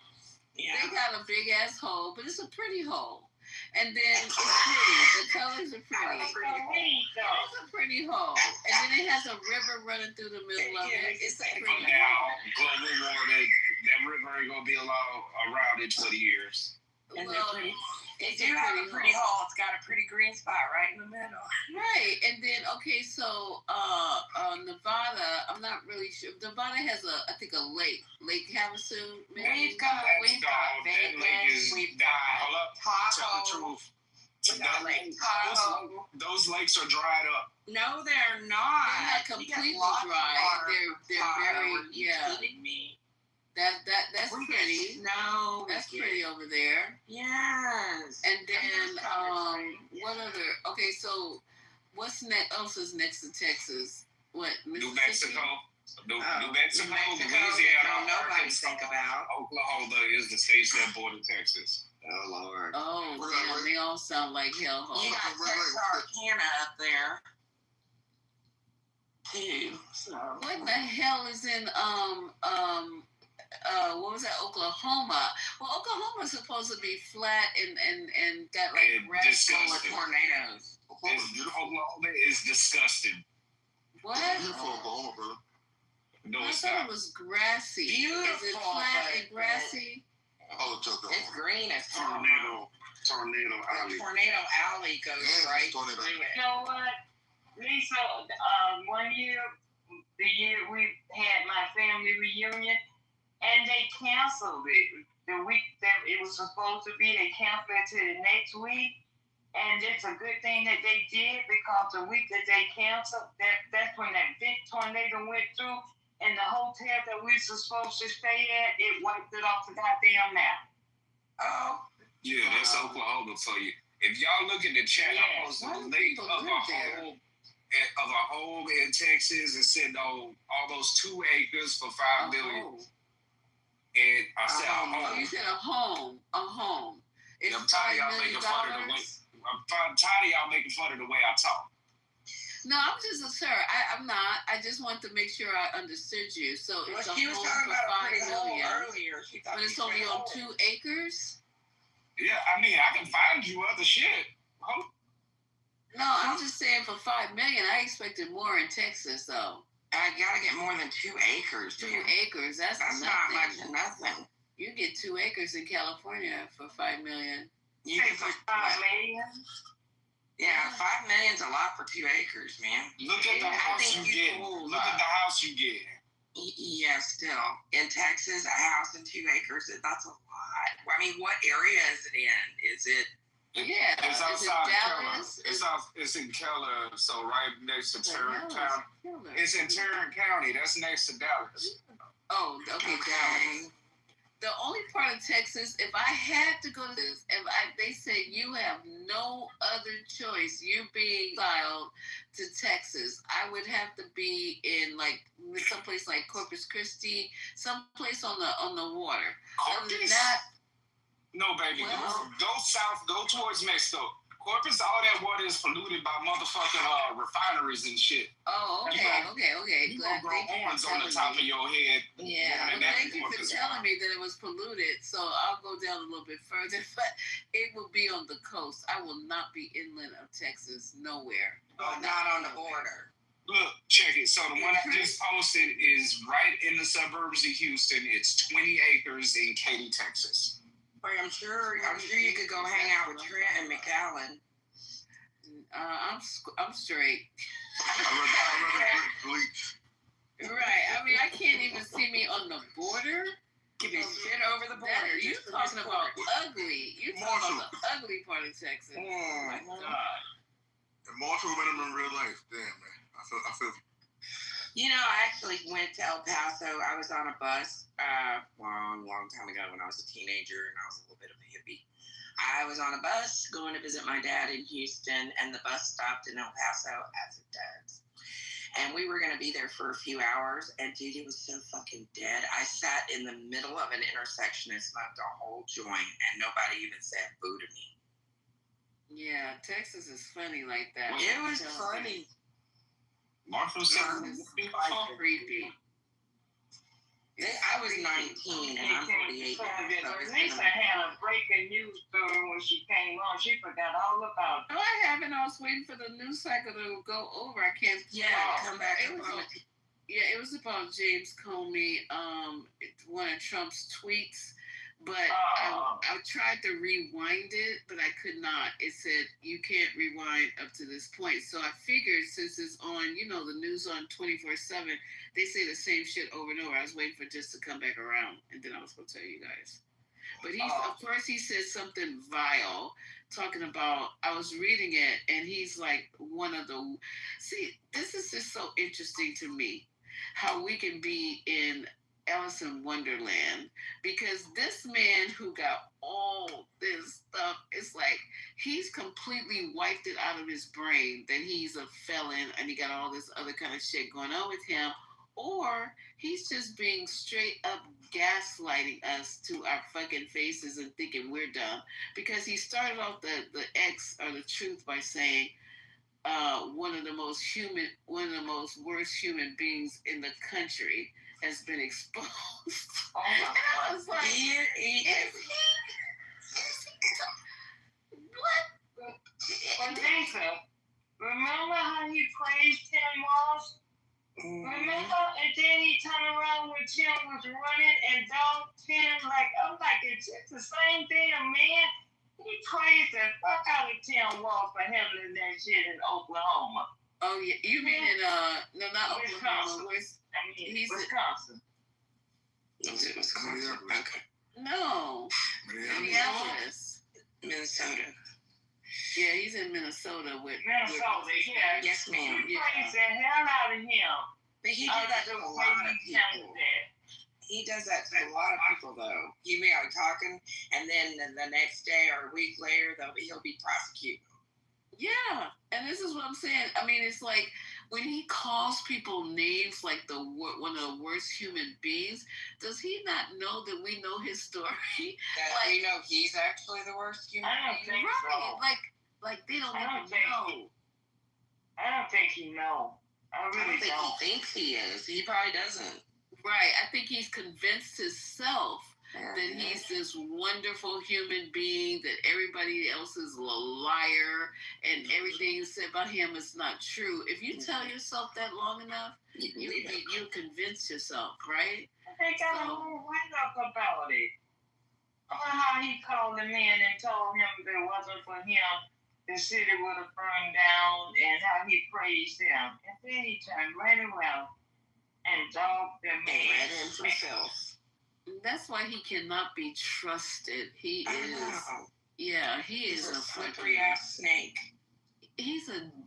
I don't even want to keep calling this man names. You know what I mean? I'd like to get my hands on, though, for real and for true, if I knew where she was. Laura Loomer. Oh, Lori? Why would you want to touch Lori? Did you not see all the shit she said yesterday on social media about Jasmine Crockett? Oh. If you look in the dictionary, here, let me give you an example. If you look in the dictionary under the name Shaniqua, you'll find a picture of Jasmine Crockett. Oh, my God. That was just one thing she said. She said black bitch and everything. She was all up in it. You guys got to look up her freaking tweet. Was it yesterday? No, it was the day before yesterday. It was the day before. Yeah, they were talking about it politically correct, because I told you, listen. Miss Lacey, you'd be so fucking mad. I was mad, but I'm thinking, what are we going to do? Should we drag or ignore her? But if you drag her, she's just going to say, look what I mean, look what I mean. But if a white woman did it, yeah, she's getting dragged on. Stand in. She's getting dragged though. She's looking at some of the Twitter responses. Like they're talking about how hard she looked for her age. So a lot of them are like reposting pictures of her. Yeah, and but she posting said her that dirty age. ass racist shit. I mean, ugly shit. They can drag her for being physically ugly, but she really put it out there, and I don't know why she hasn't been prosecuted. Anytime anything else like this would happen. Because we're in there. Why would they prosecute her? Oh, yeah, I'm trying to figure out why would prosecute her. Because it's freaking, she was talking about fighting her. That's violence. That's you call her a black ghetto bitch? Yes, she did. Yes, she did. Wow. She said a whole bunch of ugly shit, Miss Alexander. I was Did she say that some of y'all ghetto hoes are gonna come after? Yep. That's crazy. Like everybody gotta be ghetto.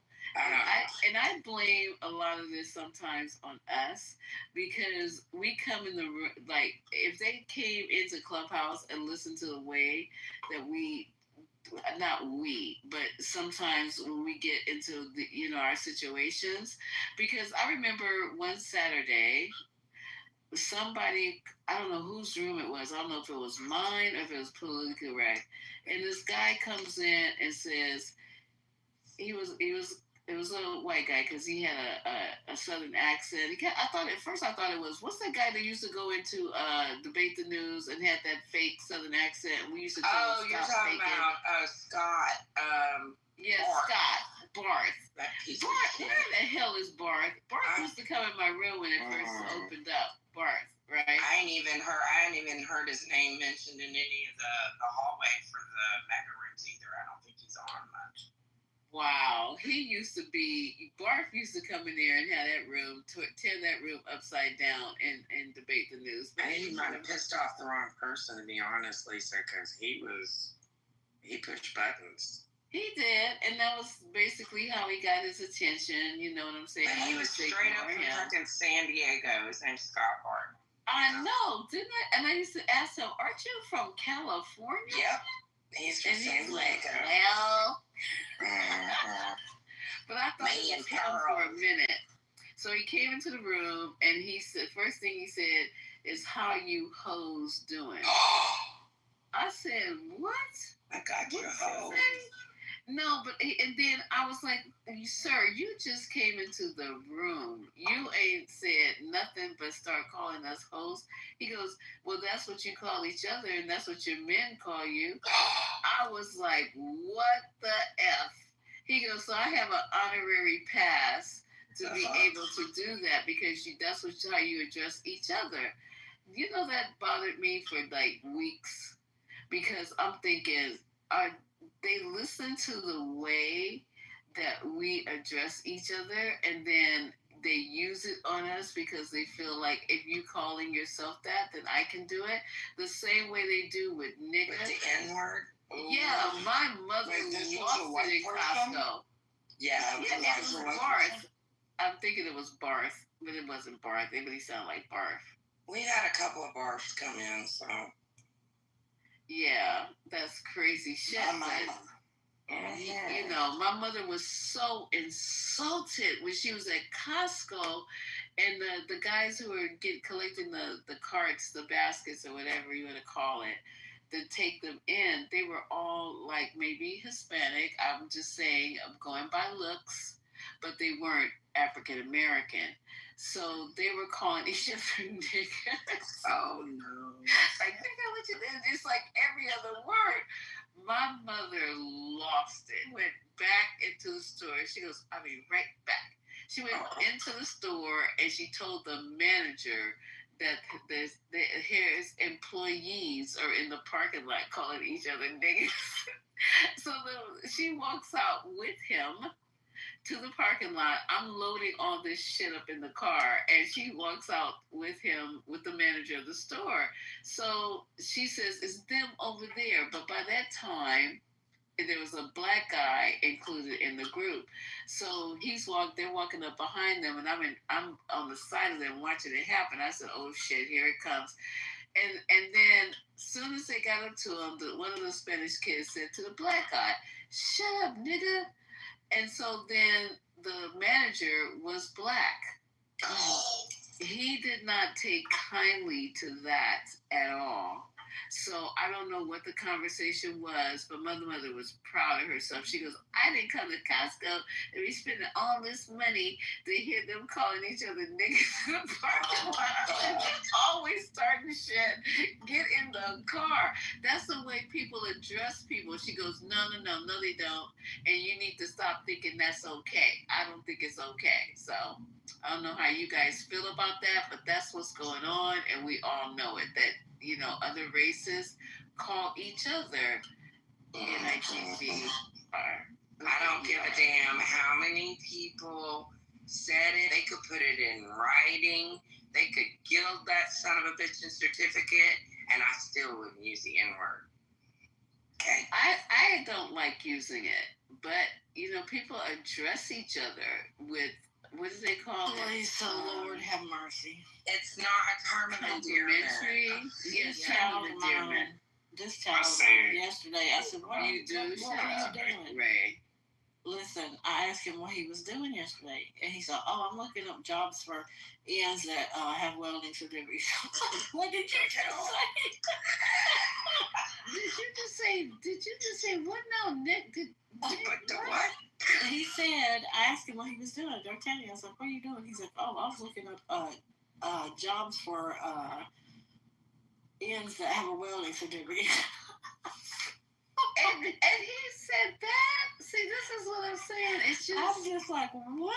Niggas, oh my God. Did you hear his name today? I said, "Is that what you put in the search terms?" He's like, "Mom, you know I didn't search."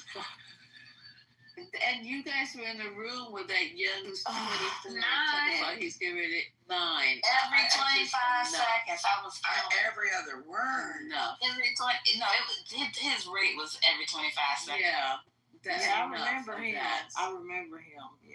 Yeah, that was not cool. And he did in the same breath talk about he's trying to help the community. He said, I was like, oh my God, stop. And then he asked him if he got any returns on that word and welding.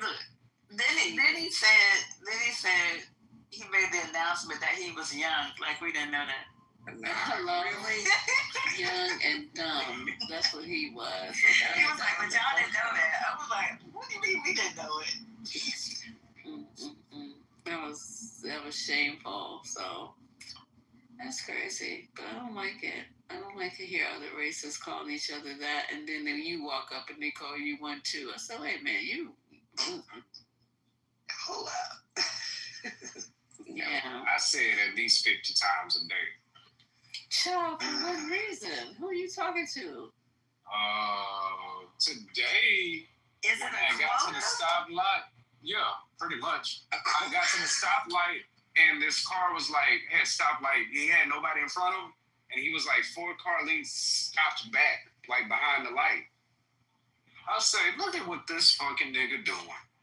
Oh my God. I looked to my left, he wasn't even black. He was an Asian nigga. I was like, oh no, an Asian nigga. See what I'm saying? This is it. Like said, even my son do that with people of different races. I'm like, that person, what are you doing? What are you saying? So there's Chris Brown has a song where it's like the rhyming part of almost every verse. I can't remember the name of the song. I think it's like Freaky Friday song or Freaky something. But anyway, so he's on tour.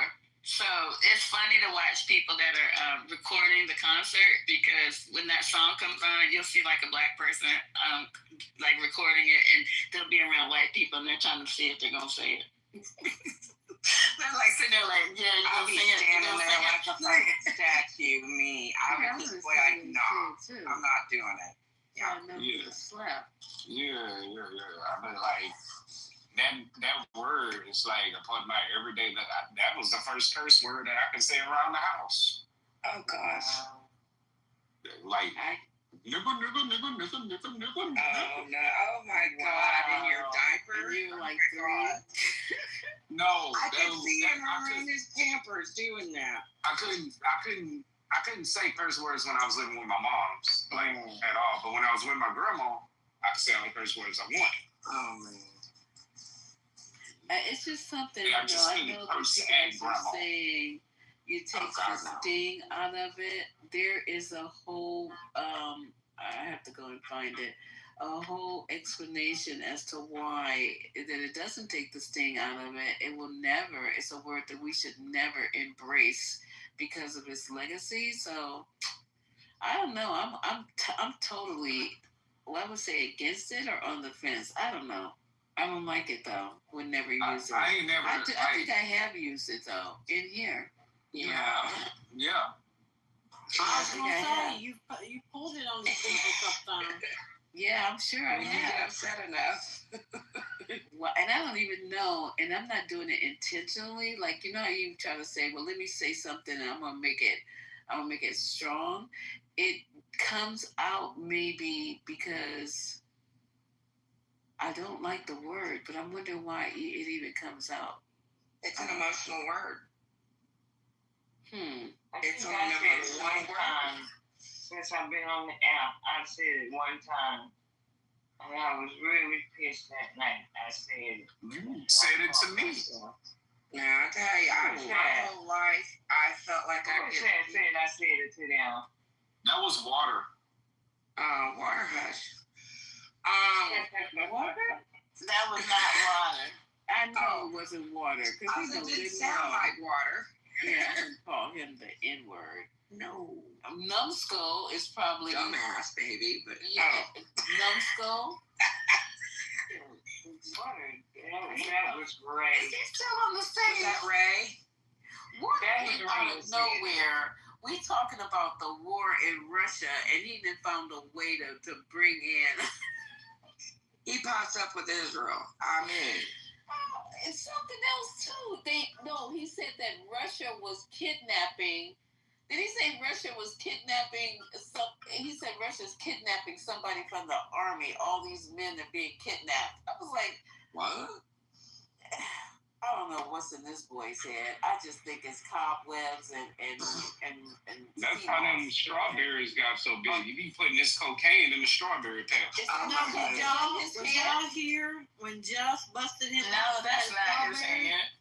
That's not his picture, not his hand. That's a what do you call it? Help me out, people.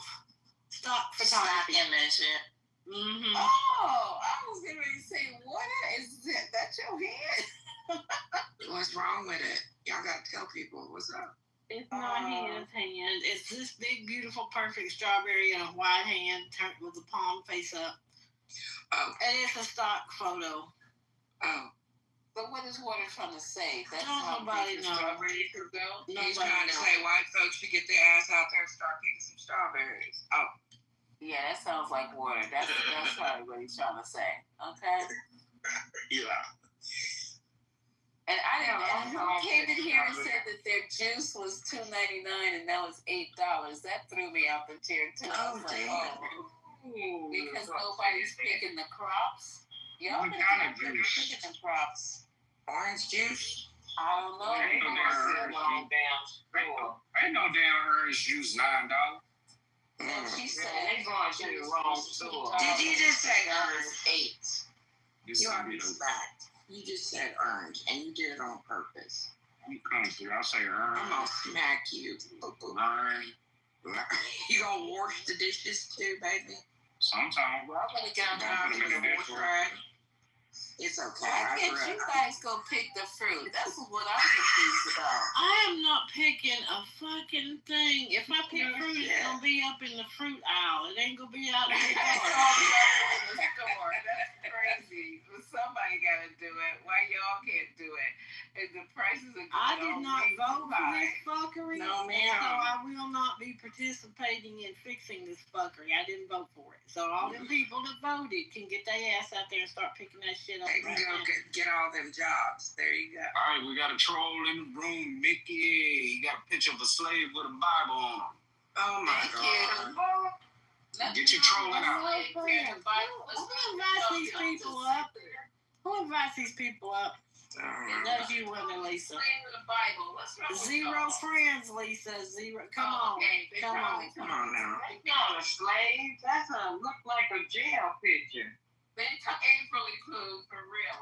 He got zero friends. I am discerning in who I invite up on stage. I am discerning. He's been in your room before, Lisa. What? He's been in your room before when you had the other picture up there, look like the Apollo. Oh shit. That's the only room he's been in. Oh wow. Now he's gone. I feel whatever. I don't know how to feel about that. I wanted him to do some trolling. Right. What do you have to say? Don't say something that y'all gonna kick him out, or what's going on? He's Somebody gone. kicked him. Already? The man ain't said shit. Well, wait for it. He left. the slaves. He left, Lisa. Being really too harsh. He got too I'm much just going to point out at this point that I don't have a green bean, and so I didn't put him out before people started. You don't have a green bean. No, ma'am.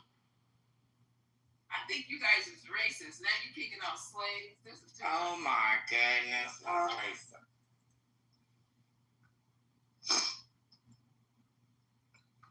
Elijah just came up. He got a fish. What kind of fish is that, Elijah? Is it a red herring? That's a flounder. Oh, halibut. Just for the halibut. Oh shit! Corrected me. That was funny, Elijah. That's a big ass fish. Look like Cape Cod. Is that Cape Cod? Where? It's in the Bay Area. San Fran. Yep, San Francisco Bay. No. Sure. Yeah, did you gut it, fillet it, all that stuff? I did, and I drove back home. Nice. You cook up a nice meal. How'd you prepare it? Is that a left? What? That's the only one you caught? Huh? That's the only one you caught? No, I caught two of them. That's just a picture of one of them. They might be ugly, but they taste good as hell. They're good eating. They're good eating. Good eating. It's one of the few fish that I will eat. What's that? Wait, what part of the band? Where is that? I'm not there now. I'm from there, but I was just there visiting. No, I'm saying, where did you guys cast off at? It's in the San Francisco Bay. We were on a boat right by Alcatraz. Oh, wow. So you were on the peninsula. You guys cast off from the peninsula or from the city itself? We left from Berkeley. Berkeley, California. Okay, yeah, it looks familiar. That's why I'm asking. All those damn liberal cities. Oh, stop it. So that was over there by Emeryville. I'm not familiar with Emeryville, but we left from Berkeley, and then I caught that out by Alcatraz. Berkeley's not by the water. That's why I'm saying it was Emeryville. It had to be either Emeryville. No, Berkeley's right on the water. Right now, it's right above Oakland. Berkeley's not on the water though. Well, no, Berkeley. Like 12 different Berkeley campuses. So I just said Berkeley is not on the water. It's Emeryville that's on the water. Berkeley is behind them. So you know where college is? You know where Cal is? Yeah, you can look up the Berkeley Marina. That's where we went out of. So the Berkeley Marina must be straight down that street. What's that, San Pablo? I'm not sure. I'm not from there. The reason I know so much about Berkeley is because Lisa, this man know where he cast off from now. Right? Hold up. April, do you remember what a left said that he drove by? Listen, a left came around this way. And a left is from Oakland, and this nigga, and this nigga said he drove by Alcatraz. I was like, what do you mean you drove Well, by man, drive by and see Alcatraz? it from a distance. You know, I'm from San Jose. I came from San Jose up there. You know. Okay, now I was just, San Jose is a weird place. Okay. I drove through San Jose, you guys, and I'm thinking San Jose is actually very beautiful. They had like really nice homes. I went on a part of San Jose. They had old mansions. I don't know where the fuck I was, but San Jose is a pretty quaint little situation. You like it there? It was hot as hell. I'm not there anymore, but yeah, it is nice. Where is this boy? Every time we ask him about something, he goes, I'm not there. Are you still in the United States? Yeah, I'm in Washington State. Oh, I love Washington State. I used to live in Everett for a while. Where are you staying? I'm not there anymore. I live in Stillicum. Okay. I worked in Edmonds, Linwood, Snohomish. I lived in Everett. We did the t-shirt shop business, you know. Really? Elijah, if I told you you could get 23 acres for $5 million, but you gotta live in Texas, would you do it? No. telling the truth. You said 2 acres earlier. I posted another link. It was like 20 something. Oh, okay. For what? 23 acres for $5 million. I would say no.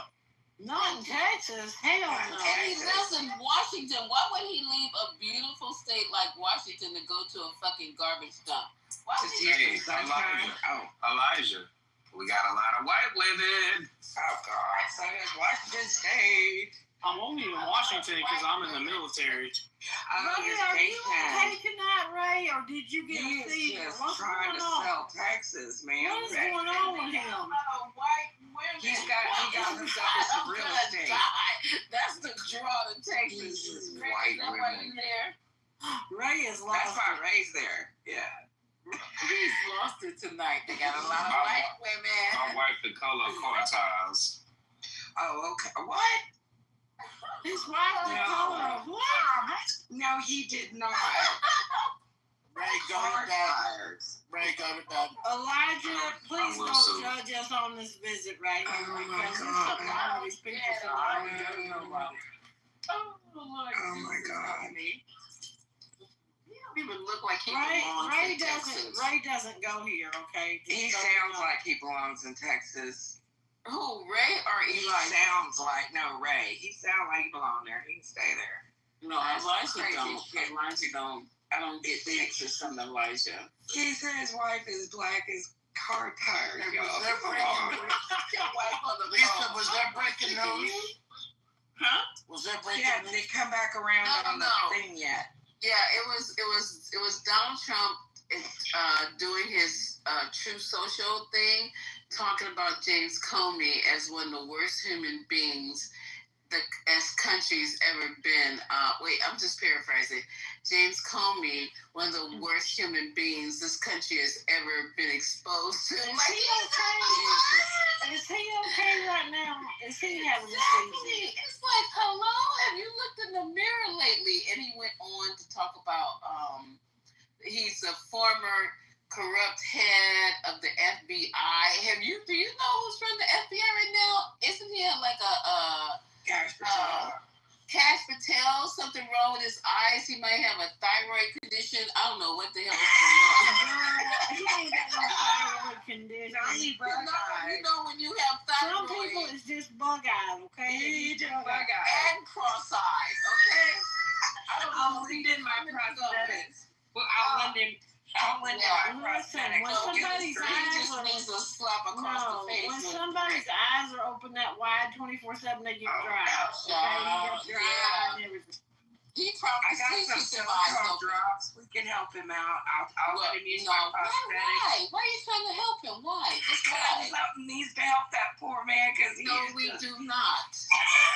No, we do not. Have you guys seen his wife? Anybody? He's like, no. You won't either. Uh-oh. No, he just seems like every time you turn that poor man, it just seems like he's in a deer in the headlights. You know, Can you imagine him looking at you across the dinner table? I'd be like, damn. I'd rather Can not. you? It might be a good diet. Because every time you had to sit down with him, you get sick to your stomach. That might be okay. Yes. If my that's eyes a look diet like that, I would wear glasses for real. Forget the contact lens. I would wear glasses. He's not married, but he has a Transition. Oh, he's not. Oh, he's a No, he's got a girlfriend. Is it Tim Scott?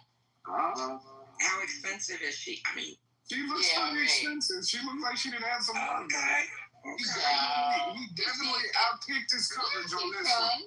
Is she Indian too? I think he's Indian. Is he Indian? Yeah. Oh, yeah. Patel, yeah, that makes sense, Yes, right? ma'am. Yes, So I was looking across that table and say, "You been in my fucking makeup again?" No, you've been on the. Him and JD Van's gonna be fighting over the eyeliner. You hit that pipe. He looks like he's seriously snirting the lines and shit. I was gonna say, now you know that's an oil burner. We discussed this. Yeah, He so looked he's like you got caught in something. Like, you know how when you were a kid and you would do something with your face and they say don't do that, your face still freeze like that. His face froze in some kind of way. Somebody smacked him in the back of the head. Check my PTR. He definitely outkicked his coverage with this one. Uh-oh. Sometimes you get lucky. Yeah. Oh, If you swing at every baseball, you're gonna hit a home run. Bound to hit something. Yeah. Let me see. Y'all have to tell me, because I can't see. You know that. Oh, yeah, she's cute. She's definitely cute. Okay. Definitely. Okay. And he looked like hella. His eyes are still fucked up in that picture. Not his He face. might have now he got girl tits, too, and he got a dad roll. He should have wore that shirt. It's doing surprised everything. he pulled them. That has happened to me in the That's a past. lot, bro. Yeah, I thought that was Julie in there for a minute. Did you really? Oh, stop. I'm talking about the short Lisa. Remember how they shouldn't do you? That's happened to me in the that past. was You'd be surprised. crazy. You'd And be he surprised. got his account snatched for doing that. Don't y'all be doing that. Yeah, he did. I got this happened to me before where I'd be surprised I pulled one and I just be walking around for the rest of the night like, hey, she got me to get her. Wow. It was a sympathy. It all still count. It's the proximity. Maybe Cash is like DJ Fridays and just be doing it at the club, just getting his face all. That's so nasty. Please don't remind me of that story. Please don't. Oh my God! Just to speak to her alone is gonna keep me up tonight. Don't do that. Wow. Well, good for him. He's a beautiful girlfriend. Welcome to After Hours. After Dark. Yeah, after hours. We've been open. We'll never do this again, gang. Yeah, you never. said that. No. Ramona, we opened yesterday. I was going to do a case, and I had to be there in the afternoon. I forgot what time the case was because I never did it. But anywho, I opened up the room on the drive, and it was 8 o'clock in the morning, maybe. How come you didn't do it? Because the patient canceled. So I was going to get my money. So I just stayed there the whole 4 hours. So then it's been open ever since to the point where I lost my replays.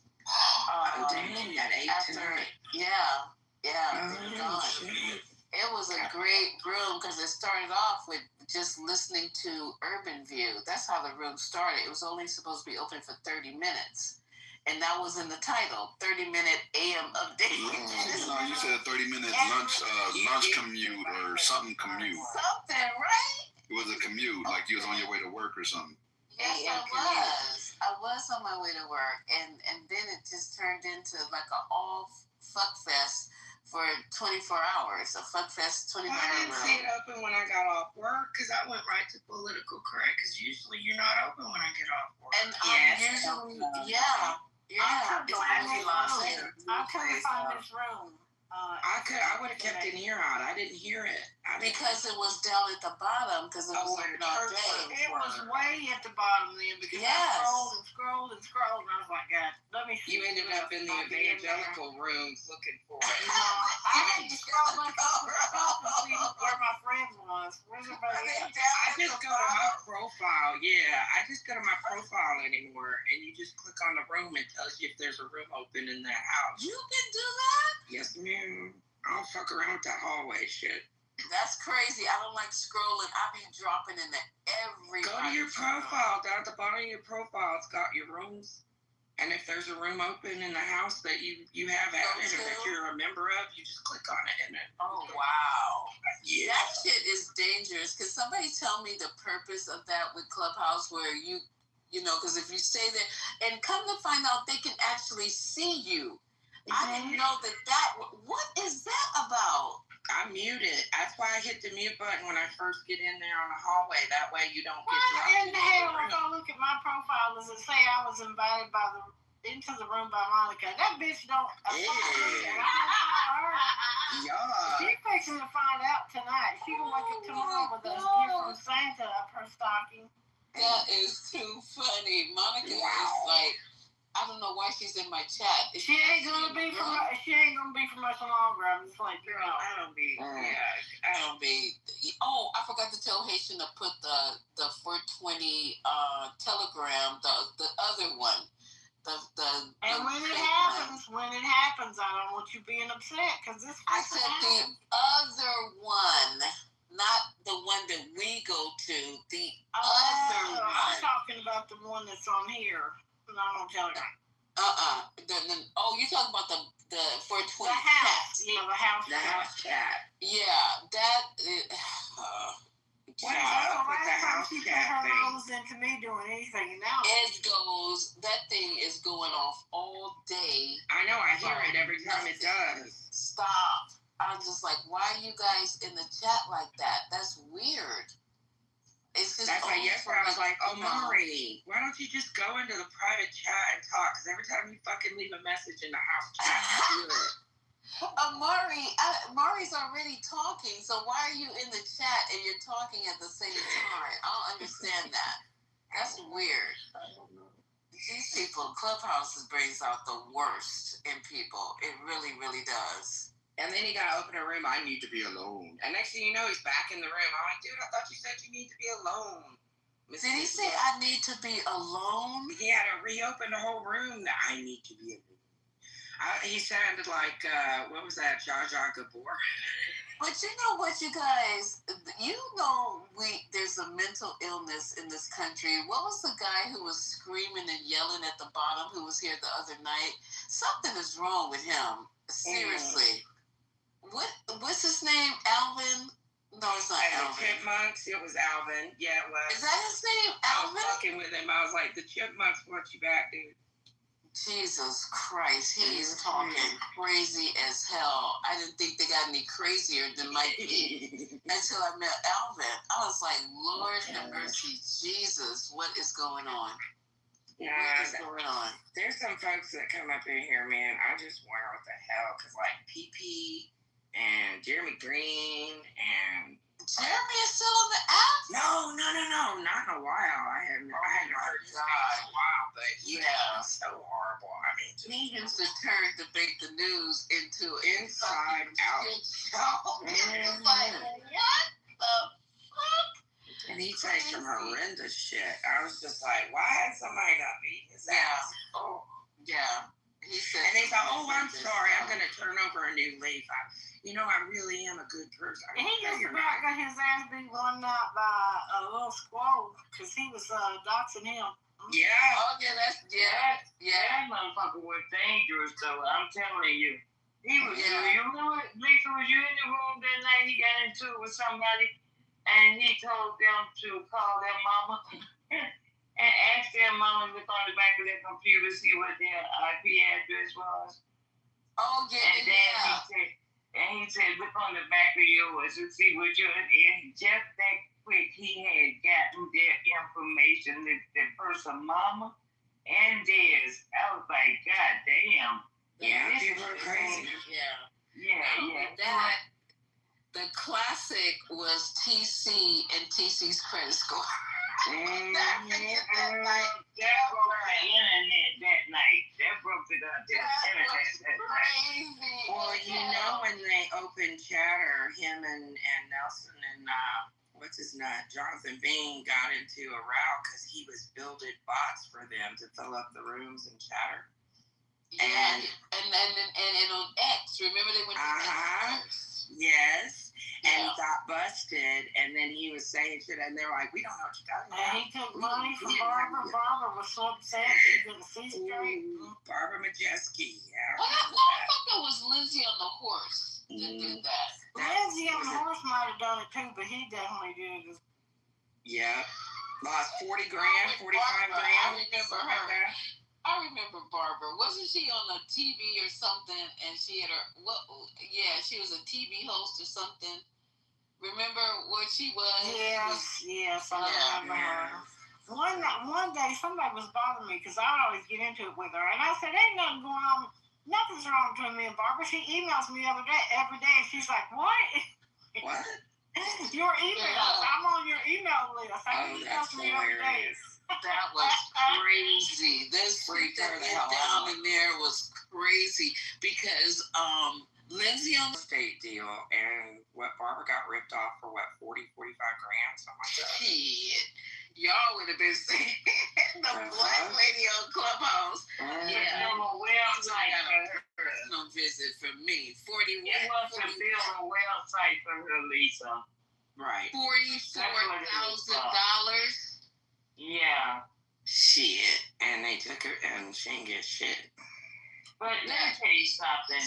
Crazy I blame talk. her because she was just You don't blame Lindsay on the horse? You don't blame her? I don't blame Lindsay, no, because she should have known better than that. Yeah. She spent around money all her goddamn life. I think, who was it? Her family owned, who was it? They She was owned too it. old for that. She was too old They for own the that.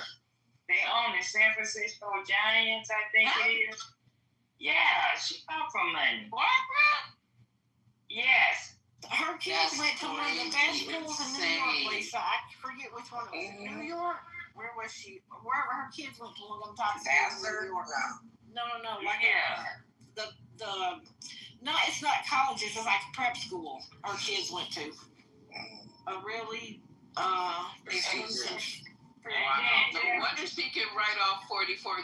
Yeah, she on TV and everything. Yeah, she was on TV too. To you, Lisa. But Jeremy told her don't pay him. We were in the room when he told her she didn't have to pay him. Yeah, and she sent him the money anyway.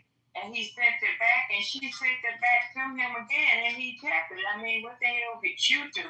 What do you do? Yeah. But that had nothing to do with Lindsay, though. She took the money. No, and Lindsay, it didn't have nothing to do with Lindsay. Lindsay straight up scam. I can tell you send me $40,000, you ain't never gonna see that shit again. R&B. That's crazy. You know, Alexander's going on a road trip if you send me $40,000. I know that's right. They need to do debates greatest hits because remember another water, what was his name? The one who sold water. Can you imagine Kevin the water boy? Can you imagine our water and that water on the same stage? I think I would kill myself with a I would sport. quit Clubhouse.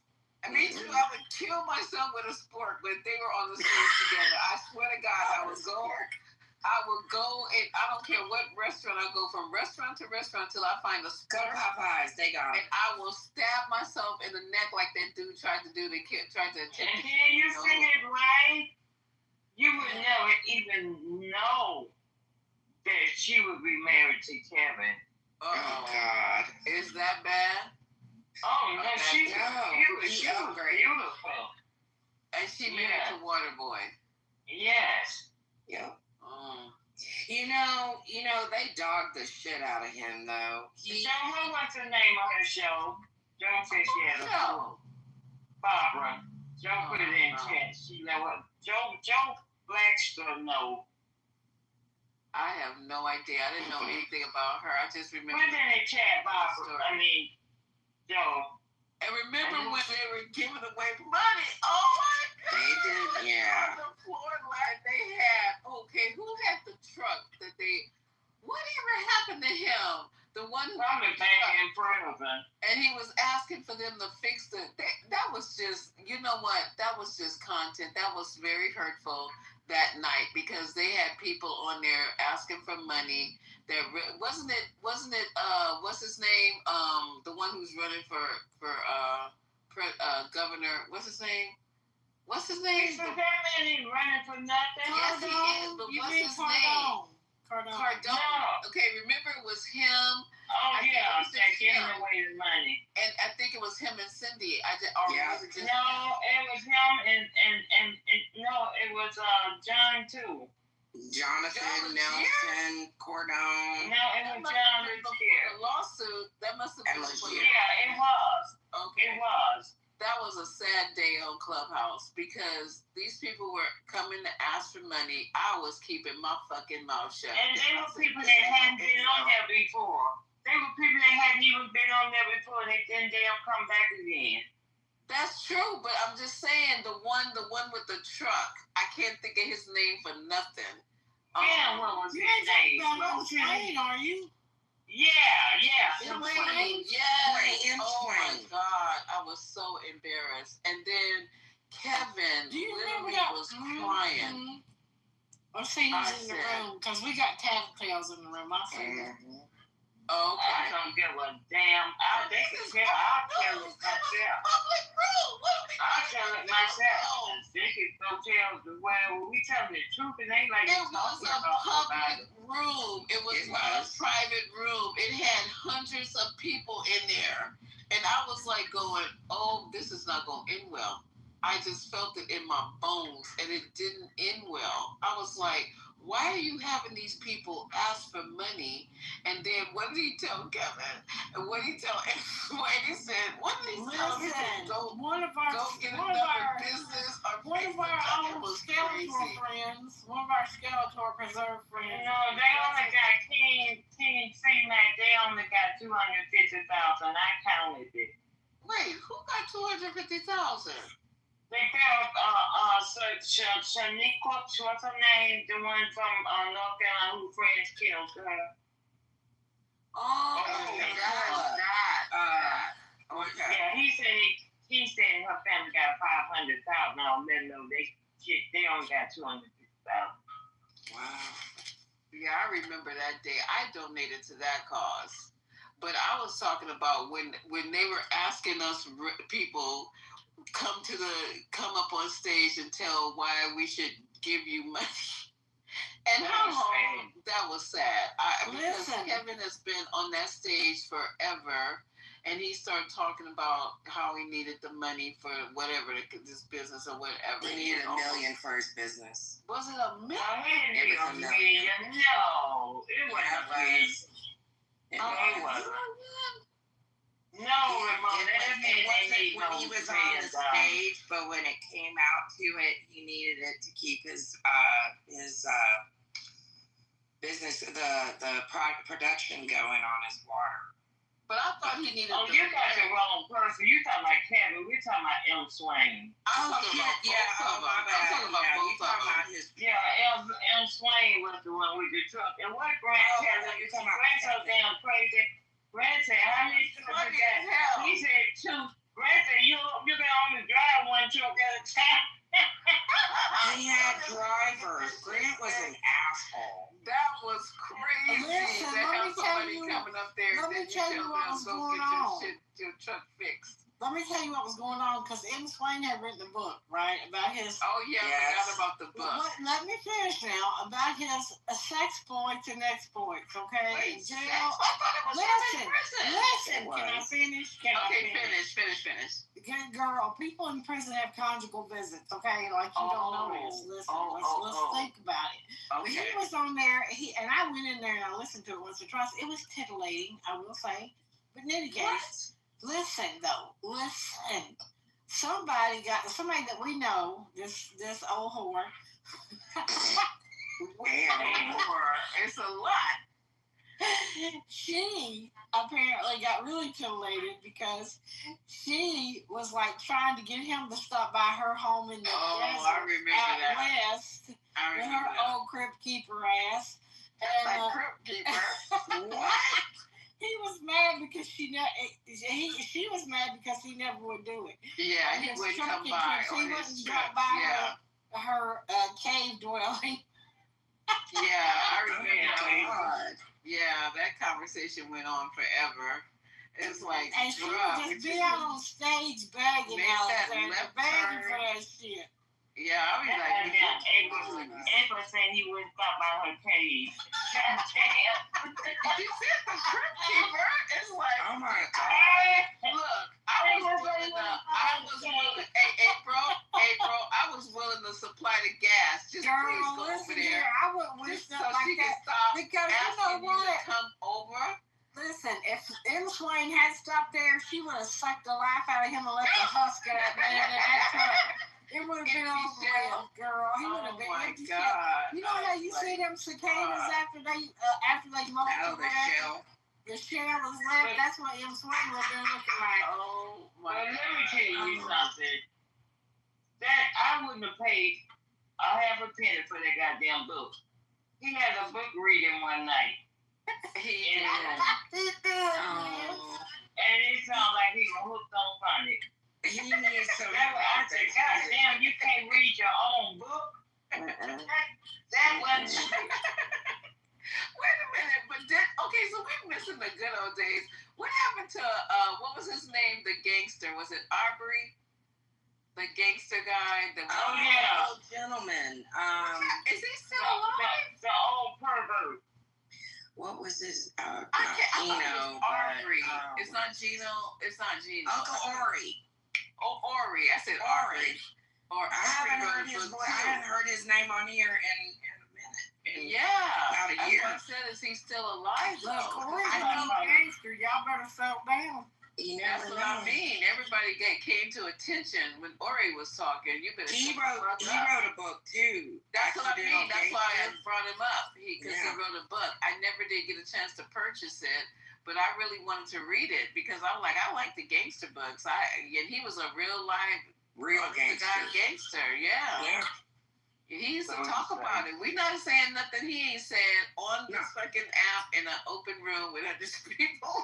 So he say, one thing I learned about this goddamn app, they will stop believing this shit people tell you. I don't know.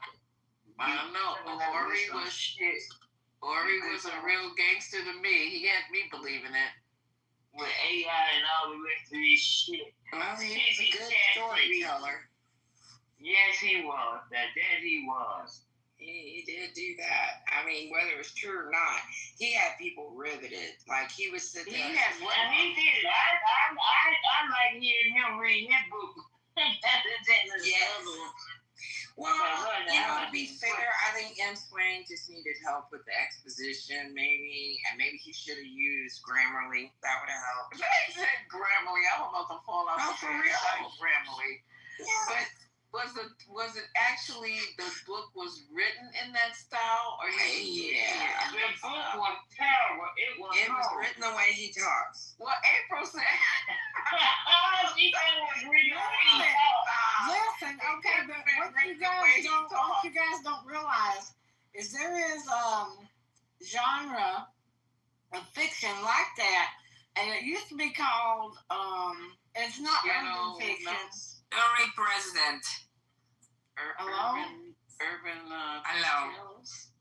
You okay, Marco 22? Yeah, I'm okay. Thank you, everybody.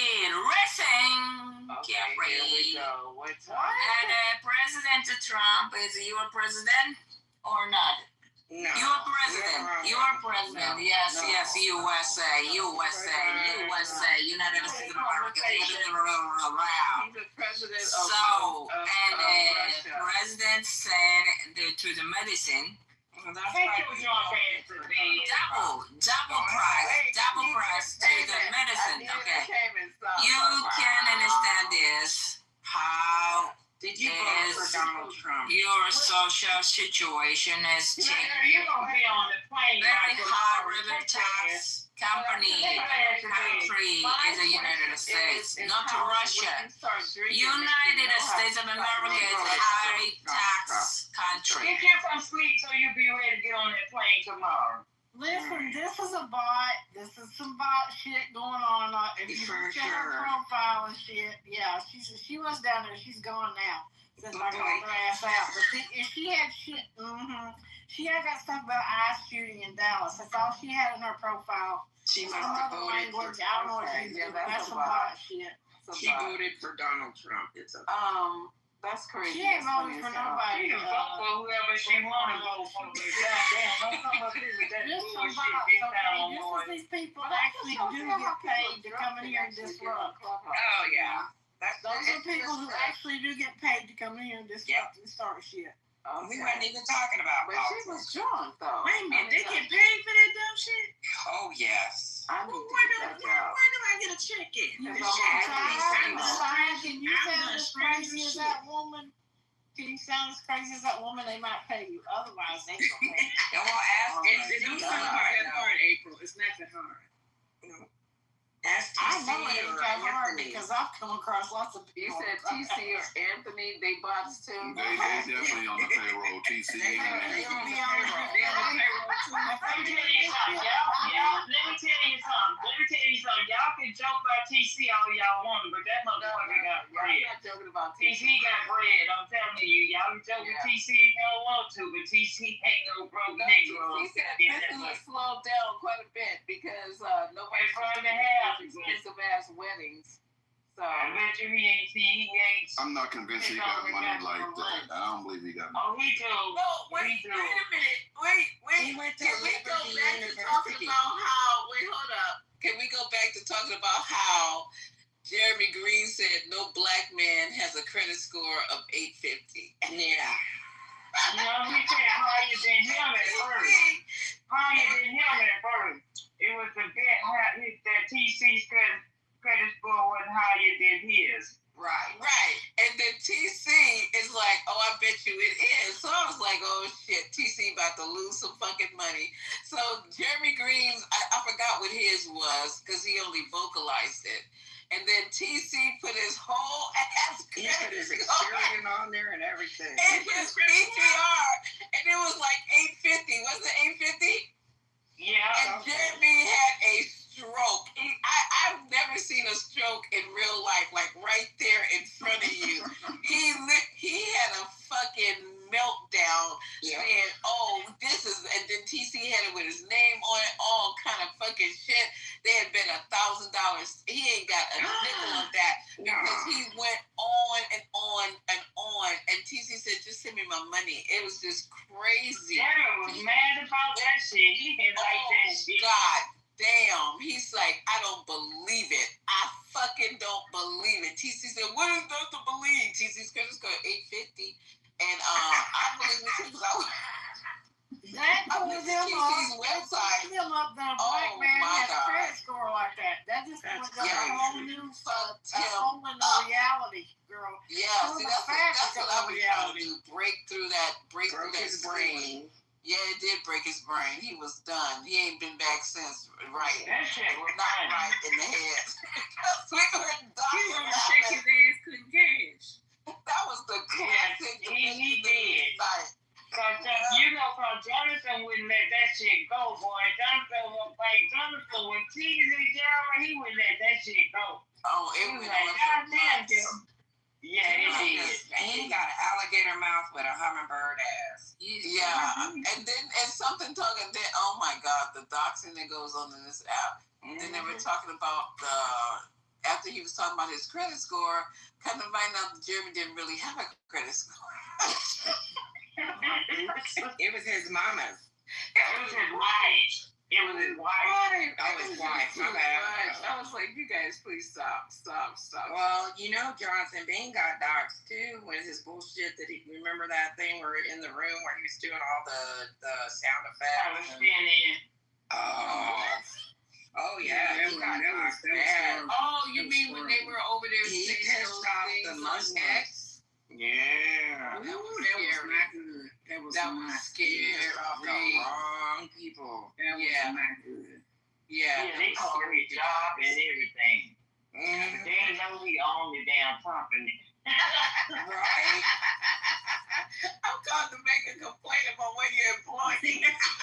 Like, fool, I am the employee. Goddamn, it was just crazy. But that was crazy. I will say I don't have a talk with myself and I get was back scared. I was scared. When he would do that, you guys, I was literally scared. I left the room. I was like, oh, I'm not going to have my face on this. Yeah, that was crazy. The bombing and making fun and making those noises. Sound effects. Oh, my God. I said, no, ma'am, no, sir. No, ma'am, no, sir. That one was a lie. Yeah. That one was a lie. He didn't back down. Even after being threatened, he didn't back down. He put 10 on 20. That was crazy times. I said, oh my God. And you guys talk about my realm. Did you forget about the big news? Do you remember what caused this room to happen? That's true. That's what made the room even come about, is that crazy ass debate the news. I was like, I'm afraid for my life in here. This is crazy. I remember talking so crazy. Fucking dumb. Yeah. You guys remember being the 17 undesirables when Chatter first started? Oh my God. Now that's y'all's claim to fame. I was never one of the 17. We weren't the undesirables. It was something else. Something. I can't remember what they called. What they call 17 something. I forgot. It was the infamous 17. The infamous 17. The infamous 17. Because they always would give us shit because we would give them crap in the chat and they kick us out. Or we come up the stage and we try to say something, they drop us down. It was crazy. Oh my God. I was always being dropped. Me and April were mods and we were being dropped. I ain't never get green beans. What happened? What happened? Y'all remember that man had DJ almost crying? He was telling on me Friday. When I called him Florida Evan, he was like, y'all gonna let him y'all gonna let her sit there and call me Florida Evan? I was that my whole entire life ever. The funniest thing was, remember when they left Bart and what's his name? Bart and Waterboy in charge. And oh God. Sex room. Yeah. Oh my God. And they barred the Aurora. They did it with Aurora. Oh my God. I wasn't even there. Yeah, she still comes in here. I missed it. I wasn't there. And they got barred out of Debate the News. It was just hilarious. They should have. She was paying some horrible shit. Mm-hmm. Yeah, and they were letting her get away with it too. She was saying some horrible shit. I was the mole who heard it all. What? I was the one that turned their little bitch asses in too. That was me. It was me. Thank you very much. I don't get it. It's a bar. Was it that bad? It was bad. It was bad. Because there's some horrible stuff on Clubhouse. Listen, girl, that bad. Listen, though, for white people, this was bad, okay? It was Laura Loomer times 10. What the hell? I hate having this that night. I don't know where the hell I was. I don't know how I missed it. But they let these people come back. Wait, Laura Loomer times 10? How the hell did you get one of those? Like, she's a terrible. We had lots of those on Debate the News. We had Monica? Okay. I understand now. I think they actually got people intentionally to come in and do that because then they had the whole crew of guys up top with Mama Cindy, promising the gold streets and everything to everybody. But then they would have somebody come in and be obnoxious and be, oh, no, you can't act like that. We don't have that in this room. Jonathan, we don't have to talk like this in this room. But they're going to let people do it anyway. They do it anyway. It's crazy to me. It's crazy to me. And I used to tell people, because they'd be like, they would have these whole things where they're trying to get people to go to these 10X conventions and da-da-da-da-da. Oh, that was a big deal over there. They were just really targeting young black men, honestly. And it's just like, don't you guys see what they're doing? And Cindy. That was a big deal, though. It was. At those meetups in Florida. That was a big, big deal. Yeah. But it was just a bunch of shit just so they could be like, look at me. I'm a super whitey. I'm going to be kind to the black folks. Mark Days, Marty. What was Marty? Whatever happened to Mark Days? I don't know. That mofo came to me something I said in the room. And I almost brought me to that. He got married. Brought me to tears. Did he get married? Yeah, he got married. He's been married. Whatever He was rapping too. Mark Days was rapping and selling or reselling phones. Yeah, because they were playing his song or whatever on the news. Girl, and I sat down and wrote the lyrics out for him so he could put it on something because I don't know where he had the lyrics at, but I sat he had them in his head. Wrote that shit down for him.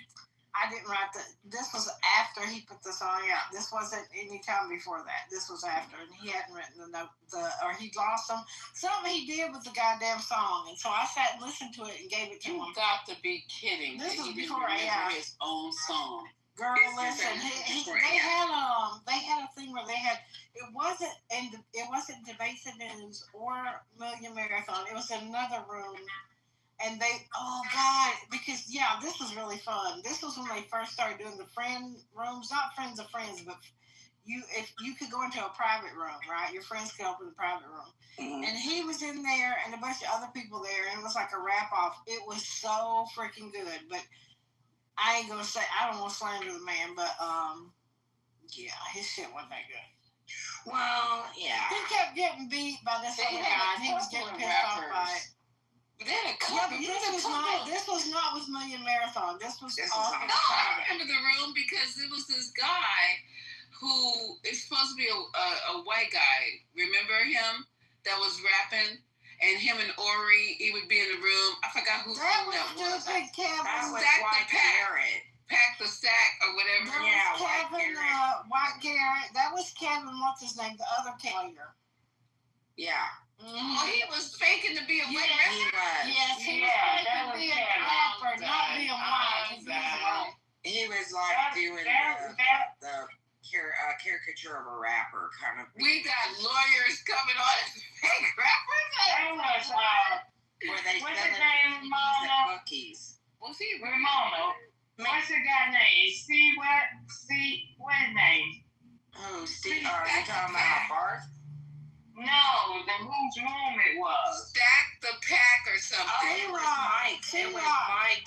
Oh, C-Rock. Okay. C-Rock. Yeah, C-Rock. It was C-Rock room. Yeah, C-Rock's room. Yeah. Well, I'm talking about happened way before C-Rock or any way before he built that room. Yeah. Way before that was a private room. There was, what was their name was on here? Oh, I can't remember right now. And Muse and her friend, Mr. Zappa are the ones who got me in trouble and had Nelson, my name up in the goddamn fucking title. Zappa cried. I wasn't in the title. Oh, shit. Oh, my God. That was so stupid that day. Crazy. What went after April about? It was a shock. I was not even, Jonathan was calling me, you better get on here and get this from us. I'm not doing a goddamn thing. I will not. I refuse because I ain't done shit to nobody. It was that Muse had said something about how people have diabetes and it's because of this, that, and the third, and they don't take care of themselves, and that's how they got it. And I came off mic and told her ass off. I said, how much do you know about diabetes? Well, I've read up on it. I'm like, okay, so I have it. So I think I know more than you know about it. And that's what started that? That's what got her mad. She got mad about that because, well, there was other things I was doing. I ain't going to say, danger. But that was the straw that broke the camel's back. And she had this friend, and I didn't know they were friends, right?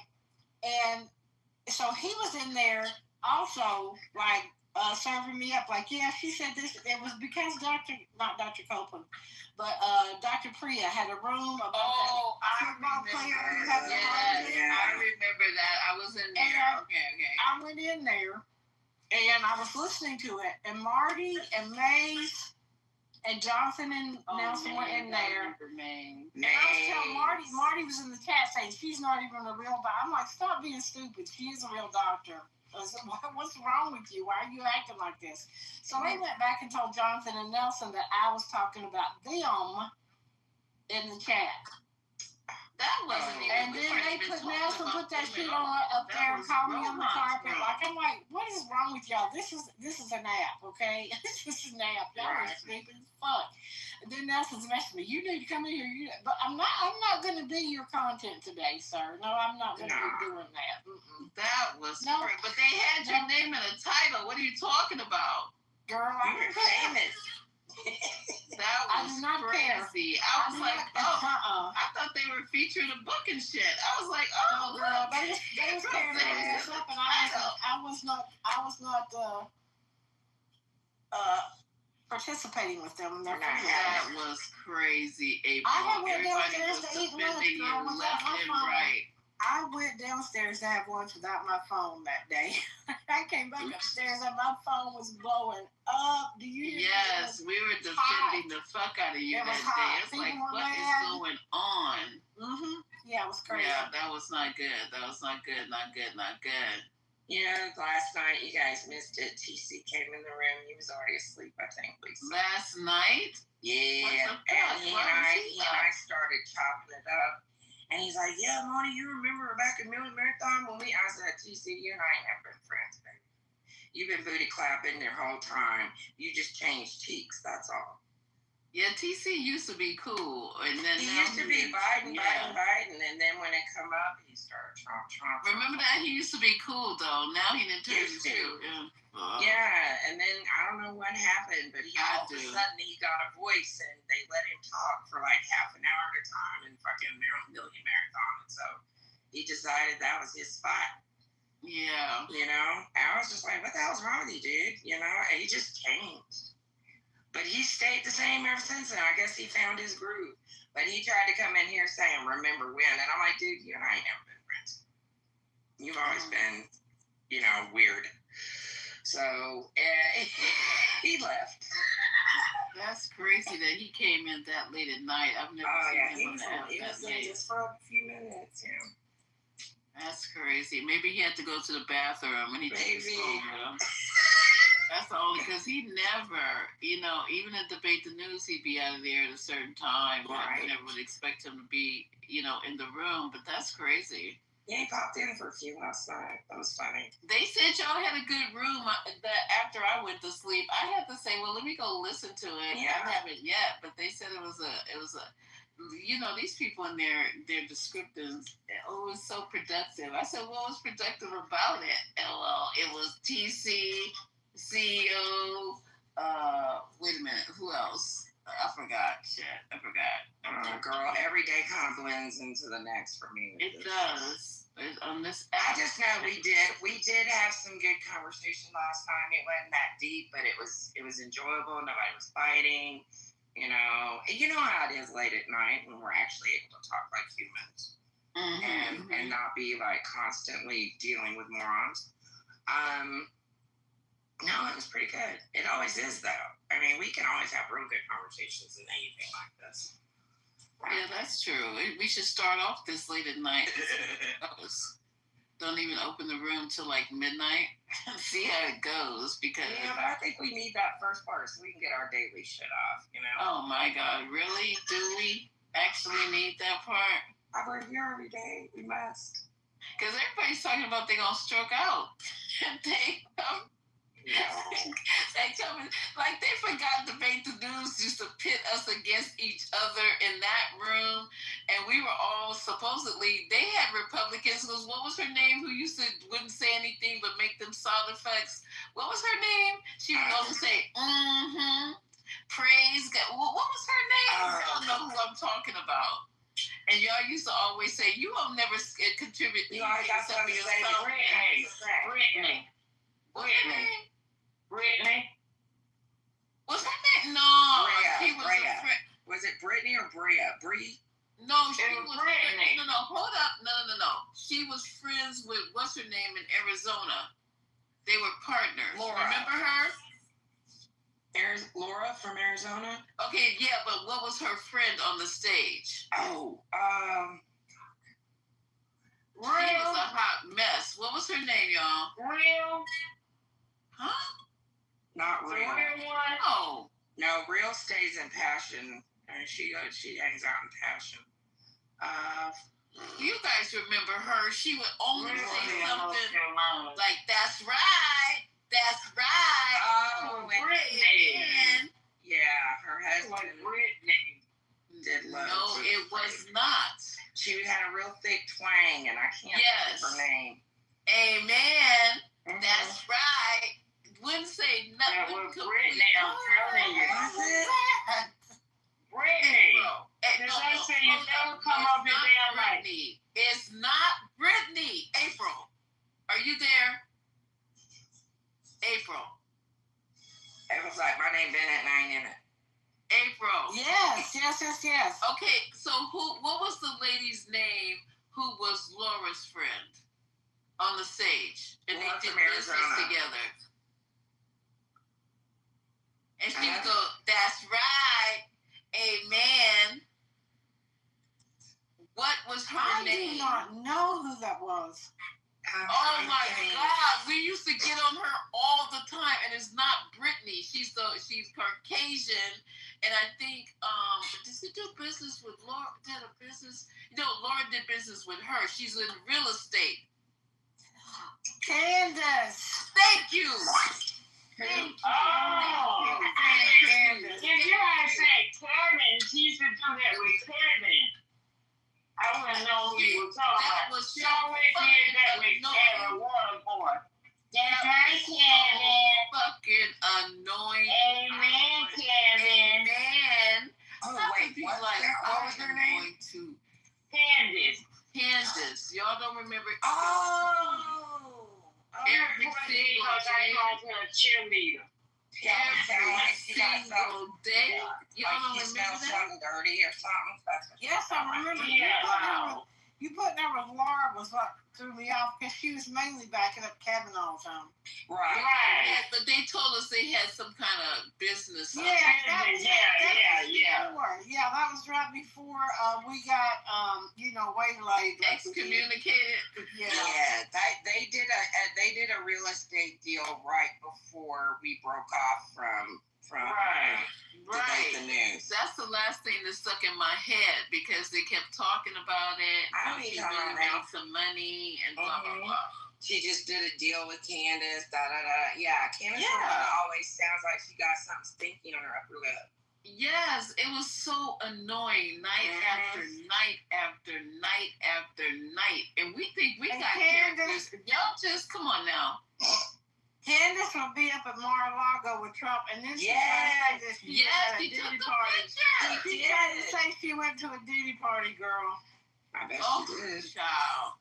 Now, you guys, my stage is not as bad now that I'm talking about all the characters. But can you imagine Mike P, Candace, Waterboy, TEC, and we had a whole bunch of other M Swing. Oh my God, this place! I think I would just, just jump off. Yeah, I'd jump off a bridge because every fucking night, even DJ Fridays would be a mess. Oh yeah, every fucking night.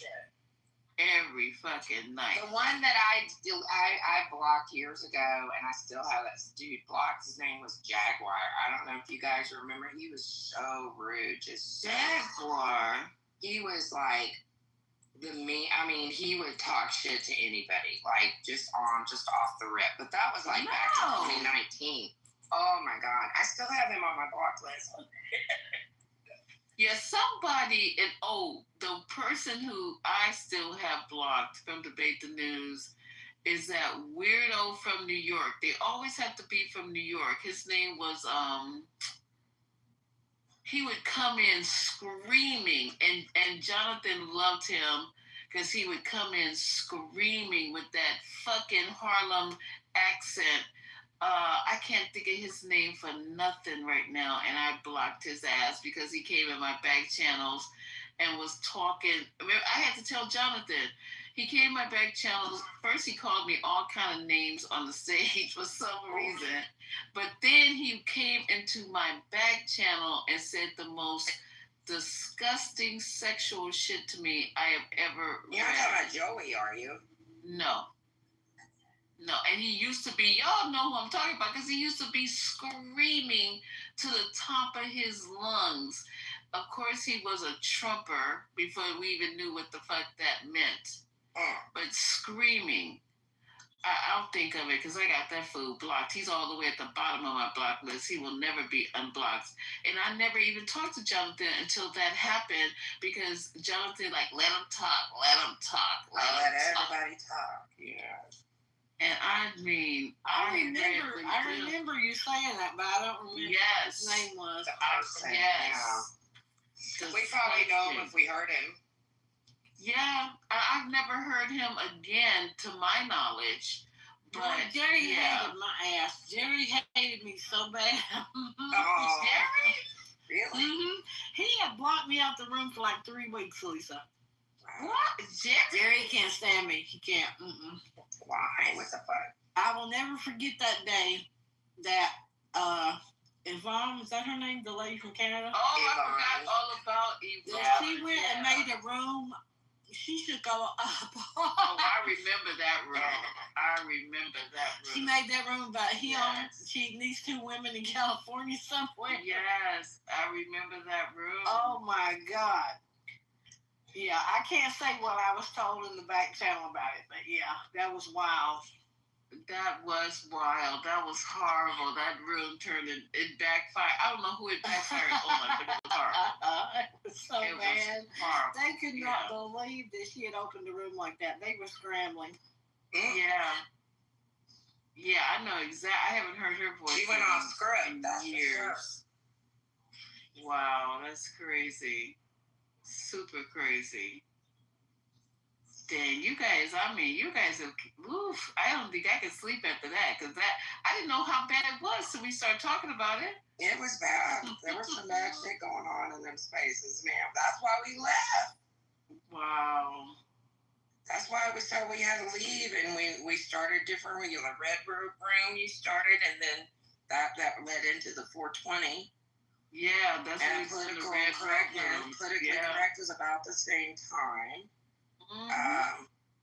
That it opened, so it's just kind of fuck it. And don't forget High Tea. High Tea Sunday.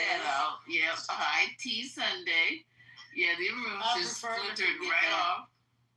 Huh? We didn't know we had snakes on the plane. Snakes on the plane. And don't forget about the other one. I Need Clarity. Yeah. Yeah, all those rooms got started because of that whole situation. Girl. I'm a hush. Yeah, just please don't say anything. I'm going to hush. Anyway, then we had... Yeah. But I had fun, I'm telling you. Because every day we showed up. So evidently, we were having a good time. Because even though we complain, like they come in here and complain, we showed up every freaking day. If I went in there and I didn't see you guys, it was like, where's so-and-so? What the hell is it? You know? Yeah, people just stopped going to debate the news. It's like, they come out, the chat will come out, that they open the room, and like, whatever. Oh, wait, they still telegraph it over here? Oh, yeah. They are? Occasionally, they do open rooms still. They do. I hear it coming up occasionally. I'm like, fuck it. Because all they doing is just open it up so they can stream chatter. Yeah, there's this simulcasting like they did with X. They're not really letting the people on Clubhouse talk or interact that much. It's just they have people from Chatter in the back handing out invites to Chatter so they can get more people over there. And the very app that they couldn't stand is the one they recruit on. It's wild to me. If I was the owners of Clubhouse, their ass would be over here doing shit. They'd be blocked. Yeah, because that's kind of like... That's competitive. That's like, But that was happening the same thing with X, though. How does that go? We were in the room, and they were at X, and, okay, we gotta start streaming on X, and then I was like, I don't have X, so what the hell does that mean for me? I don't have it. So Jonathan would be on X, and he would just have it streaming like we do. Yeah, because it was like no interaction for us, so what was the point of us staying there? We were just to listen, so we could get pissed and try to say something, but can't talk, because they don't let nobody talk in Clubhouse. And they say some crazy shit in X. Cardone had a word for us on Clubhouse. What the hell was it?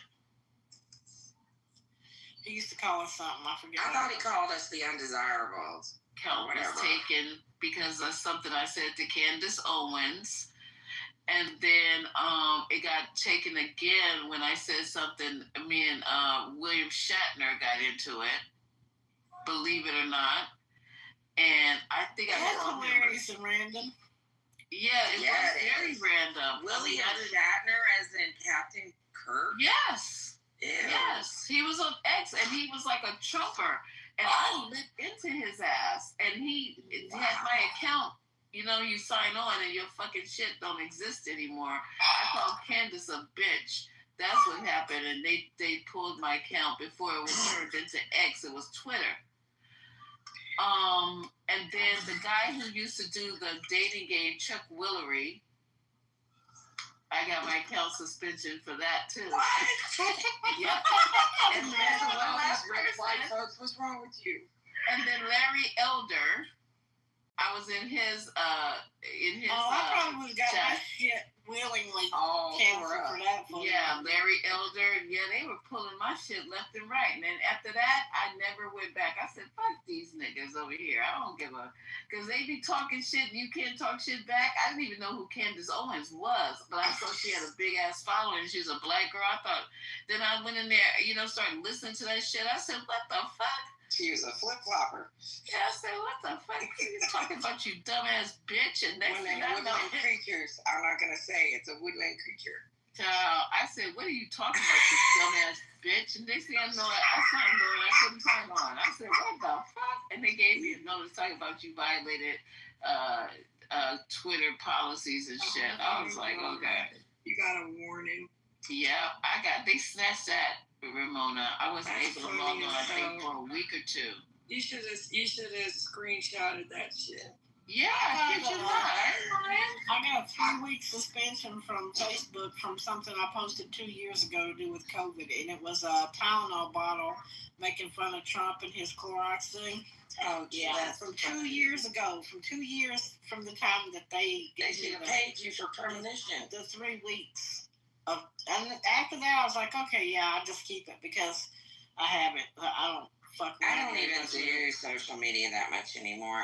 I barely have Instagram, and that was just because when Clubhouse started, we didn't have private messages, so I downloaded Instagram so I could have, direct messages. And I post on Facebook like once a year, maybe. I just got off of it. It just got too fucking toxic and crazy. It was worse than Clubhouse. It's all toxic. It was way worse. Well, they were bashing TikTok this morning. I'm glad April wasn't logged on. You know what? I don't give a fuck what nobody says about TikTok. I'm still going to go over there. As a matter of fact, I might go back to fuck now. That's what I'm telling you. They said, the people on TikTok, they just be over there. You gonna take your toys and go play somewhere else. I get good shit off of TikTok. Jeez, I get some good shit off of TikTok. What the hell? I do. I get some good shit off TikTok. I thought TikTok was only them fucking dances. Me too. Yeah, that's what I thought TikTok was all about. That's what's in your algorithm. That's what's in your algorithm if that's what you watch. Well, I don't know. I kept getting that there's plain talk, there's sexy ass logging men talk. There's all kind of shit over there. Sexy ass what? Loggers, or what do you call them men that cut the tree down? Lumberjacks. Girl, listen, you don't know what you're missing over there. It's all kinds of shit on TikTok. I'm sure it is. Well, it won't be now, probably. I'm sure since it's taking over. I don't want to get addicted because I know people who just cannot go a day without sitting there for hours. And I don't listen, I feel like this on Clubhouse though. Yeah, that's true. I got a nerve. Girl, listen, you've been on Clubhouse for 24 hours. I got a fucking nerve. Literally. Okay, I apologize for that. Do you remember when we tried to see how long we could keep a room open without it closing? Like, you would fucking sleep in these rooms and keep them open. Why? They still do. Well, we still do. But, I mean... I've been in rooms where I go in, like, if I wake up, I say, oh, look at this room. I go in there and people are literally asleep. Yep. I'll be like, is something wrong with my mic? Is something wrong with they all sleep. Yeah. Sleep on the app. It's like, really, y'all? I fall asleep all the time with you guys talking. It's weird. I have weird dreams too, y'all. Just when you're listening to Clubhouse. Don't fall asleep on the TikTok shop, okay? You could end up buying shit you don't even know what the hell you bought. Yeah, I heard about that they be shopping. TikTok shop is, I love the TikTok shop. That's crazy. I love that shit. Listen, I want to go to China because you know how much shit these Chinese have that we don't have? Y'all be thinking China is some big, all these poor people. Yeah, okay, so it's the communist, whatever. But these people have all kinds of fucking technology and gadgets and shit. They can make any fucking thing you can talk about. They do. I bet they could make me my god dog. They could make me my robotic god dog. That would be great. Listen, they have this thing that can make you run faster, walk faster. whatever. They put it on your legs, because I saw a guy doing it today. And I'm like, what the fuck is this? And the man is out there. He's like, I'm walking right. It's making me walk. You're stupid as hell. Oh my I don't God. even know what the point of the shit was, but send me one over here to try. If it's on TikTok, I want to see it. Send me one. I'll give it a whirl. Wow. I don't understand how it works. How you It probably controls your muscles and your nerves. The guy said there's AI in it. I was like, I don't think I'm going to strap something on me like this that has AI. What if it fucks up and I can't do it. And you can't stop. It walks you off a pier. I know, some freaky things. China is about some industry, business. They really are. Innovation. And Yeah, they are. The rest of them are fucked up. The rest of their ways are fucked up, though. Yeah, there's a price. Yeah, they were talking about China over in Africa. They said they're building airports and they know they never go get the money back, but they don't care because they need to use the airports. So they just And they know that. shit left and they right. know that. This is what you do to people who need things, right? This is how we exploit people who need things, because they have immediate needs and they'll, take what they can get. It's wrong and it's bad. But this is the price people pay.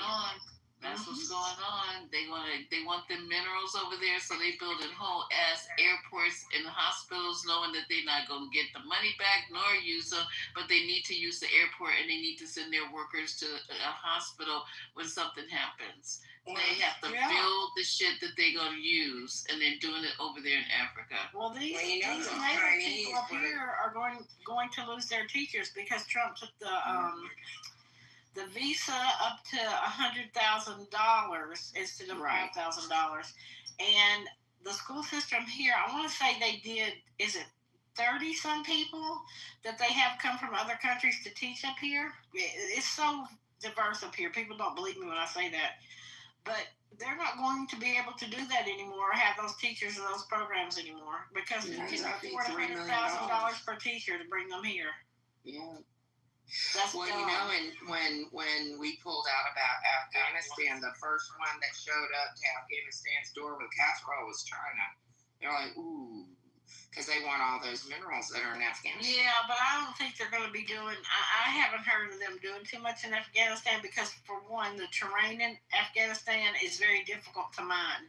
Those mountains, the way that they are, it's all very remote. There's one road. Any infrastructure that they have was from the U.S. being there for as long as they were. But the mining sites are too difficult, too remote for them to get their money's worth out of doing it. So China, the U.S. and China both have looked at that. They would if they could, Ramona, but it's prohibitive, cost prohibitive. You don't think they would be able to use LiDAR? LiDAR? To what they could do in Africa, huh? You don't think they'd be able to use LiDAR to find it? I don't know. That I don't know, but I know that they haven't done it up to this point. Nor have we. I got to do this 10 here. It's number 10, so it's time for me to say good night. I'm here as long as I can. Good night, Alexander. Good night, Miss Alexandra. Good night. I'll see you guys tomorrow. At least hit me up. Let me know what time you're coming on tomorrow. You hear me, Lisa? She don't fall asleep. Did she fall asleep too? Lisa? No, she was just talking.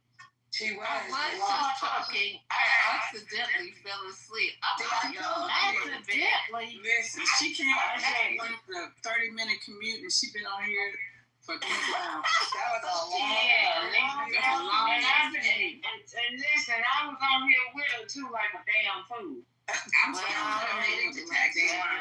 know you guys had a good time. This is a good night. I'm really afraid to go to sleep because I really think we're going to war, and I'm really Lisa. I'm sorry. I'm so sorry, but I'm going. If we go to war, ain't nothing we can do about it. Well, yeah, I gotta worry. I have a family member who's on a carrier. Oh, okay. And I'm worried. You know what I mean? And there's nothing you can control about that. Worried about that, exactly. You can't control that either, sister. Yeah, but you know what, you guys? You still need to take care of you. How are you gonna be supporting you? You want one of these tens? You want these tens so you can go sleep? Oh, hell no. I got some hydrocodone. No, I just kind of drifted off, and that was like, you have these like little light dreams. I was already dreaming about that shit. I was like, I told you. Ramona, mine's stronger than yours. Oh, okay. Listen, Linda. Here's what's going to happen. And I've told you what the play is. I've told you what the play is. My girlfriends down there, I'm going to say good night. Sweethearts. Good night, sweetheart. It's time to go. Hey! Wait, who did that part? That was me. That was good. That was excellent, almost. I'll leave you to the bed and the dog. We'll be here all night. We'll be here, Alexander. She gone. Listen, Trump is going to most likely cave. I don't know what the hell they do with these 800 generals. But, that's wild. Yeah. I'm not really concerned at this point, and I'm up here 53 miles from Russia, okay? I was going to say, you could fit in Russia's yard. I'm not afraid. You know what? You know why I'm not afraid? Because if they do something, it ain't shit I can do I of all. That's true. And I don't need no more gray hair up in my head. It's a 3-step program, April. I can't do nothing about it. Bend over, grab your ankles. No, stop. And kiss your ass goodbye. I ain't going to even do that part. I'm not even looking. You know what? If they did do nuclear war, I would hope to be at the ground zero. Epicenter. Yeah. Because you don't want to go through the fallout. Otherwise, depending on how big it is, how big the hits are, you're going to wish that you had been one of the people to go. That's what I'm saying. You don't want to have to try to survive the fallout because that's wild, you guys. Death, it's going to be a long, slow, painful death.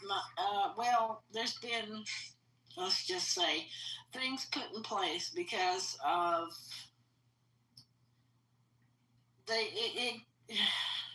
how can I put this? We could be hit just as a warning to the United States. Kind of like what Japan did on Pearl Harbor. Yeah. But you know what's really interesting is that NATO's not playing with them. Now, NATO's not. We flaky, but NATO ain't. They already said they are not fucking chomping at the bit to let the dogs loose. They are ready. They said we are not fucking playing around. We touch any of our people, and we coming after you. Trumpy is like receiving his marching orders. It's like, look, I done told you, this is how it's gonna be, and you gonna make it happen. Or your people gonna see you in a pee-pee tape on Russian TV. You know, what's it gonna be? It is what it is. What's it gonna be? Do what you gotta do, Pootie. Like Buster and Jared. Do what you gotta do, baby. Do what you gotta do.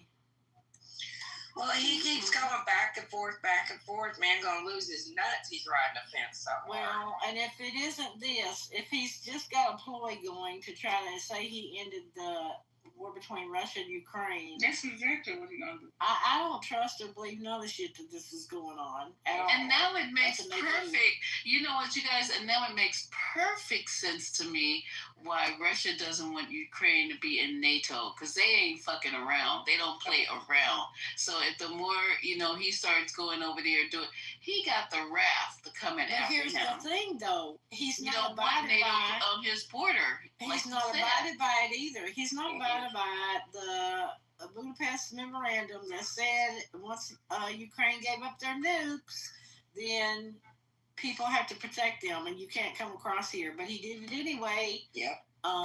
When Obama was in office, and he thinks he can do it again, he's already tried it again. But he cannot be allowed to control that part of Eastern Europe. That's just game over. We can't do it. We cannot. Simply cannot. He's putting his toe in the pond, and this is what the only way he's going to get what he wants. The only way he'll get what he wants is if Trump continues to bully Zelensky and pull our support from there. But here, Europe's not going to follow what we do because they ain't listening to Trump. Nope. They're going to continue to do what they want, with or without the United States, because that's what it is. Anymore. So, you know, if Trump doesn't follow Putin's orders, I don't know what could happen, but I remember the last time when he met him up here, like that next week, he wasn't spotted anywhere, and his hair looked kind of rough the next time I saw him, so I'm just saying. I'm just saying, too, that's crazy. You know. Crazy. Well, we gonna see, y'all. Who's gonna hit the button first? Because you got North Korea going crazy right now, too. Well, there's too many crazy people with buttons, Ramona. Yes, who's gonna do it first? And that's funny because none of them. They used to be scared of the United States. The United States ain't scared of us. Scared of us now. All you have to do is flatter this fool. Zero. Look at what all the shit we doing right now. Who's gonna be scared of us with all this crazy? Nobody. You look crazier than a motherfucker out there. Yep, we look crazy as a motherfucker to the world. They got somebody who talked to the world for an hour and nobody knew what the fuck he was talking about for a whole ass hour. He didn't either.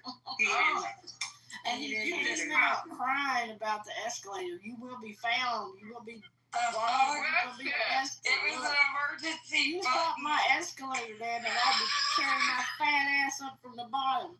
And that cameraman accidentally had to walk up. He did. All the way from the bottom, girl. As soon as Melania's little pinky toe hit that fucking first step, boom, it stopped.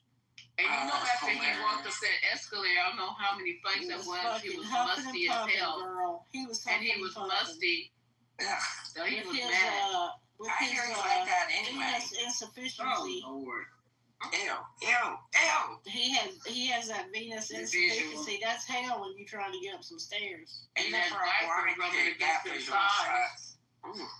He had thighs with chapped and everything. He goes, oh my God. You stupid. So he was mad. Weave was all messed up. Makeup was running. That was a disaster. I don't know why he can't read anyway. But somebody needs to be arrested for that shit. My legs are chafing, my weave is fucked up, tilted, my makeup is running. My mic ain't working.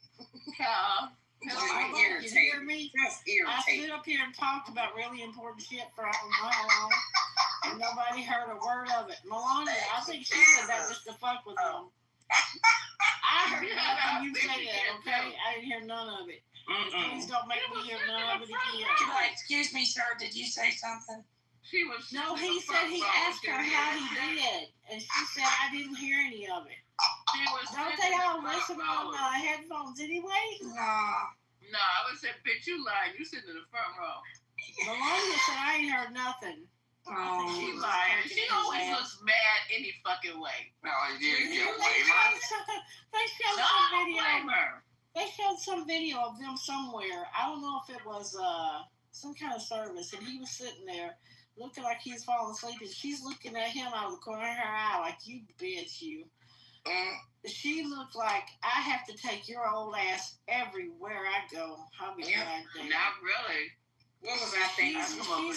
She's in her prime, okay? What was I thinking? Looking at Trudeau and Obama like, hello.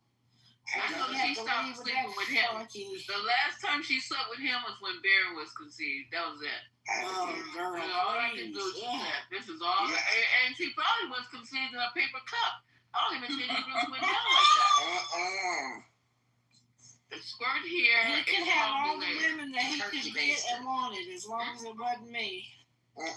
And you imagine him huffing and puffing. Oh my God. Oh, no. You like that? He'd be like an old, fucking watery rings with the sauce that ain't no good on it. Yeah, that's what he got through. Oh my God. I would join a convent.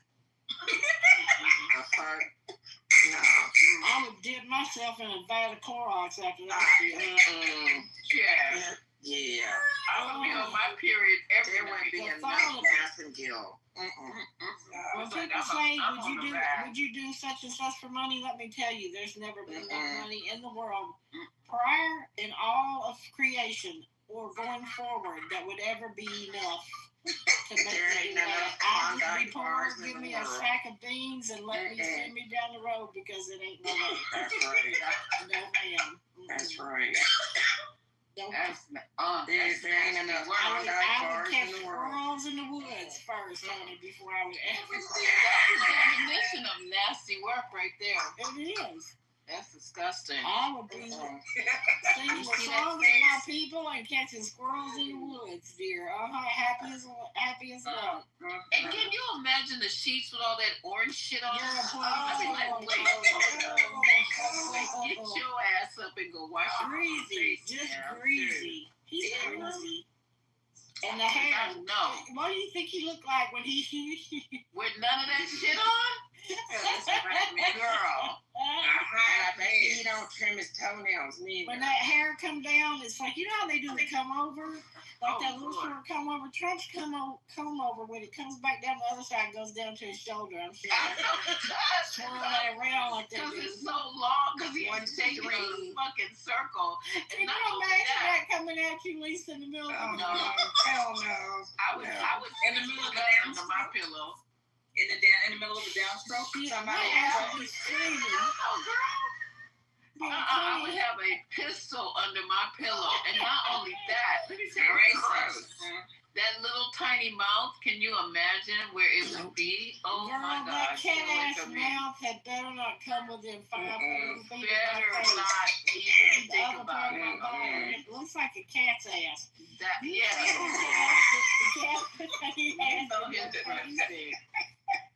We would do all kind of shit not to be with him. I would not take a bath purposely. I'd be like, I'm just gonna sleep. And maybe that would just turn you. He can grope and grab and do whatever he wanted to with as many women as he wanted to. That's true. I'll pay As long as they stay at you. I'll pay for it. Like, look, honey, I have syphilis. Stay away from me. Exactly right. I got my lab work. Get your fake lab work on. Oh, shit. The lab came back and it's not funny. You have to looking give good. yourself syphilis. I've got syphilis. I've got chlamydia. I got rabies. I got crabs. Lice. I got all that. I got everything. Don't come over here. Bed bugs, you name it. I got it. I would tell him, I'd say HIV, that's all. And just be done with it. No, I'm telling you, that didn't happen the natural way. He's But you know, honestly, Melania's too old for him now. I think that that's true. The recent widow was pressed up against him doing her interview, her short interview, for number 4. Yeah. Being number 4. Well, since Epstein's gone, he's going to have to shop somewhere else this time. Oh, shit. Damn. Oh, damn. Oh, you better try to send somebody else. Well, that's where he got his last 2 wives. No, we thought about Ivanka or whatever, and Melania both met him. I wonder if the kids have saved him a plot next to her at the graveyard. Really? That's disgusting. That dwarf is gone because he was Satan, okay? That little Epstein dwarf, he was Satan. You understand me? I'm glad whatever happened. Did anybody get pictures of that statue, though? I mean, seriously. Somebody got it in their PTR. I don't know, but I'm sure it's online. I heard about it. Online. They made them remove it, even though they could leave it up till the 28th. They had permits to leave it up till the 28th. You heard about that shit? It was coming down. Oh yeah, you know he was done. I'm surprised he didn't put the charges on that man. I think it's hilarious when he came back from the UK, how fucking quiet he was. He didn't say a damn thing about their gift. Yeah, they were roasting him over a pitted flame. Everybody was in his ass over there. They wasn't playing. And when he went to Scotland, you remember when he cheated when he was playing golf? They were protesting against him when he landed in Scotland. Yeah, because he built his golf course around some of these homes that had been there for generations and cut straight through their land, and some of the people refused to sell. So it's like a weirdly shaped golf course. They can't stand his ass over there. Are you kidding me? Yeah. This one dude they interviewed when he was over. He said I wasn't selling my property that my family's had for generations because it's by the water, right?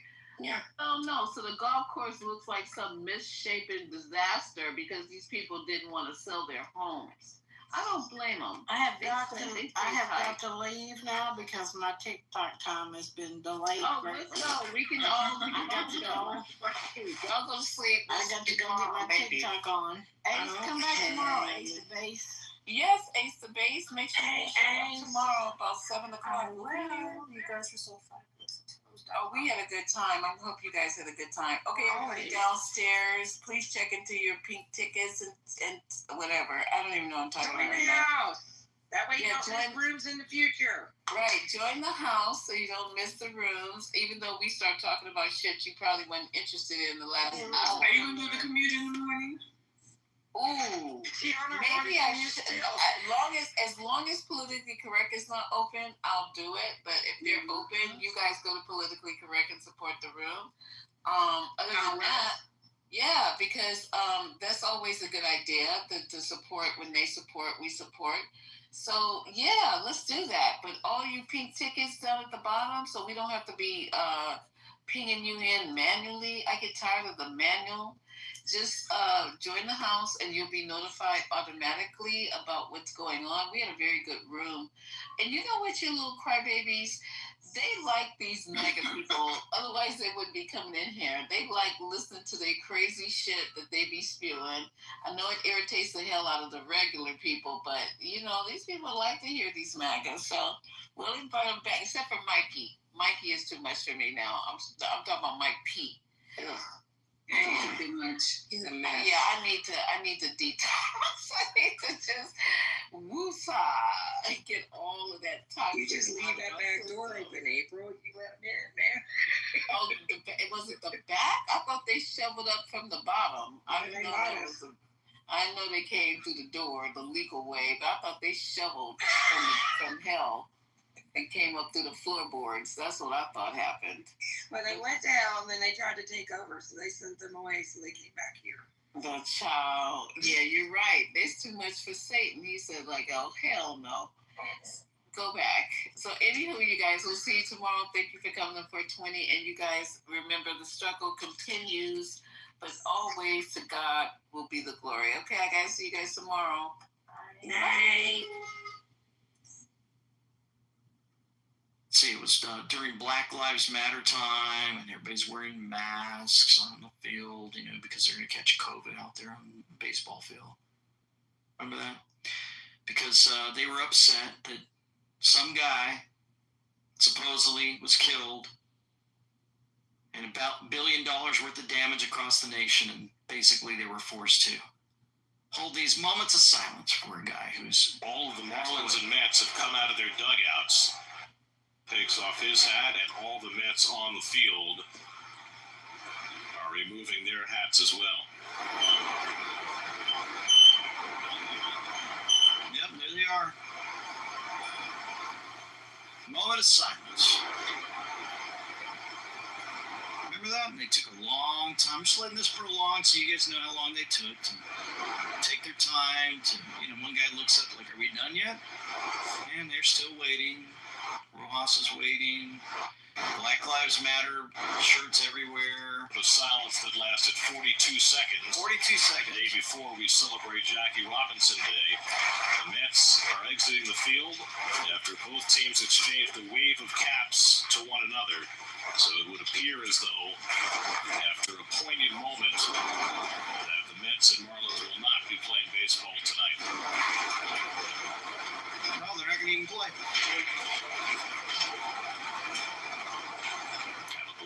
Matter shirt left on top of home plate. Left on top of home plate. They don't even play baseball. Fast forward to this time of our lives, and you've got Charlie Kirk assassinated. The Mets announcers, Gary Cohen and Todd Zell. Listen to what they say about Matt Shaw going to Charlie Kirk's memorial. Max Shaw leads off to the Cubs. He had a base hit his first time up. Shaw had Cubs World in a tizzy this weekend when he was not here for the Cubs game with the Reds. And they lost 1-0, and in which his lack of presence was felt. It was later revealed that he had been given permission to attend Charlie Kirk's funeral. And I don't want to talk about any of the politics of it, but it is weird. It's unusual. I think it's unprecedented, at least from my experience as a player. And I think it made it a little bit more unusual that it was not revealed until after it came to issue, because he was thought to be in the dugout and maybe available, and then was not, and that's how it was revealed. So it became maybe more of a story than it could have been had it been a press from the beginning. Shaw strikes out to start the inning. Do you think the fact that he's a rookie changes the equation at all? It makes it more or less egregious? As I said, I think it's something that would certainly be unusual during my era. But then again, there was no paternity leave. There was no bereavement leave. When I played at all, you showed up and, just found a way to get through work. But that has changed. Well, but I thought it was telling that the reason that they didn't tell anybody and that they had to play a man short was that the situation did not qualify for baseball's bereavement list. What an idiot. I'm sorry I have to say that word idiot, but I'm telling you what. A man was assassinated, his friend, close friend, and he's not allowed to go to his memorial service. Because you want to talk about it for several minutes on the air, wasting space and making sure that you demonize this young rookie for attending a ceremony that was broadcast to 100 million plus around this earth. But the moment George Floyd passes away and they have Black Lives Matter and they don't even play a game, it's, oh, well, we got to go out there and stand for 42 seconds and we're going to remember this and we're going to talk about it, and it's a good thing. Because nobody's going to play tonight. But one guy decides to leave and they have a hissy fit for all to hear. That's the kind of rhetoric we're dealing with. Day after day after day. You can't even watch baseball on TV without having it shoved in your face. And if he's a leftist liberal, then it makes even more sense. They just had to do it, didn't they? We're at andweknow.com, folks, and I'm a little worked up because some things have been going on the past few weeks that have really disturbed all of us. And I'm trying my best to keep my patience through it all, but I tell you what, it's been difficult. I apologize to those if I sound a little more upset than normal. But if you want to hear more of our videos, you can go to andweknow.com. You can also sign up for a Freedom Cruise. I've been challenging everyone to know that they've opened up extra rooms for us for those that are looking to sign up, even though we've had so many hundred sign-ups so far. If you want folks to sing, praise, and worship together for 7 days in a room filled with patriots, if you want a room filled with prayer, be in a room filled with prayer, a room filled with worship, a room filled with us sharing these podcasts on stage, answering questions, meet and greets, and all that, you don't want to miss it. You go to andweknow.com for that. And also, just want to remind you, we've got an amazing shop that Angie and Jamie worked so hard on, and they've got the sweatshirts and hoodies for you available for the fall, winter coming up. We've got these amazing jackets. I mean, everybody loved them when we had our Alaska cruise. These particular jackets I'm going to show you here in a moment, actually find at shop.andweknow.com or andweknow.com. And you will be amazed on what these will mean for you when you walk around town or you're outside and folks say, you know what, I happen to watch that show also. And the next thing you know, you've got a new friend. A new friend. Amazing jackets. You can wear them outside, especially in the as the things start getting colder. Really, really cool. I hope you guys take advantage of that. below. Now, some pretty cool things. Dr. Ben Carson, first-term Trump cabinet member, returns to administration to help in the Make America Healthy Again effort. That is so amazing.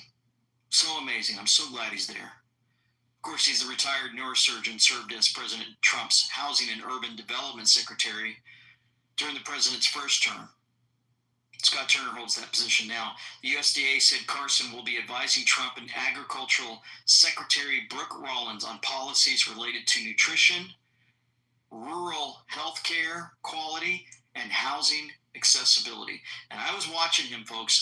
He actually said that he had a friend go to Italy for 2 months who had diabetes, and after living there for 2 months, no longer has diabetes because of health choices that were made. That's a huge addition for all of us. Huge addition. Another big name that went across the airwaves was this guy, Aiden Ross, the biggest streamer on the internet in the world. Listen to what he tells his audience. I really honestly feel that if we had a society ran off Christianity alone, I think it'd be a beautiful society. I think the world would be great, right? And, I think that that's why I think some people in my chat that are so expressive about God or whatever you guys believe in, my hats off to you guys, because if you guys are people of God and you guys are family, good people, good family people, I highly respect you, because I really feel like that's the best, most pure version of someone when you're all about family and you're all about God and you're all about, that. So all you guys that are like that, seriously, that's rare Jewish W. Okay. I'm Jewish, guys, but I'm not Jewish. And you guys are the ones that tell me that. I'm able to. So, amazing that this guy would even say stuff like that. Make sure that my son knows about that.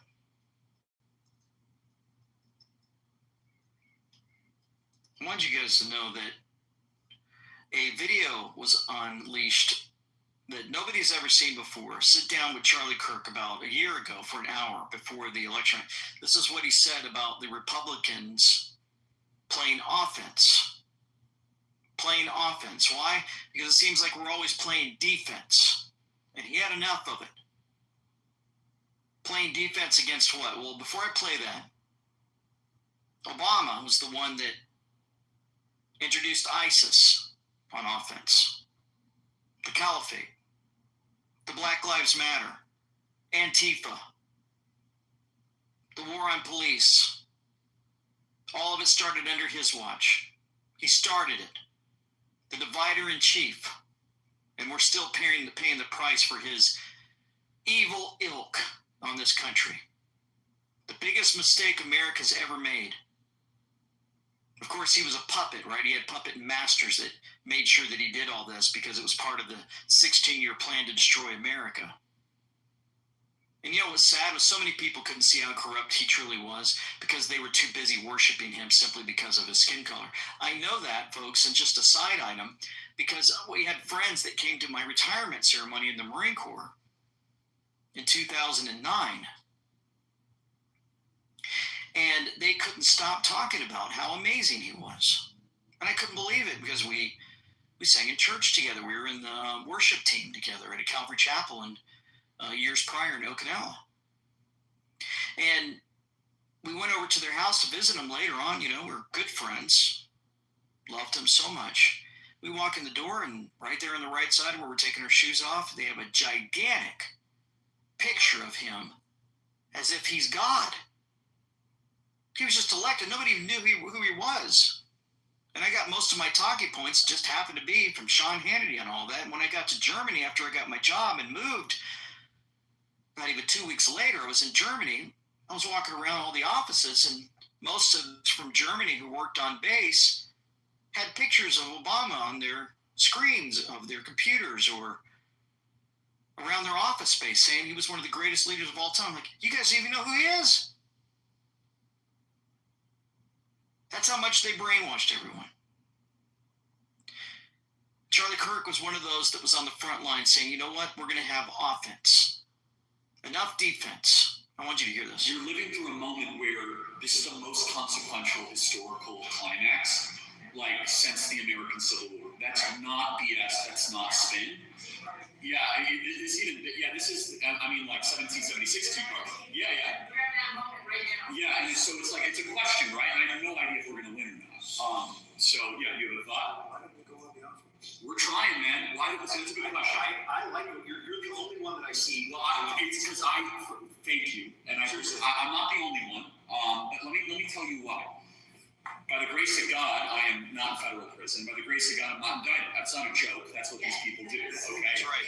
Well, look, you're right. And I pray for me every day and pray, and you should, because there's only a few of us that actually play offense. James O'Keefe plays offense. What happened? They removed him from his organization. He's under criminal investigation by the FBI and the Westchester DA. Steve Bannon plays offense. He's going to go to federal prison next month. Tucker Carlson plays offense. They took him off air. Any player that plays, Donald Trump plays offense. He's facing 600 years in federal prison. That's why we don't play offense. How about this? We have 16 literally amazing senior citizens that have done such good for our country in Michigan that are facing the rest of their life in prison because they signed a document to become an ultimate elector. To become an ultimate elector. Most people don't even know about this story. The story was buried. I'm going to talk about this tonight. These are 16 senior citizens. I'll tell you about Rose Rook, 81 years old, from Paw Paw, Michigan. She signed a piece of paper to become an ultimate elector, her constitutional right with historical precedent. She's facing 120 years in federal prison. 81 years old, she has $30,000 to her name, and her husband died 10 years ago.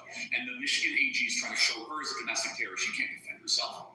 The whole way of the world is, the cruelty is the point. That's right. We are dealing with savages. This is not normal. This is ultra-revolution time. Like, they are eating the country from within. The problem is they preempt us against offense, but that is not an excuse. We all have to play offense. We have to take the initiative. But here's the thing, we are not good offensive players. I'll prove it to you. That's absolutely. Because conservatives definitionally are defensive. We're conserving against their offense, right?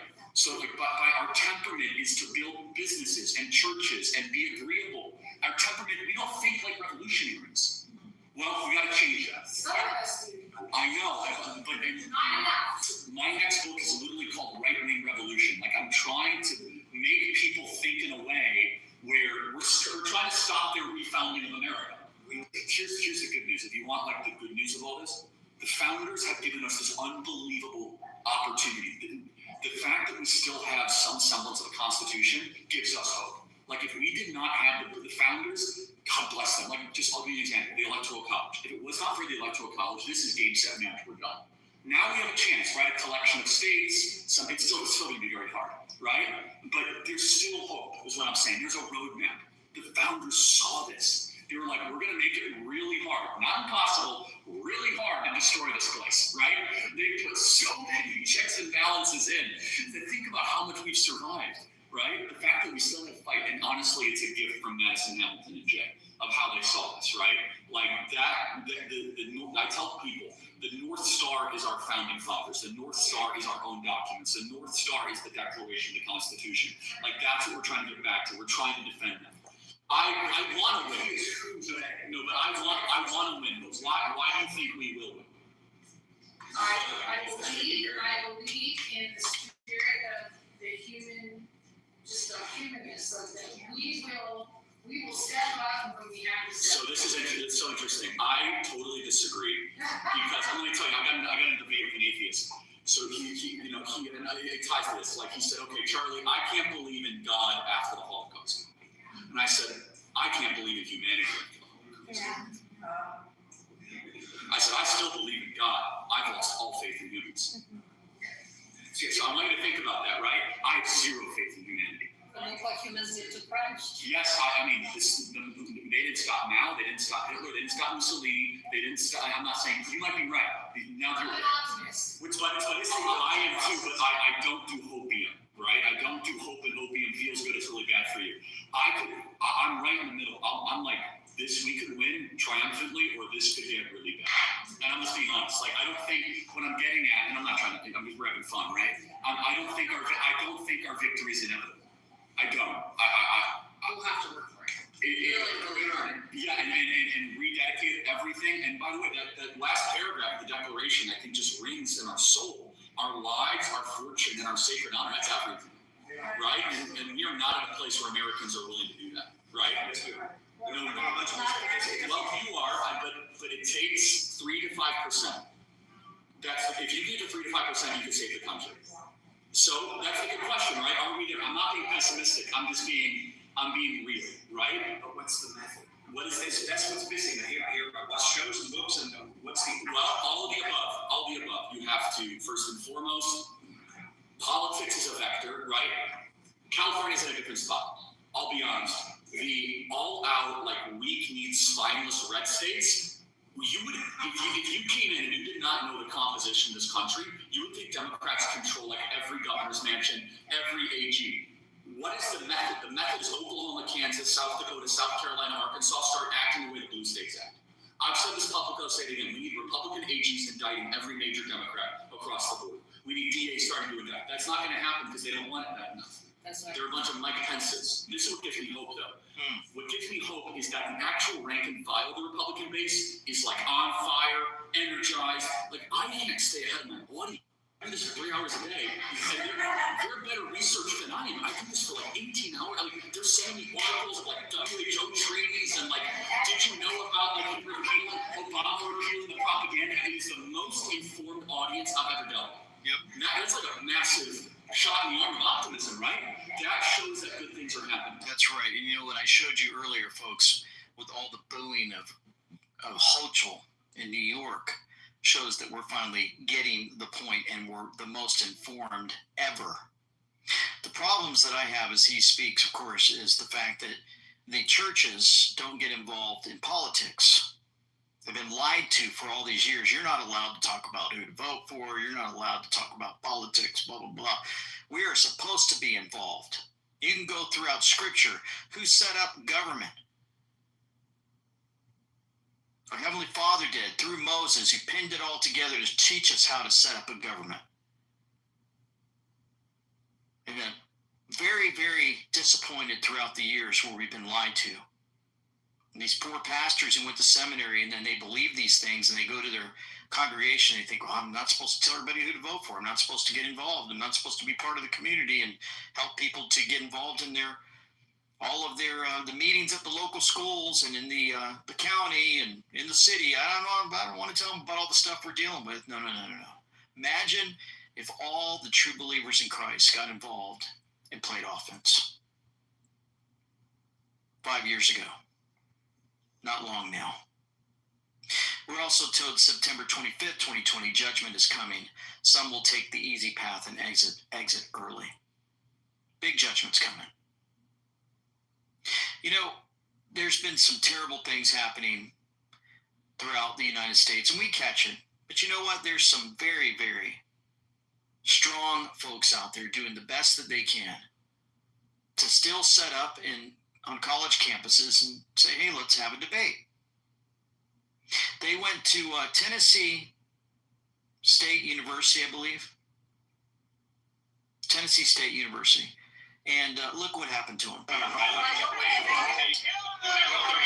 For those listening, they're taking their signs, they're stealing them and running away with them. And when he tries to get his sign back, a guy jumps in front of him as if he was going to hit him. There's police there, they're standing there. And there's a guy holding a screwdriver. All he has to do is take that screwdriver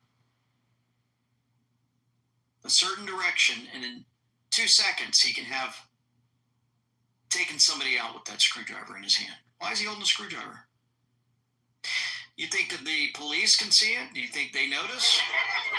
If they did, why didn't they do something? If they didn't, look at this guy's security. Look, he actually has a security guy. Does he even notice what he has in his hand? He's looking around.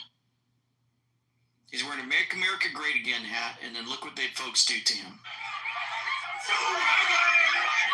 They're screaming at him. They're recording with their phones while the police are escorting them. They're being screamed at and all the way out. And they're yelling at them as they're in their car. They're hitting their car. And it's getting worse and worse as they depart. And what's amazing is this TSU campus, Tennessee State University campus, actually sent something out saying, oh, these weren't really our students. It's a lie. They're your students. And then we found out that there's paid protesters identified and tracked to a Democrat activist non-governmental organization that organizes these. Nate Friedman found their tax documents and discovers he's been paid $75,000 per year to protest. You think these guys just all show up and they're screaming and yelling just because they're filled with hate and their anger? Well, some of them are. They're probably told certain things and lies by these paid agitators. They get everybody to show up. And we found out right from the past of these guys, some of them were paid $400 a day just to show up. Every protest they show up, they get $400 thrown in their debit card. And they're told that Charlie Kirk was a racist. Because if you say Trump is a racist, you should be able to easily give a definition of what that word means. So it's hatred towards... This is how he handled folks calling Trump a racist. It's another race, right? So when has he ever exhibited that? Give me clear and specific examples. Yeah.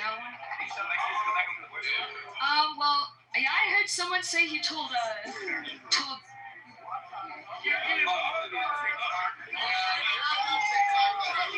Yes! Okay, but let me just help you out here. Huh? What, you think he's a racist because the media has told you he's a racist? Because you can't give me an example off the top of your head, and even when you phone a friend to the audience. I'm not criticizing you. Maybe the media is lying to you. Maybe the man who's being called a racist is actually someone that's trying to improve lives of all Americans.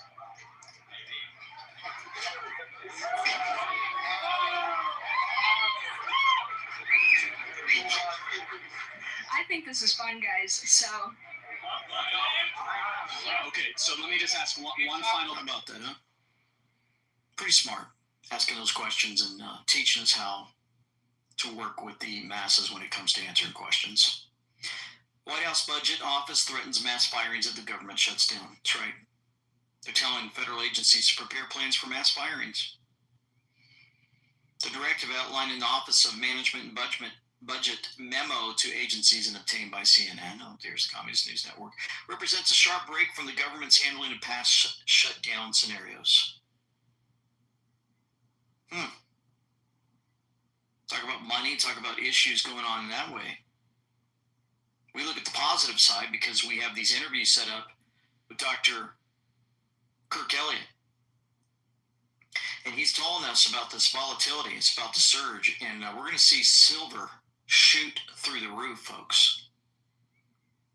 And he seems to come true every single week. And he talked about this triangle pattern. It was really good, and I encourage you guys to go watch that video from this past Sunday. And we know.com/gold. You can reach out to him. Get started, folks, if you're delaying. It is absolutely amazing what's happened to us in our IRA as we've already more than doubled it in 2 years. It's absolutely phenomenal. You know what interesting is Marjorie Taylor Greene brought up the name Rachel Chandler the other day. Yesterday, I believe, when James O'Keefe said the world-exclusive bombshell senior DOJ Epstein investigator reveals Epstein was CIA, confirms that RAPES occurred while Bill Clinton was on the plane. And he's protecting a lot of other people. James O'Keefe continues to unveil all this to people. Rachel Chandler was given to us on the Intel board. That's right. We know that. They showed a picture of her. And we're told Chandler equals child handler. These people are sick. We were reminded from the Q team, if the records become unsealed, much will be revealed. Watch the news for Rachel Chandler. Marjorie Taylor Greene said Rachel Chandler. She posted at 7:10 p.m., MTG does. Anons know the importance of this name, Rachel Chandler. Well, 7:10 is mirrored 17. Game on. And we're also reminded the Clinton picture rises, as do connections. Rachel Chandler. The pictures that were placed on the White House, lined up for all to see. And Clinton happened to be with Rachel Chandler in that picture. Wow. Talk about some big connections going on. Big connections. There's been a lot happening, folks. Tucker Carlson's been on the cusp, and I believe he's running the 9/11 series. I believe I watched the first one. Somebody told me he's put 3 or 4 more out, so I got to get to him. My hope is he unveils everything that I've unveiled about 9/11. I still need to do a video on it since we had the Charlie Kirk assassination. I haven't been able to get to it. But he's been going out there and he's having talks about what we've said about October 7th, how we're concerned about Mossad, and our concerns about Bibi Netanyahu in his past. How people were saying that he had the previous prime minister taken out. How come the barriers of Israel were opened up for 6 hours, that he's been accused of funding Hamas and all these other things. And it's just been really strange. And then Tucker came out and said this. It's like, this is my country. I don't own the country, but I'm a shareholder in the country. I'm an American.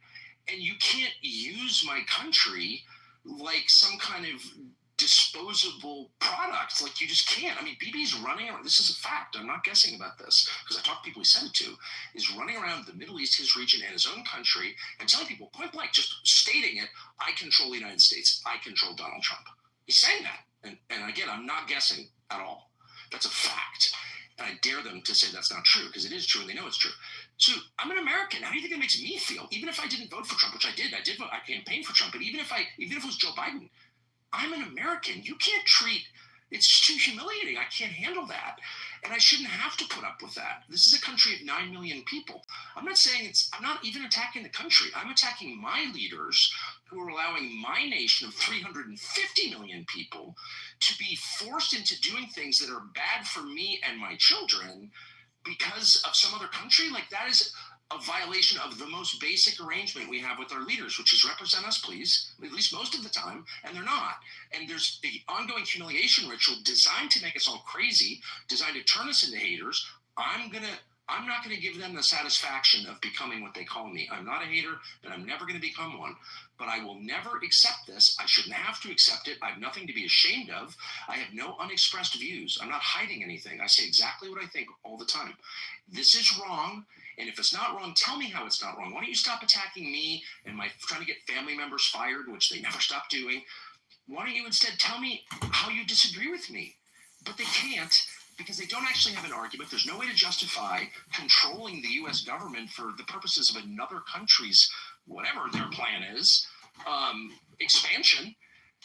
And, many folks were pointing out, if you just look at it from surface level, it was really interesting that they were approved.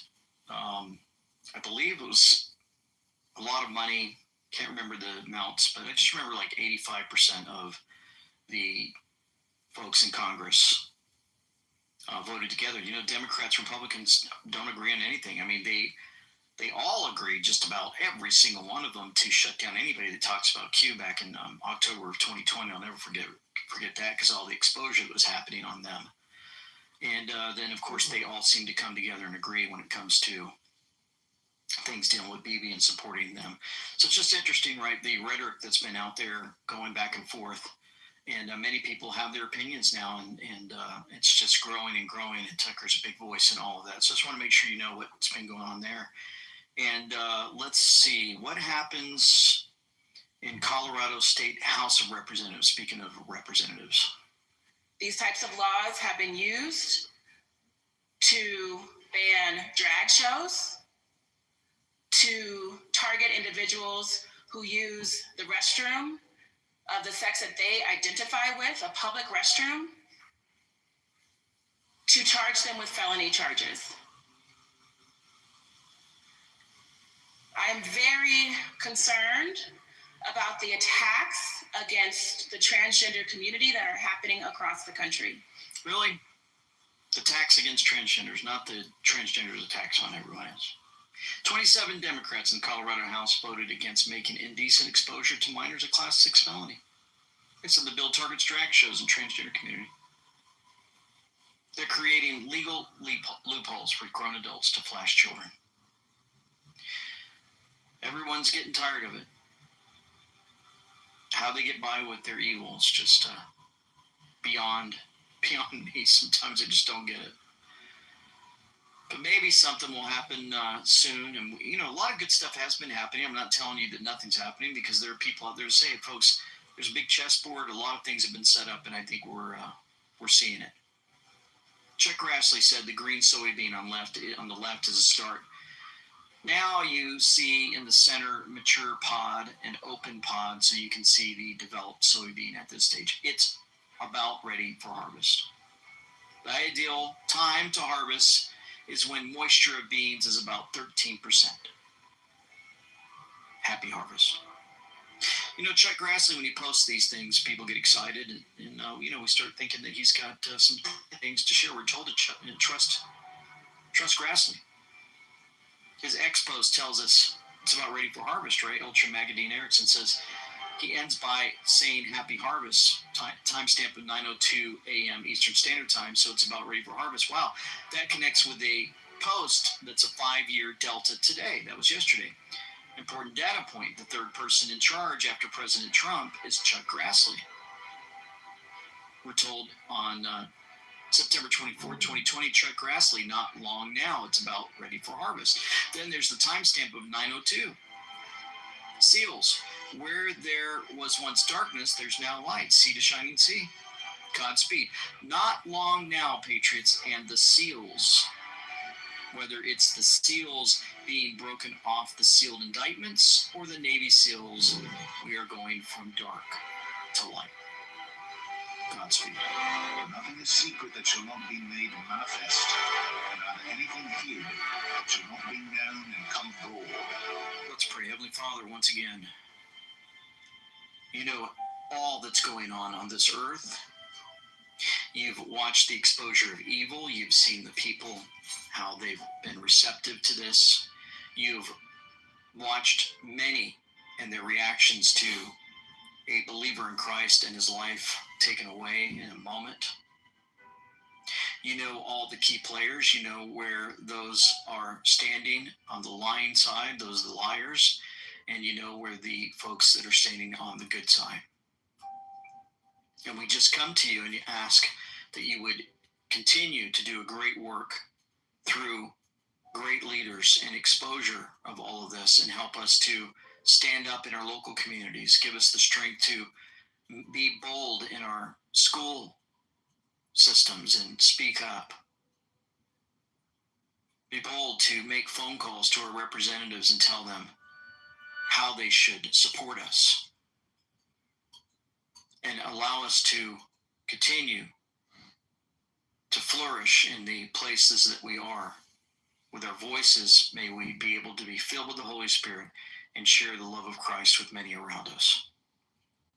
We ask for continued protection over those who are in harm's way.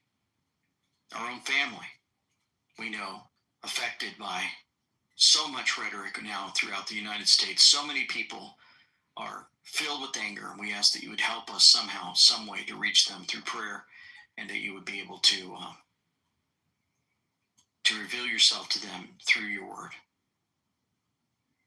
We ask for continued guidance in our own lives as we walk each and every day as walking epistles for you.